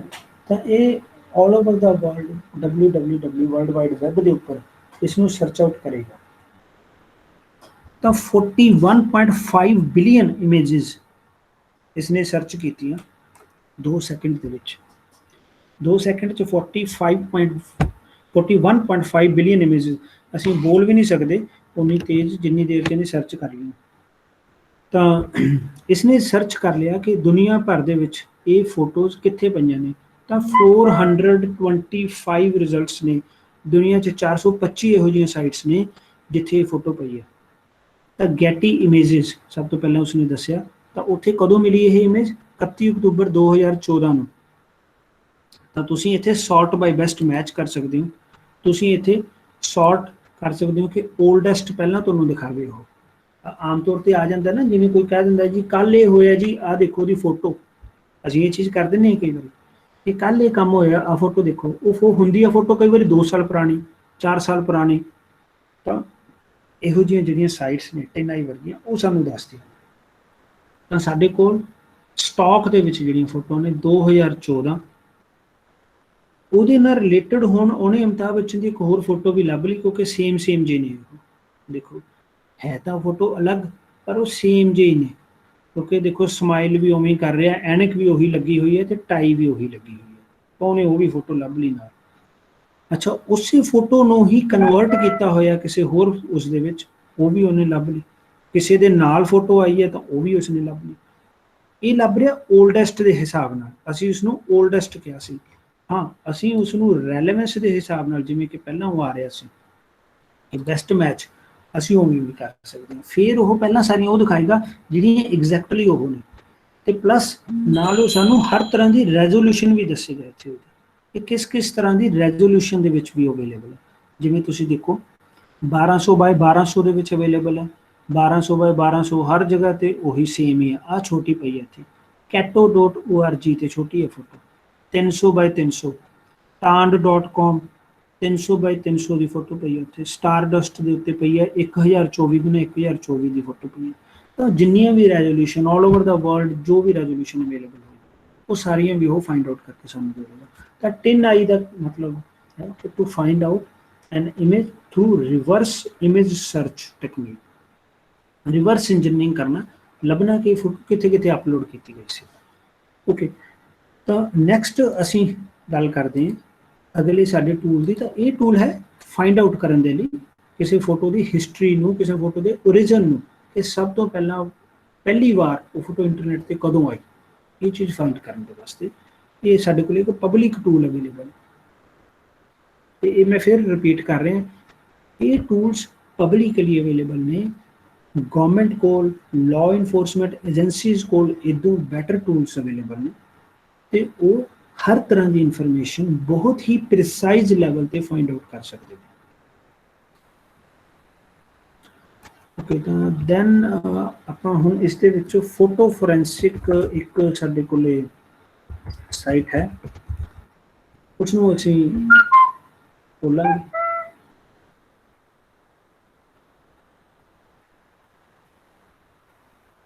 photoforensics.com। ਤਾਂ ਇਹ ਸਾਡੀ ਐਨਾਲਾਈਜ਼ ਕਰਦੀ ਹੈ ਫੋਟੋਜ਼ ਨੂੰ, ਫੋਟੋਜ਼ ਦੀ ਜਿਹੜੀ ਕੋਈ ਵੀ ਕਿਸੇ ਇਮੇਜ ਦੀ ਜੋ ਵੀ ਇਨਫੋਰਮੇਸ਼ਨ ਹੈ ਉਸ ਚੀਜ਼ ਨੂੰ ਇਹ ਐਨਾਲਾਈਜ਼ ਕਰਦੀ ਹੈ। ਤਾਂ ਇਸ ਨੂੰ ਐਨਾਲਾਈਜ਼ ਕਰਨ ਦੇ ਲਈ ਸਭ ਤੋਂ ਪਹਿਲਾਂ ਸਾਨੂੰ ਇਹਨੂੰ ਇੱਕ ਫੋਟੋ ਓਬਵੀਅਸਲੀ ਅਪਲੋਡ ਕਰਵਾਉਣੀ ਪਏਗੀ ਤੇ ਫਿਰ ਉਸ ਫੋਟੋ ਦੀ ਇਨਫੋਰਮੇਸ਼ਨ ਇਹ ਦੇਗੀ। ਤਾਂ ਤੁਸੀਂ ਇੱਕ ਸੈਕਿੰਡ ਹੋਲਡ ਕਰੋ ਜਰਾ, ਕਿਉਂਕਿ ਮੇਰੇ ਕੋਲ ਫੋਟੋ ਸਿਸਟਮ 'ਚ ਨਹੀਂ, ਬਸ ਮੈਂ ਤੁਹਾਨੂੰ ਹੁਣੇ ਕਾਪੀ ਕਰਕੇ ਦਿੰਦਾ।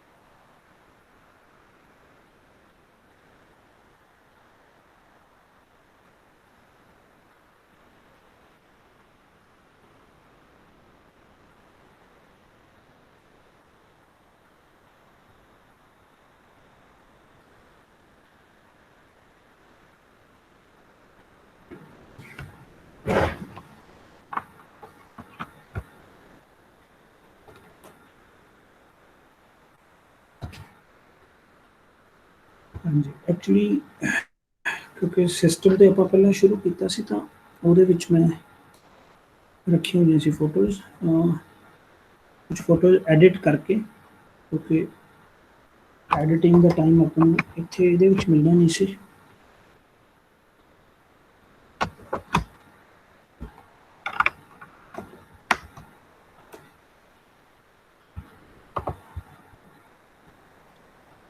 इधरों कोई मैं शेयर करा सर, कोई अपडेटेड जी फोटो जी मैं के लभ गई?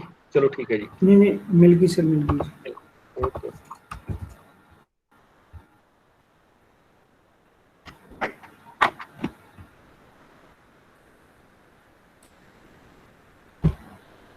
हाँ जी, तो मैं हुण इत्थे असीं दो काम कर सकते हैं, ਜਾਂ ਤਾਂ ਅਸੀਂ URL ਦੇ ਸਕਦੇ ਹਾਂ ਉਸ ਫੋਟੋ ਦਾ, ਜਾਂ ਫਿਰ ਅਸੀਂ ਫਾਈਲ ਚੂਜ਼ ਕਰ ਸਕਦੇ ਹਾਂ। ਤਾਂ ਮੈਂ ਇੱਥੇ ਡੈਸਕਟਾਪ ਤੋਂ ਇੱਕ ਫੋਟੋ ਅਪਲੋਡ ਕਰ ਰਿਹਾ, ਅਪਲੋਡ ਫਾਈਲ ਤੇ ਕਲਿੱਕ ਕਰਾਂਗਾ। ਫਾਈਲ ਚੂਜ਼ ਕਰਨ ਤੋਂ ਬਾਅਦ ਤਾਂ ਇਹ ਫਾਈਲ ਅਪਲੋਡ ਹੋ ਜਾਏਗੀ ਤੇ ਇਹਦੀ ਇਨਫੋਰਮੇਸ਼ਨ ਸਾਡੇ ਕੋਲ ਅਵੇਲੇਬਲ ਹੋ ਜਾਏਗੀ। ਚਿਰੰਜੀਵ ਸਰ ਵੀ ਮਿਲ ਲੱਗਦਾ ਹੋਣਗੇ ਇਸ ਫੋਟੋ ਵਿੱਚ।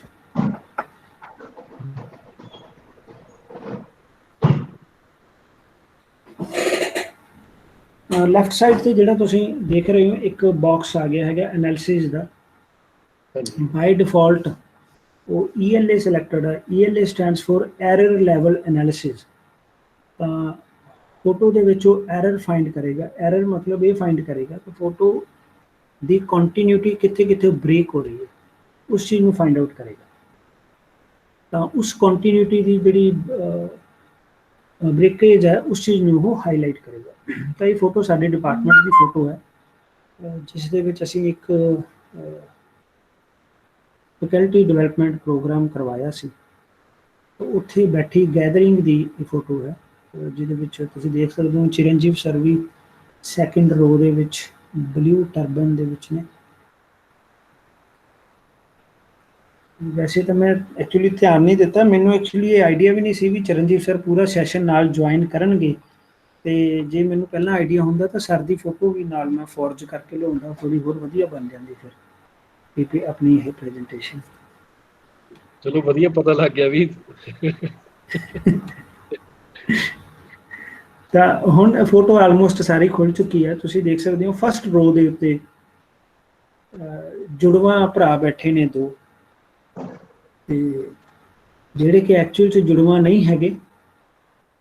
ਓਰੀਜਨਲ ਫੋਟੋ ਮੈਂ ਤੁਹਾਨੂੰ ਦਿਖਾ ਦਿੰਦਾ, ਪਰ ਉਹ ਫਿਰ ਮੈਨੂੰ ਉੱਧਰੋਂ ਕਾਪੀ ਕਰਨੀ ਪਏਗੀ। ਐਕਚੁਅਲ ਦੇ ਵਿੱਚ ਜੋ ਰਾਈਟ ਮੋਸਟ ਨੇ ਸਾਡੇ ਡਾਕਟਰ ਕਰਨਦੀਪ ਸਿੰਘ ਜੀ, ਉਹ ਨੇ ਫਸਟ ਰੋ ਦੇ ਵਿੱਚ ਬਿਲਕੁਲ ਨੇੜੇ ਜਿਹੜੇ ਬੈਠੇ ਨੇ ਉਹ ਕਰਨ ਜੀ ਨੇ, ਤੇ ਉਹਨਾਂ ਤੋਂ ਬਾਅਦ ਬੈਠੇ ਨੇ ਡਾਕਟਰ ਅਭਿਨਵ ਭੰਡਾਰੀ।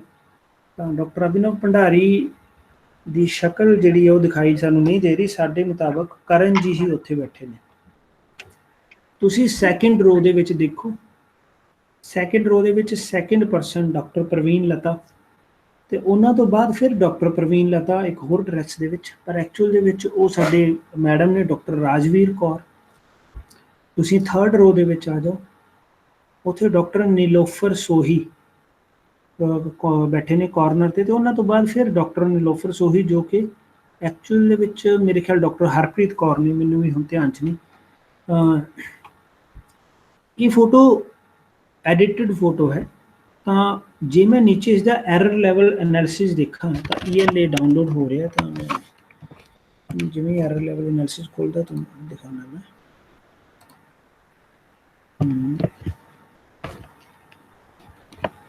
ਹੁਣ ਬੇਸਿਕਲੀ ਹੋਇਆ ਕਿ ਅਸੀਂ ਕੰਟੈਂਟ ਨੂੰ ਇੱਕ ਜਗ੍ਹਾ ਤੋਂ ਦੂਸਰੀ ਜਗ੍ਹਾ ਦੇ ਉੱਪਰ ਡਰਾ ਕਰ ਦਿੱਤਾ ਹੈ।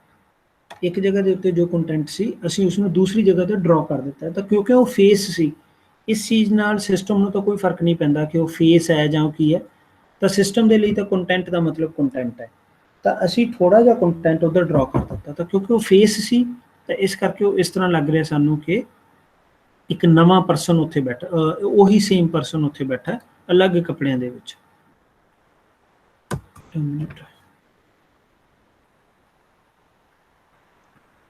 ਨੈਟ ਦੀ ਪ੍ਰੋਬਲਮ ਲੱਗ ਰਹੀ ਹੈ ਸ਼ਾਇਦ ਥੋੜੀ, ਹਾਂ ਵਿੱਚੋਂ ਦਿੱਕਤ ਹੋ ਜਾਂਦੀ।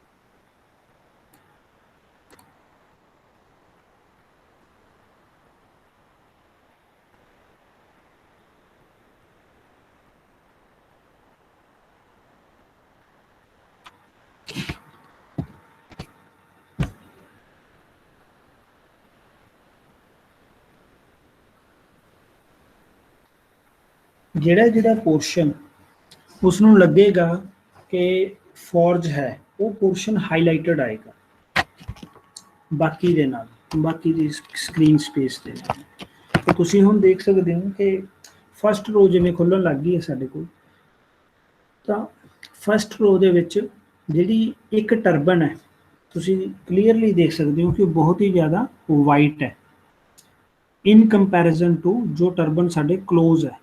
ਜੋ ਟਰਬਨ ਵਾਲਾ ਪਾਰਟ ਜੋ ਸਾਡੇ ਕਲੋਜ਼ ਹੈ, ਜੇ ਅਸੀਂ ਇੱਥੇ ਉੱਪਰ ਦੇਖੀਏ ਟਰਬਨ ਤਾਂ ਸੇਮ ਨੇ, ਅਸੀਂ ਜਦੋਂ ਦੇਖਾਂਗੇ ਸਾਨੂੰ ਕੋਈ ਕਲਰ ਦਾ ਡਿਫਰੈਂਸ ਨਹੀਂ ਲੱਗੇਗਾ ਬਿਲਕੁਲ, ਬਟ ਜੋ ਐਰਰ ਲੈਵਲ ਐਨਾਲਿਸਿਸ ਹੈ ਉਹ ਸਾਨੂੰ ਦਿਖਾ ਰਿਹਾ ਕਿ ਇਹ ਵਾਲਾ ਜੋ ਫੇਸ ਹੈ ਨੀਚੇ ਵੀ ਉਹ ਫੇਸ ਉਹਨਾਂ ਡਰਾ ਹੋ ਗਿਆ, ਇਹ ਉਹਨਾਂ ਪੋਰਸ਼ਨ ਜਿਹੜਾ ਹੈ ਉੱਥੇ ਕੋਈ ਗੜਬੜ ਹੈ। ਉਹਨੇ ਇਹ ਨਹੀਂ ਕਿਹਾ ਇਹ ਫੋਰਜ ਹੈ, ਪਰ ਉਹਨੇ ਕਿਹਾ ਕਿ ਇਹ ਡਿਸਕਨੈਕਟਡ ਹੈ from the remaining of the image. ਇਸੇ ਤਰ੍ਹਾਂ ਜਦੋਂ ਤੁਸੀਂ ਸੈਕਿੰਡ ਰੋ ਦੇ ਵਿੱਚ ਜਾਓਗੇ, ਸੈਕਿੰਡ ਰੋ ਦੇ ਵਿੱਚ ਵੀ ਜੋ ਸੈਕਿੰਡ ਪਰਸਨ ਹੈ ਉਸ ਦਾ ਫੇਸ ਤੁਸੀਂ ਦੇਖੋਗੇ ਕਿ ਉੱਥੇ ਕੁਝ ਚੇਂਜ ਹੈ। ਇਸੇ ਤਰ੍ਹਾਂ ਥਰਡ ਰੋ ਦੇ ਵਿੱਚ ਵੀ ਜਿੱਥੇ ਚੇਂਜ ਸੀ ਉਹ ਉਹਨੇ ਹਿੱਸੇ ਨੂੰ ਤੁਸੀਂ ਦੇਖੋਗੇ ਕਿ ਕੁਝ ਚੇਂਜ ਹੈ। ਹੁਣ ਜਦੋਂ ਫਸਟ ਟਾਈਮ ਕੋਈ ਇਸ ਨੂੰ ਦੇਖੇਗਾ ਤਾਂ ਉਦੋਂ ਇਹਨਾਂ ਚੀਜ਼ਾਂ ਨੂੰ ਐਨਾਲਾਈਜ਼ ਕਰਨਾ ਕਈ ਵਾਰ ਮੁਸ਼ਕਿਲ ਹੁੰਦਾ, ਕਿਉਂਕਿ ਤੁਹਾਨੂੰ ਸ਼ਾਇਦ ਛੱਤ ਦੇ ਉੱਪਰ ਜਾਂ ਜੋ ਪਿੱਛੇ ਤੁਸੀਂ ਦੇਖ ਰਹੇ ਹੋ ਕਿ ਜੋ ਸਟੈਂਡ ਪਿਆ ਹੈ ਇੱਕ, ਉਹ ਸਟੈਂਡ ਵੀ ਹੋ ਸਕਦਾ ਤੁਹਾਨੂੰ ਸਿਮਿਲਰ ਲੱਗ ਰਿਹਾ ਹੋਵੇ ਵੀ ਉੱਥੇ ਵੀ ਉਹ ਬ੍ਰਾਈਟ ਹੈ, ਕੰਟੈਂਟ ਬ੍ਰਾਈਟ ਹੈ, ਪਰ ਐਕਚੁਅਲ ਦੇ ਵਿੱਚ ਉਹ ਕੰਟੈਂਟ ਵੀ ਜਿਹੜਾ ਹੈ ਉੱਥੇ ਫਾਈਨ ਐਜਿਸ ਨੇ। ਅਸੀਂ ਇਮੇਜ ਪ੍ਰੋਸੈਸਿੰਗ ਦੇ ਵਿੱਚ ਇਸ ਨੂੰ ਐਜਿਸ ਦੇ ਨਾਲ ਰਿਪਰੈਜ਼ੈਂਟ ਕਰਦੇ ਹਾਂ। ਤਾਂ ਜਿਵੇਂ ਅਸੀਂ ਇੱਥੇ ਦੇਖ ਰਹੇ ਹਾਂ ਹੁਣ ਜਿੱਥੇ ਜਿੱਥੇ ਐਜਿਸ ਰਿਫਾਈਨ ਨਹੀਂ ਹੈਗੀ ਉੱਥੇ ਅਦਰਵਾਈਜ਼ ELA ਹਾਈਲਾਈਟ ਨਹੀਂ ਹੁੰਦਾ। ELA ਹਾਈਲਾਈਟ ਹੋਏਗਾ ਜਦੋਂ ਕੋਈ ਚੀਜ਼ ਡਿਸਕਨੈਕਟਡ ਹੋਏਗੀ from the surrounding of the area. ਤਾਂ ਇੱਥੇ ਜਿਹੜੀਆਂ ਇਹ ਤਿੰਨ ਪੋਰਸ਼ਨ ਨੇ ਉਹ ਸਾਡੇ ਕੋਲੇ ਅਲੱਗ-ਅਲੱਗ ਰਿਪਰੈਜ਼ੈਂਟ ਕੀਤੇ ਜਾ ਰਹੇ ਨੇ। ਤਾਂ ਫੋਰੈਂਸਿਕ ਐਨਾਲਿਸਿਸ ਦੇ ਵਿੱਚ ਅਸੀਂ ਇਹ ਚੀਜ਼ ਨੂੰ ਆਇਡੈਂਟੀਫਾਈ ਕਰ ਸਕਦੇ ਹਾਂ। ਇਸ ਤੋਂ ਬਿਨਾਂ ਪਹਿਲੀ ਚੀਜ਼ ਤਾਂ ਫੋਰਜਰੀ ਉਸਨੇ ਸਾਨੂੰ ਦੇ ਦਿੱਤੀ। ਦੂਸਰੀ ਚੀਜ਼ ਸਾਡੇ ਕੋਲੇ ਬਹੁਤ ਸਾਰਾ ਮੈਟਾ ਡਾਟਾ ਹੁੰਦਾ ਹੈ। ਮੈਟਾ ਡਾਟਾ ਉਸ ਇਮੇਜ ਦੀ ਇਨਫੋਰਮੇਸ਼ਨ ਹੁੰਦੀ ਹੈ, ਉਹ ਇਮੇਜ ਦੀ ਇਨਫੋਰਮੇਸ਼ਨ ਸਾਨੂੰ ਮਿਲ ਸਕਦੀ ਹੈ ਕਿ ਇਹ ਇਮੇਜ ਇੱਕ JPG ਇਮੇਜ ਹੈ, ਇਸ ਦਾ ਕਿਹੜਾ ਵਰਜ਼ਨ ਸਾਡੇ ਕੋਲ ਅਵੇਲੇਬਲ ਹੈ, ਉਸਦੀ ਰੈਜ਼ੋਲੂਸ਼ਨ ਕਿੰਨੀ ਹੈ, DCT ਕੋਡਿੰਗ ਦੀ ਗੱਲ ਹੁੰਦੀ ਹੈ। ਤਾਂ ਇਮੇਜ ਪ੍ਰੋਸੈਸਿੰਗ ਵਾਲੇ ਹੀ ਉਸ ਨੂੰ ਸਮਝ ਸਕਦੇ ਨੇ DCT ਕੋਡਿੰਗ ਦਾ ਕੀ ਮਤਲਬ ਹੈ। ਦੈਨ ਸਾਡੇ ਕੋਲੇ ਜਿਹੜੀ ਸੋਰਸ ਇਮੇਜ ਹੈ ਉਹ ਸੋਰਸ ਇਮੇਜ ਸਾਨੂੰ ਇੱਥੇ ਦਿਖਾ ਰਿਹਾ, ਮੈਟਾ ਡਾਟਾ ਦਿਖਾ ਰਿਹਾ। JPEG ਦੀ ਪਰਸੈਂਟੇਜ ਦਿਖਾਏਗਾ ਕਿ JPEG ਦੀ ਕੁਆਲਿਟੀ ਕੀ ਹੈ। ਤਾਂ JPEG ਦੀ ਕੁਆਲਿਟੀ ਇੱਥੇ 92% ਹੈ, ਮਤਲਬ ਪੂਰੀ ਇਮੇਜ ਜੋ ਹੈ ਉਹਨੂੰ ਅਸੀਂ 92% ਤੇ ਕੰਪਰੈਸ ਕੀਤਾ ਹੋਇਆ। ਤਾਂ ਇਸ ਤਰ੍ਹਾਂ ਦੀ ਇਨਫੋਰਮੇਸ਼ਨ ਜਿੰਨੀ ਵੀ ਸਾਡੇ ਕੋਲ ਅਵੇਲੇਬਲ ਹੋਏਗੀ ਉਹ ਸਾਰੀ ਦਿਖਾਏਗਾ। ਤਾਂ ਫਾਈਲ ਦਾ ਟਾਈਮ ਦਿਖਾਏਗਾ ਉਹ, ਤੇ ਇਹ ਫਾਈਲ ਕਦੋਂ ਬਣੀ। ਇਹ ਫਾਈਲ ਬਣੀ 10 ਦਸੰਬਰ 2019 ਨੂੰ ਸ਼ਾਮ ਨੂੰ 5:06 ਤੇ, ਠੀਕ ਹੈ। ਤਾਂ ਇਹ GMT ਟਾਈਮ ਦੇ ਰਿਹਾ ਉਹ। ਤਾਂ ਅਲੱਗ-ਅਲੱਗ ਤਰ੍ਹਾਂ ਦੀ ਇਨਫੋਰਮੇਸ਼ਨ ਇੱਕ ਇਮੇਜ ਦੇ ਰਿਗਾਰਡਿੰਗ ਸਾਨੂੰ ਇਸ ਦੇ ਵਿੱਚੋਂ ਇਹ ਮਿਲ ਸਕਦੀ ਹੈ। ਇੱਕ ਸਿਮਿਲਰ ਟੂਲ ਜੋ ਇਸ ਦੇ ਨਾਲ ਰਿਲੇਟਡ ਹੈ ਫੋਰੈਂਸਿਕਲੀ,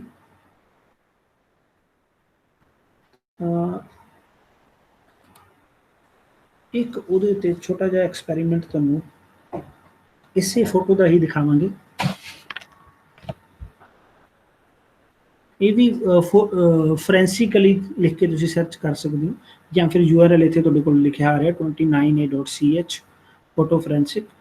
ਸੋ ਇਸ ਦੇ ਵਿੱਚ ਵੀ ਤੁਸੀਂ ਇਸੇ ਤਰ੍ਹਾਂ ਫਾਈਲ ਇੱਕ ਓਪਨ ਕਰਨੀ ਹੈ। ਤਾਂ ਮੈਂ ਉਹੀ ਫਾਈਲ ਇੱਕ ਓਪਨ ਕਰ ਲਈ। ਮੈਂ ਇਸ ਨੂੰ ਜ਼ੂਮ ਕਰਕੇ ਦੇਖਣਾ ਚਾਹੁੰਦਾ ਹਾਂ ਤਾਂ ਮੇਰੇ ਕੋਲ ਮੈਗਨੀਫਾਇਰ ਗਲਾਸਿਸ ਹੈਗੇ ਨੇ, ਜਿੱਥੇ ਜਿੱਥੇ ਮੇਰਾ ਪੁਆਇੰਟਰ ਹੋਊਗਾ ਉਹ ਚੀਜ਼ ਮੈਨੂੰ ਡਿਸਪਲੇ ਕੀਤੀ ਜਾਏਗੀ। ਤਾਂ ਇੱਥੋਂ ਮੈਂ ਇਸ ਚੀਜ਼ ਨੂੰ ਆਇਡੈਂਟੀਫਾਈ ਕਰ ਸਕਦਾ। ਜੇ ਤੁਸੀਂ ਫੋਰਜਰੀ ਕਰਦੇ ਰਹਿੰਦੇ ਹੋ ਤਾਂ ਫਿਰ ਤੁਹਾਨੂੰ ਜ਼ਰੂਰ ਪਤਾ ਲੱਗੇਗਾ ਉੱਥੋਂ ਦੇਖ ਕੇ ਕਿ ਕਿਸ ਤਰ੍ਹਾਂ ਜਿਹੜੀ ਗਰਦਨ ਹੈ ਉਹ ਡਿਸਕਨੈਕਟਡ ਹੋ ਰਹੀ ਹੈ ਦੋਨੋਂ ਹੀ ਫੇਸਿਸ ਦੇ ਉੱਤੇ। ਇਹ ਵਾਲੀ ਤਾਂ ਠੀਕ ਹੈ ਕਿਉਂਕਿ ਇੱਥੇ ਕਾਲਰ ਆ ਗਿਆ ਸੀ, ਪਰ ਇੱਥੇ ਗਰਦਨ ਡਿਸਕਨੈਕਟਡ ਸਾਨੂੰ ਦਿਖਾਈ ਦੇਗੀ। ਤਾਂ ਕੁਝ ਚੀਜ਼ਾਂ ਜਿਹੜੀਆਂ ਐਕਸਪੈਰੀਮੈਂਟੇਸ਼ਨ ਦੇ ਨਾਲ ਹੁੰਦੀਆਂ ਨੇ। ਹਾਂ, otherwise what you can do, ਅਸੀਂ ਇੱਥੋਂ ਐਰਰ ਲੈਵਲ ਐਨਾਲਿਸਿਸ ਵੀ ਕਰ ਸਕਦੇ ਹਾਂ, ਜਿਵੇਂ ਉਸ ਦੇ ਵਿੱਚ ਪਹਿਲਾਂ ਕੀਤਾ ਸੀ ਐਰਰ ਲੈਵਲ ਐਨਾਲਿਸਿਸ, ਜਾਂ ਫਿਰ ਕਰ ਸਕਦੇ ਹਾਂ ਕਲੋਨ ਡਿਟੈਕਸ਼ਨ। ਕਲੋਨ ਡਿਟੈਕਸ਼ਨ ਤੇ ਜਦੋਂ ਤੁਸੀਂ ਕਲਿੱਕ ਕਰੋਗੇ ਤਾਂ ਉਹ ਸਿਮਿਲੈਰਿਟੀ ਫਾਈਂਡ ਕਰੇਗਾ। ਤਾਂ ਇਹ ਕਈ ਵਾਰ ਥੋੜਾ ਟਾਈਮ ਲਗਾਉਂਦਾ ਉਸ ਨੂੰ ਫਾਈਂਡ ਆਊਟ ਕਰਨ ਦੇ ਲਈ।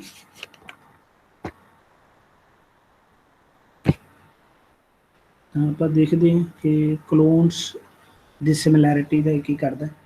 ਤਾਂ ਇਹ ਜਿੱਥੇ ਜਿੱਥੇ ਇਸ ਨੂੰ ਲੱਗੇਗਾ ਕਿ ਇੱਥੇ ਇੱਥੇ ਕਲੋਨ ਨੇ, ਇੱਥੇ ਇੱਥੇ ਡਾਟਾ ਜਿਹੜਾ ਉਹ ਰਿਪੀਟ ਕੀਤਾ ਗਿਆ, ਤਾਂ ਉਹ ਉਸ ਚੀਜ਼ ਨੂੰ ਤੁਹਾਨੂੰ ਹਾਈਲਾਈਟ ਕਰਕੇ ਦਿਖਾਏਗਾ।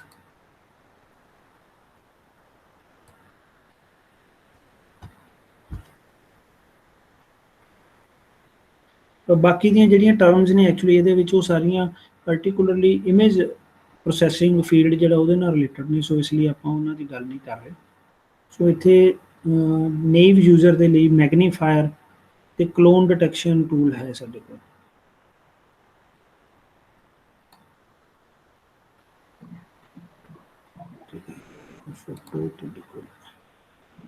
ਮੈਂ ਸਰ ਉਸ ਸੈਂਡ ਕਰਤਾ ਜੀ ਚੈਟ ਦੇ ਵਿੱਚ ਲਿੰਕ।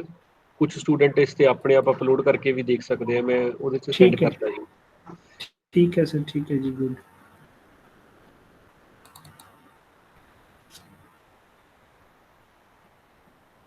ਇਹ ਮੇਰੀ ਫੋਟੋ ਦੁਬਾਰਾ ਕੀਤੀ ਮੈਂ ਅਪਲੋਡ, ਚੇਂਜ ਹੋ ਗਈ ਸੀ।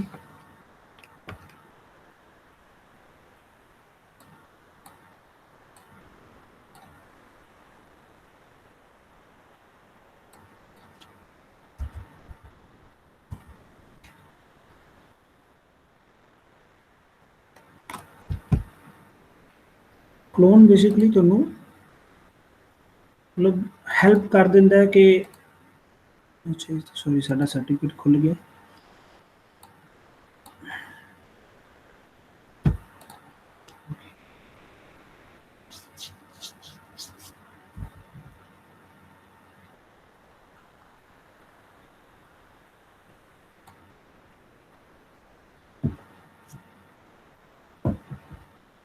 एक्चुअली 1-2 सेकंड के लिए वो आया भी सी, पर मेरे ख्याल वीडियो करके वो दोनों फोटो चेंज हो गई थी, इसलिए तो को पहुंचे नहीं होना।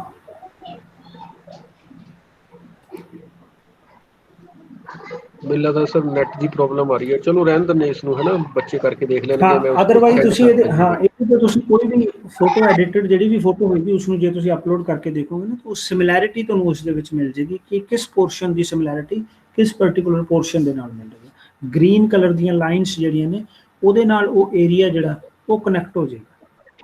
ਠੀਕ ਹੈ, ਤਾਂ ਉਹ ਚੀਜ਼ ਠੀਕ ਤੁਸੀਂ ਹੈ ਦੇਖ ਸਕਦੇ ਹੋ। ਠੀਕ ਹੈ ਜੀ।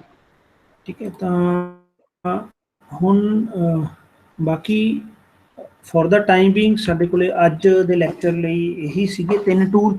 ਇਸ ਤੋਂ ਬਿਨਾਂ ਚਲੋ ਜੇ ਕਦੇ ਦੁਬਾਰਾ ਮਿਲਾਂਗੇ ਤਾਂ ਜ਼ਰੂਰ ਆਪਾਂ ਹੋਰ ਟੂਲਸ ਜਿਹੜੇ ਨੇ ਉਹ ਵੀ ਡਿਸਕਸ ਕਰਾਂਗੇ।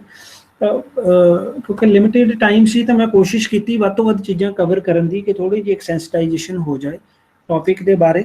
ਤੇ ਬਾਕੀ ਜੇ ਤੁਹਾਡਾ ਇੰਟਰਸਟ ਹੋਏਗਾ ਤਾਂ ਡੈਫੀਨੇਟਲੀ ਤੁਸੀਂ ਇਸ ਨੂੰ ਪ੍ਰੋਸੀਡ ਕਰ ਸਕਦੇ ਹੋ। ਜੇ ਫਿਰ ਵੀ ਕਿਸੇ ਦੀ ਕੋਈ ਕੁਐਰੀ ਹੋਵੇ ਜਾਂ ਕਦੇ ਕੋਈ ਇਸ਼ੂ ਕਿਸੇ ਨੂੰ ਆ ਰਿਹਾ ਹੋਵੇ ਤਾਂ ਫੋਰੈਂਸਿਕਸ ਮੇਰਾ ਫੀਲਡ ਹੈ।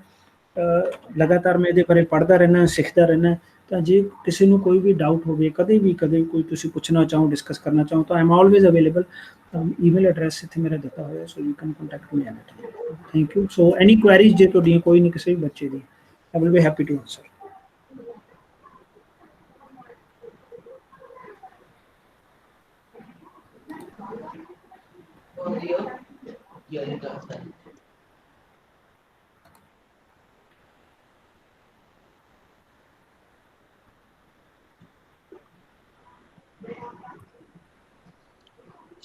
ਹੈਲੋ। ਹਾਂਜੀ ਹਾਂਜੀ, ਸਤਿ ਸ਼੍ਰੀ ਅਕਾਲ ਸਰ। ਹਾਂਜੀ ਸਰ, ਸਤਿ ਸ਼੍ਰੀ ਅਕਾਲ। ਸਰ ਪਹਿਲਾਂ ਤਾਂ ਬਹੁਤ ਬਹੁਤ ਧੰਨਵਾਦ ਜੀ, ਥੈਂਕ ਯੂ। ਤੁਸੀਂ ਇੰਨੀ ਵਧੀਆ ਇਨਫੋਰਮੇਸ਼ਨ ਜਿਹੜੀ ਸਾਨੂੰ ਤੇ ਸਾਡੇ ਬੱਚਿਆਂ ਨੂੰ ਦਿੱਤੀ। ਤੇ ਇਹਦੇ ਨਾਲ ਹੀ ਸਰ ਮੇਰਾ ਇੱਕ ਕੁਐਸਚਨ ਸੀਗਾ ਜੀ, ਜਿਹੜਾ ਪਹਿਲਾਂ ਆਪਣੇ ਜੀ ਸਰ ਨੇ ਵੀ ਪੁੱਛਿਆ ਸੀਗਾ, ਕਾਸ਼ਵ ਜੀ ਨੇ, ਹਾਂਜੀ ਵੀ ਜਦੋਂ ਆਪਾਂ ਲੋਕੇਸ਼ਨ ਆਫ ਕਰ ਦਿੰਦੇ ਆ ਉਸ ਜੀ ਜੀ ਟਾਈਮ ਵੀ ਮਤਲਬ ਗੂਗਲ ਰਿਕਾਰਡ ਕਰ ਰਿਹਾ ਸਾਰਾ ਕੁਝ। ਹਾਂਜੀ ਬਟ ਸਰ ਇਹ ਮਤਲਬ ਉਦੋਂ ਕਰਨ ਲੱਗੇਗਾ ਜੇ ਆਪਾਂ ਗੂਗਲ ਅਕਾਊਂਟ 'ਚ ਲੌਗਇਨ ਹੋਏ ਹੋਏ ਆ। ਜੇ ਆਪਾਂ ਮਤਲਬ ਲੌਗਇਨ ਹੀ ਨਹੀਂ ਹੈਗੇ। ਸਰ ਗੂਗਲ ਅਕਾਊਂਟ 'ਚ ਓਬਵੀਅਸਲੀ ਜੇ ਤੁਸੀਂ ਲੌਗਇਨ ਨਹੀਂ ਹੈਗੇ ਤਾਂ ਕੋਈ ਵੀ ਹਾਂਜੀ, ਇਨਫੋਰਮੇਸ਼ਨ ਉਸ ਅਕਾਊਂਟ 'ਚ ਨਹੀਂ ਜਾ ਸਕਦੀ। ਠੀਕ ਹੈ ਜੀ।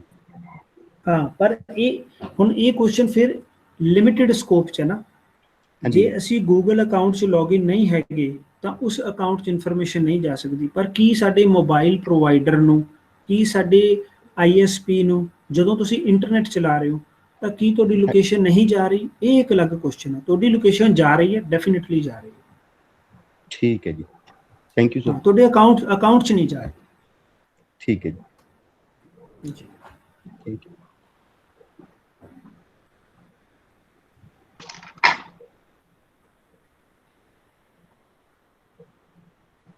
ਹਾਂਜੀ, ਕੋਈ ਹੋਰ ਕੋਈ ਕੁਐਸਚਨ ਪੁੱਛਣਾ ਚਾਹੁੰਦਾ ਹੋਵੇ ਹਾਂ ਪਾਲ ਸਰ ਨੂੰ ਕੋਈ ਬਿਲਕੁਲ ਜੀ। ਜੀ ਸਰ, ਮੇਰਾ ਹੈ ਇੱਕ ਕੁਐਸਚਨ।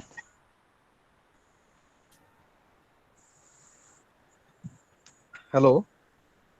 ਹਾਂਜੀ ਹਾਂਜੀ ਸਰ। ਹਾਂਜੀ, ਆਵਾਜ਼ ਆ ਰਹੀ ਹੈ ਜੀ। ਹਾਂਜੀ ਨਵਜੀਤ ਸਰ, ਥੈਂਕ ਯੂ। ਇੰਨੀ ਵਧੀਆ ਇਨਫੋਰਮੇਸ਼ਨ ਦਿੱਤੀ ਤੁਸੀਂ ਤੇ ਥੈਂਕ ਕਾਫੀ ਯੂ ਚੀਜ਼ਾਂ ਨਵੀਆਂ ਪਤਾ ਲੱਗੀਆਂ ਸਾਨੂੰ। ਤੇ ਇੱਕ ਦੋ ਜੀ ਕੁਐਸਚਨ ਸਰ। ਨੇ ਜੀ ਮੇਰੇ ਸਰ। ਹਾਂਜੀ ਸਰ ਜਿਵੇਂ ਜਿਵੇਂ ਆਪਾਂ ਇਮੇਜ ਦੀ ਕਰ ਸਕਦੇ ਹਾਂ ਹਨਾ, ਵੀ ਇਹ ਫੋਰਜ ਕੀਤੀ ਹੋਈ ਹੈ ਕਿ ਨਹੀਂ, ਤਾਂ ਕੀ ਆਵਾਜ਼ ਦੀ ਵੀ ਇਸ ਤਰ੍ਹਾਂ ਹੋ ਸਕਦੀ ਹੈ? ਸਰ ਆਵਾਜ਼ ਦੀ ਤਾਂ ਮੇਰੇ ਖਿਆਲ 'ਚ ਇਸ ਤੋਂ ਵੀ ਪਹਿਲਾਂ ਤੋਂ ਹੀ ਚੱਲ ਰਹੀ ਹੈ। ਜੋ ਫੋਰਜਰੀ ਦੇ ਲਈ ਟੂਲਸ ਐਸੇ ਅਵੇਲੇਬਲ ਨੇ, ਤਾਂ ਅਸੀਂ ਸਿਗਨਲ ਪ੍ਰੋਸੈਸਿੰਗ ਦੇ ਥਰੂ ਡੈਫੀਨੇਟਲੀ ਅਸੀਂ ਇਸ ਚੀਜ਼ ਨੂੰ ਆਇਡੈਂਟੀਫਾਈ ਕਰ ਸਕਦੇ ਹਾਂ ਕਿ ਵਾਇਸ ਜਿਹੜੀ ਹੈ ਉਹ ਫੋਰਜ ਹੈ ਜਾਂ ਵਾਇਸ ਓਰੀਜਨਲ ਹੈ। ਉਹ ਸਿਗਨਲ ਪ੍ਰੋਸੈਸਿੰਗ ਦੀ ਇੱਕ ਡੋਮੇਨ ਹੈ। ਡੈਫੀਨੇਟਲੀ ਇਹ ਚੀਜ਼ ਹੋ ਸਕਦੀ ਹੈ। ਹਾਲਾਂਕਿ ਮੈਂ ਉਹ ਟੈਕਨੀਕਸ ਜਾਂ ਐਲਗੋਰਿਥਮ ਨਹੀਂ ਪੜ੍ਹੇ, ਪਰ ਉਹ ਹੋ ਸਕਦੀ ਹੈ, ਹੋ ਰਹੀ ਵੀ ਹੈ। ਤੇ ਟੂਲਸ ਹੈਲੋ, ਤੇ ਹਾਰਡਵੇਅਰ ਦੋਨੋਂ ਅਵੇਲੇਬਲ ਨੇ। ਆ ਰਹੀ ਸੀ। ਠੀਕ ਹੈ ਸਰ, ਜੀ ਥੈਂਕ ਯੂ ਜੀ। ਹਾਂਜੀ ਹੈਲੋ ਡਾਕਟਰ ਸਾਹਿਬ, ਜੀ ਧੰਨਵਾਦ ਜੀ। Thank you sir. ਹੈਲੋ। ਹਾਂਜੀ ਹਾਂਜੀ ਸਰ। ਹਾਂ ਸਰ, ਆਵਾਜ਼ ਆ ਰਹੀ ਹੈ ਜੀ। ਹਾਂਜੀ ਹਾਂਜੀ ਸਰ। ਹਾਂ, ਡਾਕਟਰ ਨਵਦੀਪ ਕਮਲ ਜੀ, ਬਹੁਤ ਬਹੁਤ ਇੰਟਰਸਟਿੰਗ ਲੈਕਚਰ ਸੀ ਜਿਹੜਾ ਤੁਹਾਡਾ ਤੁਸੀਂ ਸਾਡੇ ਵਿਦਿਆਰਥੀਆਂ ਦੇ ਨਾਲ ਸਾਂਝਾ ਕੀਤਾ ਹੈਗਾ ਸਾਇੰਸ ਦੇ ਜੀ ਵਿੱਚ। Sir, thank you. ਦੇਖਦੇ ਹਾਂ ਕਿ ਅਸੀਂ ਪਹਿਲਾਂ ਵੀ ਸਾਡੇ ਕੋਲ ਜਿਸ ਤਰ੍ਹਾਂ ਸਰ ਨੇ ਗੱਲ ਕੀਤੀ ਸੀ ਕਿ ਕੋਰਟ ਦੇ ਵਿੱਚ ਵੀ ਇਹ ਦੇਖਿਆ ਜਾਂਦਾ ਹੈਗਾ ਕਿ ਹੁਣ ਸਾਡੇ ਕੋਲ ਔਨਲਾਈਨ 'ਤੇ ਚਲੇ ਗਏ ਹੈਗੇ। ਆਫਲਾਈਨ ਦੇ ਵਿੱਚ ਵੀ ਬਹੁਤ ਸਾਰੀਆਂ ਜਿਹੜੀਆਂ ਇਸ ਤਰ੍ਹਾਂ ਦੀਆਂ ਘਟਨਾਵਾਂ ਜਿਹੜੀਆਂ ਆਉਂਦੀਆਂ ਨੇਗੀਆਂ, ਜਿਨ੍ਹਾਂ ਨੂੰ ਫੋਰੈਂਸਿਕ ਦੇ ਵਿੱਚ ਜਿਹੜਾ ਕਾਲ ਕੀਤਾ ਜਾਂਦਾ ਹੈਗਾ ਕੋਰਟ ਦੇ ਵਿੱਚ, ਕਿ ਦੇਖਦੇ ਹਾਂ ਅਸੀਂ ਗਲਤ ਰਜਿਸਟਰੀਆਂ ਹੋ ਰਹੀਆਂ ਨੇ, ਜਾਲੀ ਰਜਿਸਟਰੀਆਂ ਹੋ ਜਾਂਦੀਆਂ ਨੇਗੀਆਂ, ਗਲਤ ਨਾਂ ਦੇ ਉੱਪਰ ਜੀ ਵਸੀਅਤਾਂ ਜੀ ਹੋ ਜਾਂਦੀਆਂ। ਉਸ ਤਰ੍ਹਾਂ ਨੂੰ ਫਾਈਂਡ ਕਰਨ ਦੇ ਲਈ ਵੀ ਜਿਹੜੇ ਫੋਰੈਂਸਿਕ ਸਾਇੰਸ ਹੈਗਾ ਜਿਹੜੀ ਉਹਦੀ ਹੈਲਪ ਲਈ ਜਾਂਦੀ ਹੈਗੀ। ਕਿ ਉਹਦੇ ਵਿੱਚ ਤੁਹਾਡੇ ਜਿਹੜੇ ਅੰਗੂਠੇ ਨੇਗੇ ਉਹਨਾਂ ਦੇ ਨਿਸ਼ਾਨ ਨੂੰ ਚੈੱਕ ਕਰਾਉਣਾ, ਤੁਹਾਡੇ ਸਿਗਨੇਚਰ ਨੂੰ ਚੈੱਕ ਕਰਾਉਣਾ ਹੈਗਾ, ਤਾਂ ਤੁਹਾਡੇ ਡਾਕੂਮੈਂਟਸ ਨੂੰ ਚੈੱਕ ਕਰਾਉਣਾ ਕਿ ਓਰੀਜਨਲ ਨੇ ਜਾਂ ਫੇਕ ਨੇਗੇ। ਤਾਂ ਉਸ ਤਰ੍ਹਾਂ ਦੀਆਂ ਜਿਹੜੀਆਂ ਟੈਕਨੀਕਸ ਨੂੰ ਅੱਗੇ ਵੱਧ ਕੇ ਸਾਡੀ ਜਿਹੜੀ ਟੈਕਨੋਲੋਜੀ ਨੇ ਹੈਗੀ ਆ ਉਹ ਬਹੁਤ ਸਾਰਾ ਐਡਵਾਂਸ ਦੇ ਵਿੱਚ ਸਾਨੂੰ ਜਿਹੜੀ ਆ ਬਹੁਤ ਵੱਡਾ ਜਿਹੜਾ ਚਾਨਣਾ ਹੈਗਾ ਪਾਇਆ ਹੈਗਾ। ਸਾਡੇ ਵਿਦਿਆਰਥੀ ਨੇ ਇਹ ਸੁਣ ਕੇ ਆਪਦੀ ਜਿਹੜੀ ਜਾਣਕਾਰੀ ਵਿੱਚ ਵਾਧਾ ਕੀਤਾ ਹੋਵੇਗਾ ਤੇ ਆਪਣੇ ਆਪ ਨੂੰ ਸੇਫ ਰੱਖਣ ਦੇ ਮੋੜ ਦੇ ਉੱਪਰ ਵੀ ਇਹ ਜਿਹੜਾ ਸੋਚਣ ਦੇ ਉੱਪਰ ਜ਼ਰੂਰ ਉਹਨਾਂ ਨੇ ਮਕਸਦ ਦੇ ਉੱਤੇ ਕਾਲ ਕੀਤਾ ਹੋਏਗਾ, ਸੋਚਣਾ ਸ਼ੁਰੂ ਕੀਤਾ ਹੋਏਗਾ ਕਿ ਸਾਨੂੰ ਕਿਹੜੀਆਂ ਚੀਜ਼ਾਂ ਸ਼ੇਅਰ ਕਰਨੀਆਂ ਚਾਹੀਦੀਆਂ, ਕਿਹੜੀਆਂ ਚੀਜ਼ਾਂ ਨੂੰ ਨਹੀਂ ਸ਼ੇਅਰ ਕਰਨੀਆਂ ਚਾਹੀਦੀਆਂ। ਕਿ ਜਿਹੜੀ ਸਾਡੀ ਗੂਗਲ ਹੈਗੀ ਉਹ ਸਾਡਾ ਹਰ ਇੱਕ ਤਰ੍ਹਾਂ ਦਾ ਜਿਹੜਾ ਡਾਟਾ ਹੈਗਾ ਉਸ ਨੂੰ ਉਹ ਰਿਕਾਰਡ ਕਰ ਰਹੀ ਹੈਗੀ। ਪ੍ਰੈਕਟੀਕਲੀ ਤੌਰ ਦੇ ਉੱਪਰ ਇਹਦੇ ਵਿੱਚ ਕੋਈ ਅਤਕਥਨੀ ਨਹੀਂ ਹੈਗੀ। ਬਿਲਕੁਲ ਸ਼ੋਰ ਹੈ, ਮੈਂ ਡਾਕਟਰ ਸਾਹਿਬ ਦੇ ਨਾਲ 101% ਐਗਰੀ ਹੈਗਾ ਕਿ ਕਈ ਲੋਕਾਂ ਨੂੰ ਬਿਲਕੁਲ ਇਹ ਹੁੰਦਾ ਕਿ ਅਸੀਂ ਅਕਾਊਂਟ ਬਣਾ ਲਿਆ ਕਿ ਸਾਡੀ ਕੋਈ ਇਨਫੋਰਮੇਸ਼ਨ ਹੈਗੀ ਅਸੀਂ ਆਪਣੇ ਲੈਵਲ 'ਤੇ ਉਹਨੂੰ ਆਫ ਕਰ ਦਾਂਗੇ ਕਿ ਨਹੀਂ ਸ਼ੇਅਰ ਹੋਏਗੀ। ਬਟ ਗੂਗਲ ਦੇ ਉੱਪਰ ਹਰ ਇੱਕ ਤਰ੍ਹਾਂ ਜਿਹੜੀ ਰਿਕਾਰਡਿੰਗ ਹੈ ਤੁਹਾਡੀ ਹੋ ਰਹੀ ਹੈ ਸਟੈਪ ਟੂ ਸਟੈਪ। ਡਾਕਟਰ ਸਾਹਿਬ ਨੇ ਪ੍ਰੈਕਟੀਕਲੀ ਬਿਲਕੁਲ ਜਿਹੜਾ ਸਿਮਲਾ ਦਾ ਟੂਰ ਹੈਗਾ ਤੁਹਾਨੂੰ ਬਿਲਕੁਲ ਪ੍ਰੈਕਟੀਕਲੀ ਦਿਖਾਇਆ ਹੈਗਾ। ਤੇ ਪਿਆਰੇ ਵਿਦਿਆਰਥੀਓ, ਤੁਸੀਂ ਸਮਾਂ ਸਾਡੇ ਕੋਲ ਇਜਾਜ਼ਤ ਨਹੀਂ, ਤੁਸੀਂ ਸਾਰੇ ਇਸ ਲੈਕਚਰ ਨੂੰ ਬੜਾ ਬਖੂਬੀ ਦੇ ਨਾਲ ਪਸੰਦ ਕੀਤਾ ਹੋਵੇਗਾ। ਤੇ ਹੁਣ ਮੈਂ ਡਾਕਟਰ ਸਾਹਿਬ ਦਾ ਅਖੀਰ ਦੇ ਉੱਪਰ ਆਪਣੀ ਟੀਮ ਦੇ ਵੱਲੋਂ ਬਹੁਤ ਬਹੁਤ ਧੰਨਵਾਦ ਕਰਦਾ ਹਾਂ ਕਿ ਤੁਸੀਂ ਸਾਡੇ ਵਿਦਿਆਰਥੀਆਂ ਦੇ ਨਾਲ ਜੁੜੇ, ਸਾਡੇ ਨਾਲ ਜੁੜੇ, ਕਿ ਸਾਡੀ ਜਾਣਕਾਰੀ ਦੇ ਵਿੱਚ, ਸਾਡੇ ਵਿਦਿਆਰਥੀਆਂ ਦੀ ਜਾਣਕਾਰੀ ਦੇ ਵਿੱਚ ਵਾਧਾ ਕੀਤਾ ਹੈ। ਤੇ ਆਸ ਕਰਦੇ ਹਾਂ ਫਿਊਚਰ ਦੇ ਵਿੱਚ ਸਾਨੂੰ ਕੋਈ ਇਸ ਤਰ੍ਹਾਂ ਦੀ ਜਿਹੜੀ ਸਾਨੂੰ ਜਾਣਕਾਰੀ ਦੀ ਜ਼ਰੂਰਤ ਹੋਏਗੀ, ਸਾਨੂੰ ਲੈਕਚਰ ਦੀ ਜ਼ਰੂਰਤ ਹੋਏਗੀ, ਤਾਂ ਸਾਡਾ ਜਿਹੜਾ ਤੁਸੀਂ ਸੰਦੇਸ਼ ਹੈਗਾ ਖਿੜੇ ਮੱਥੇ ਪ੍ਰਵਾਨ ਕਰੋਗੇ। ਤੇ ਇਸ ਦੇ ਅਖੀਰ ਦੇ ਉੱਪਰ ਡਾਕਟਰ ਚਰਨਜੀਤ ਸਿੰਘ ਸਰੋਆ ਜੀ ਤੇ ਡਾਕਟਰ ਨਵਦੀਪ ਕਮਲ ਜੀ ਦਾ ਬਹੁਤ ਬਹੁਤ ਧੰਨਵਾਦ ਕਰਦੇ ਹਾਂ ਕਿ ਜਿਨ੍ਹਾਂ ਨੇ ਸਾਡੇ ਨਾਲ ਜੁੜ ਕੇ ਬਹੁਤ ਹੀ ਬੜਮੁੱਲੀ ਜਿਹੜੀ ਜਾਣਕਾਰੀ ਹੈਗੀ ਸਾਂਝੀ ਕੀਤੀ। ਵਾਹਿਗੁਰੂ ਜੀ ਕਾ ਖਾਲਸਾ, ਵਾਹਿਗੁਰੂ ਜੀ ਕੀ ਫਤਿਹ। ਵਾਹਿਗੁਰੂ ਜੀ ਕੀ ਫਤਿਹ। ਹਾਂ ਜੀ, ਓਕੇ, ਸਤਿ ਸ਼੍ਰੀ ਅਕਾਲ ਸਰ ਜੀ। ਸਤਿ ਸ਼੍ਰੀ ਅਕਾਲ। ਧੰਨਵਾਦ। ਤੇ ਸਰ ਮੈਂ ਇੱਕ ਜੀ ਸਰ, ਮੂਵੀ ਦਾ ਲਿੰਕ ਵੀ ਸ਼ੇਅਰ, ਛੋਟੀ ਜਿਹੀ ਮੂਵੀ ਦਾ ਨਾਮ ਹੈ ਰਿਟਰਨ ਆਫ ਅਭਿਮਨਿਊ। ਉਹ 'ਚ ਬਹੁਤ ਵਧੀਆ ਚੀਜ਼ ਦਿਖਾਈ ਹੋਈ ਹੈ ਵੀ ਇਨਫੋਰਮੇਸ਼ਨ ਨੂੰ ਕਿਵੇਂ ਵਰਤ ਰਹੇ ਆ ਵੈਬਸਾਈਟ ਵਾਲੇ। ਵੀ ਸਾਨੂੰ ਲੱਗਦਾ ਵੀ ਸਾਨੂੰ ਫ੍ਰੀ 'ਚ ਚੀਜ਼ਾਂ ਦੇਈ ਜਾ ਰਹੇ ਆ, ਵੀ ਪਤਾ ਨਹੀਂ ਸਾਡੇ ਤੇ ਕੀ ਉਪਕਾਰ ਹੀ ਕਰ ਰਹੇ ਆ, ਵੀ ਸਾਨੂੰ ਜੀਮੇਲ ਦੇਤਾ ਵੀ ਲੈ ਅਸੀਂ ਈਮੇਲ ਕਰ ਲਈਏ, ਫੋਟੋਆਂ ਕਰ ਲਈਏ, ਹੈ ਨਾ, ਵਟਸਐਪ ਕਰ ਲਈਏ, ਵੀ ਉਹ ਸਾਡੀ ਇਨਫੋਰਮੇਸ਼ਨ ਨੂੰ ਕਿਵੇਂ ਯੂਜ਼ ਕਰ ਰਹੇ ਆ। ਉਹ ਮੂਵੀ ਦਾ ਨਾਮ ਆ ਦ return of Abhimanyu, south the movie ਡੱਬ ਕੀਤੀ ਹੋਈ ਹੈ। ਮੈਂ ਜ਼ਰੂਰ ਚਾਹੂੰਗਾ ਵੀ ਬੱਚੇ ਜ਼ਰੂਰ ਦੇਖਣ ਜਾਂ ਸਾਰੇ ਸਟਾਫ ਮੈਂਬਰ ਜ਼ਰੂਰ ਦੇਖਣ। ਉਸ 'ਚ ਕਾਫੀ ਕਲੀਅਰ ਹੋ ਰਿਹਾ ਵੀ ਐਕਚੁਅਲ 'ਚ ਇਨਫੋਰਮੇਸ਼ਨ ਯੂਜ਼ ਕਿਵੇਂ ਹੋ ਰਹੀ ਹੈ। ਮੈਨੂੰ ਲੱਗਦਾ ਨਵਦੀਪ ਕਮਲ ਸਰ ਨੇ ਜ਼ਰੂਰ ਦੇਖੀ। ਜੀ ਜੀ ਜੀ ਸਰ, ਲਿੰਕ ਸੈਂਡ ਕਰ ਦਿਓ। ਹਾਂਜੀ ਹਾਂਜੀ, okay, thank you sir, thank you ਜੀ, very thank you. Okay sir, thank you ਜੀ। Okay, bye sir. ਓਕੇ।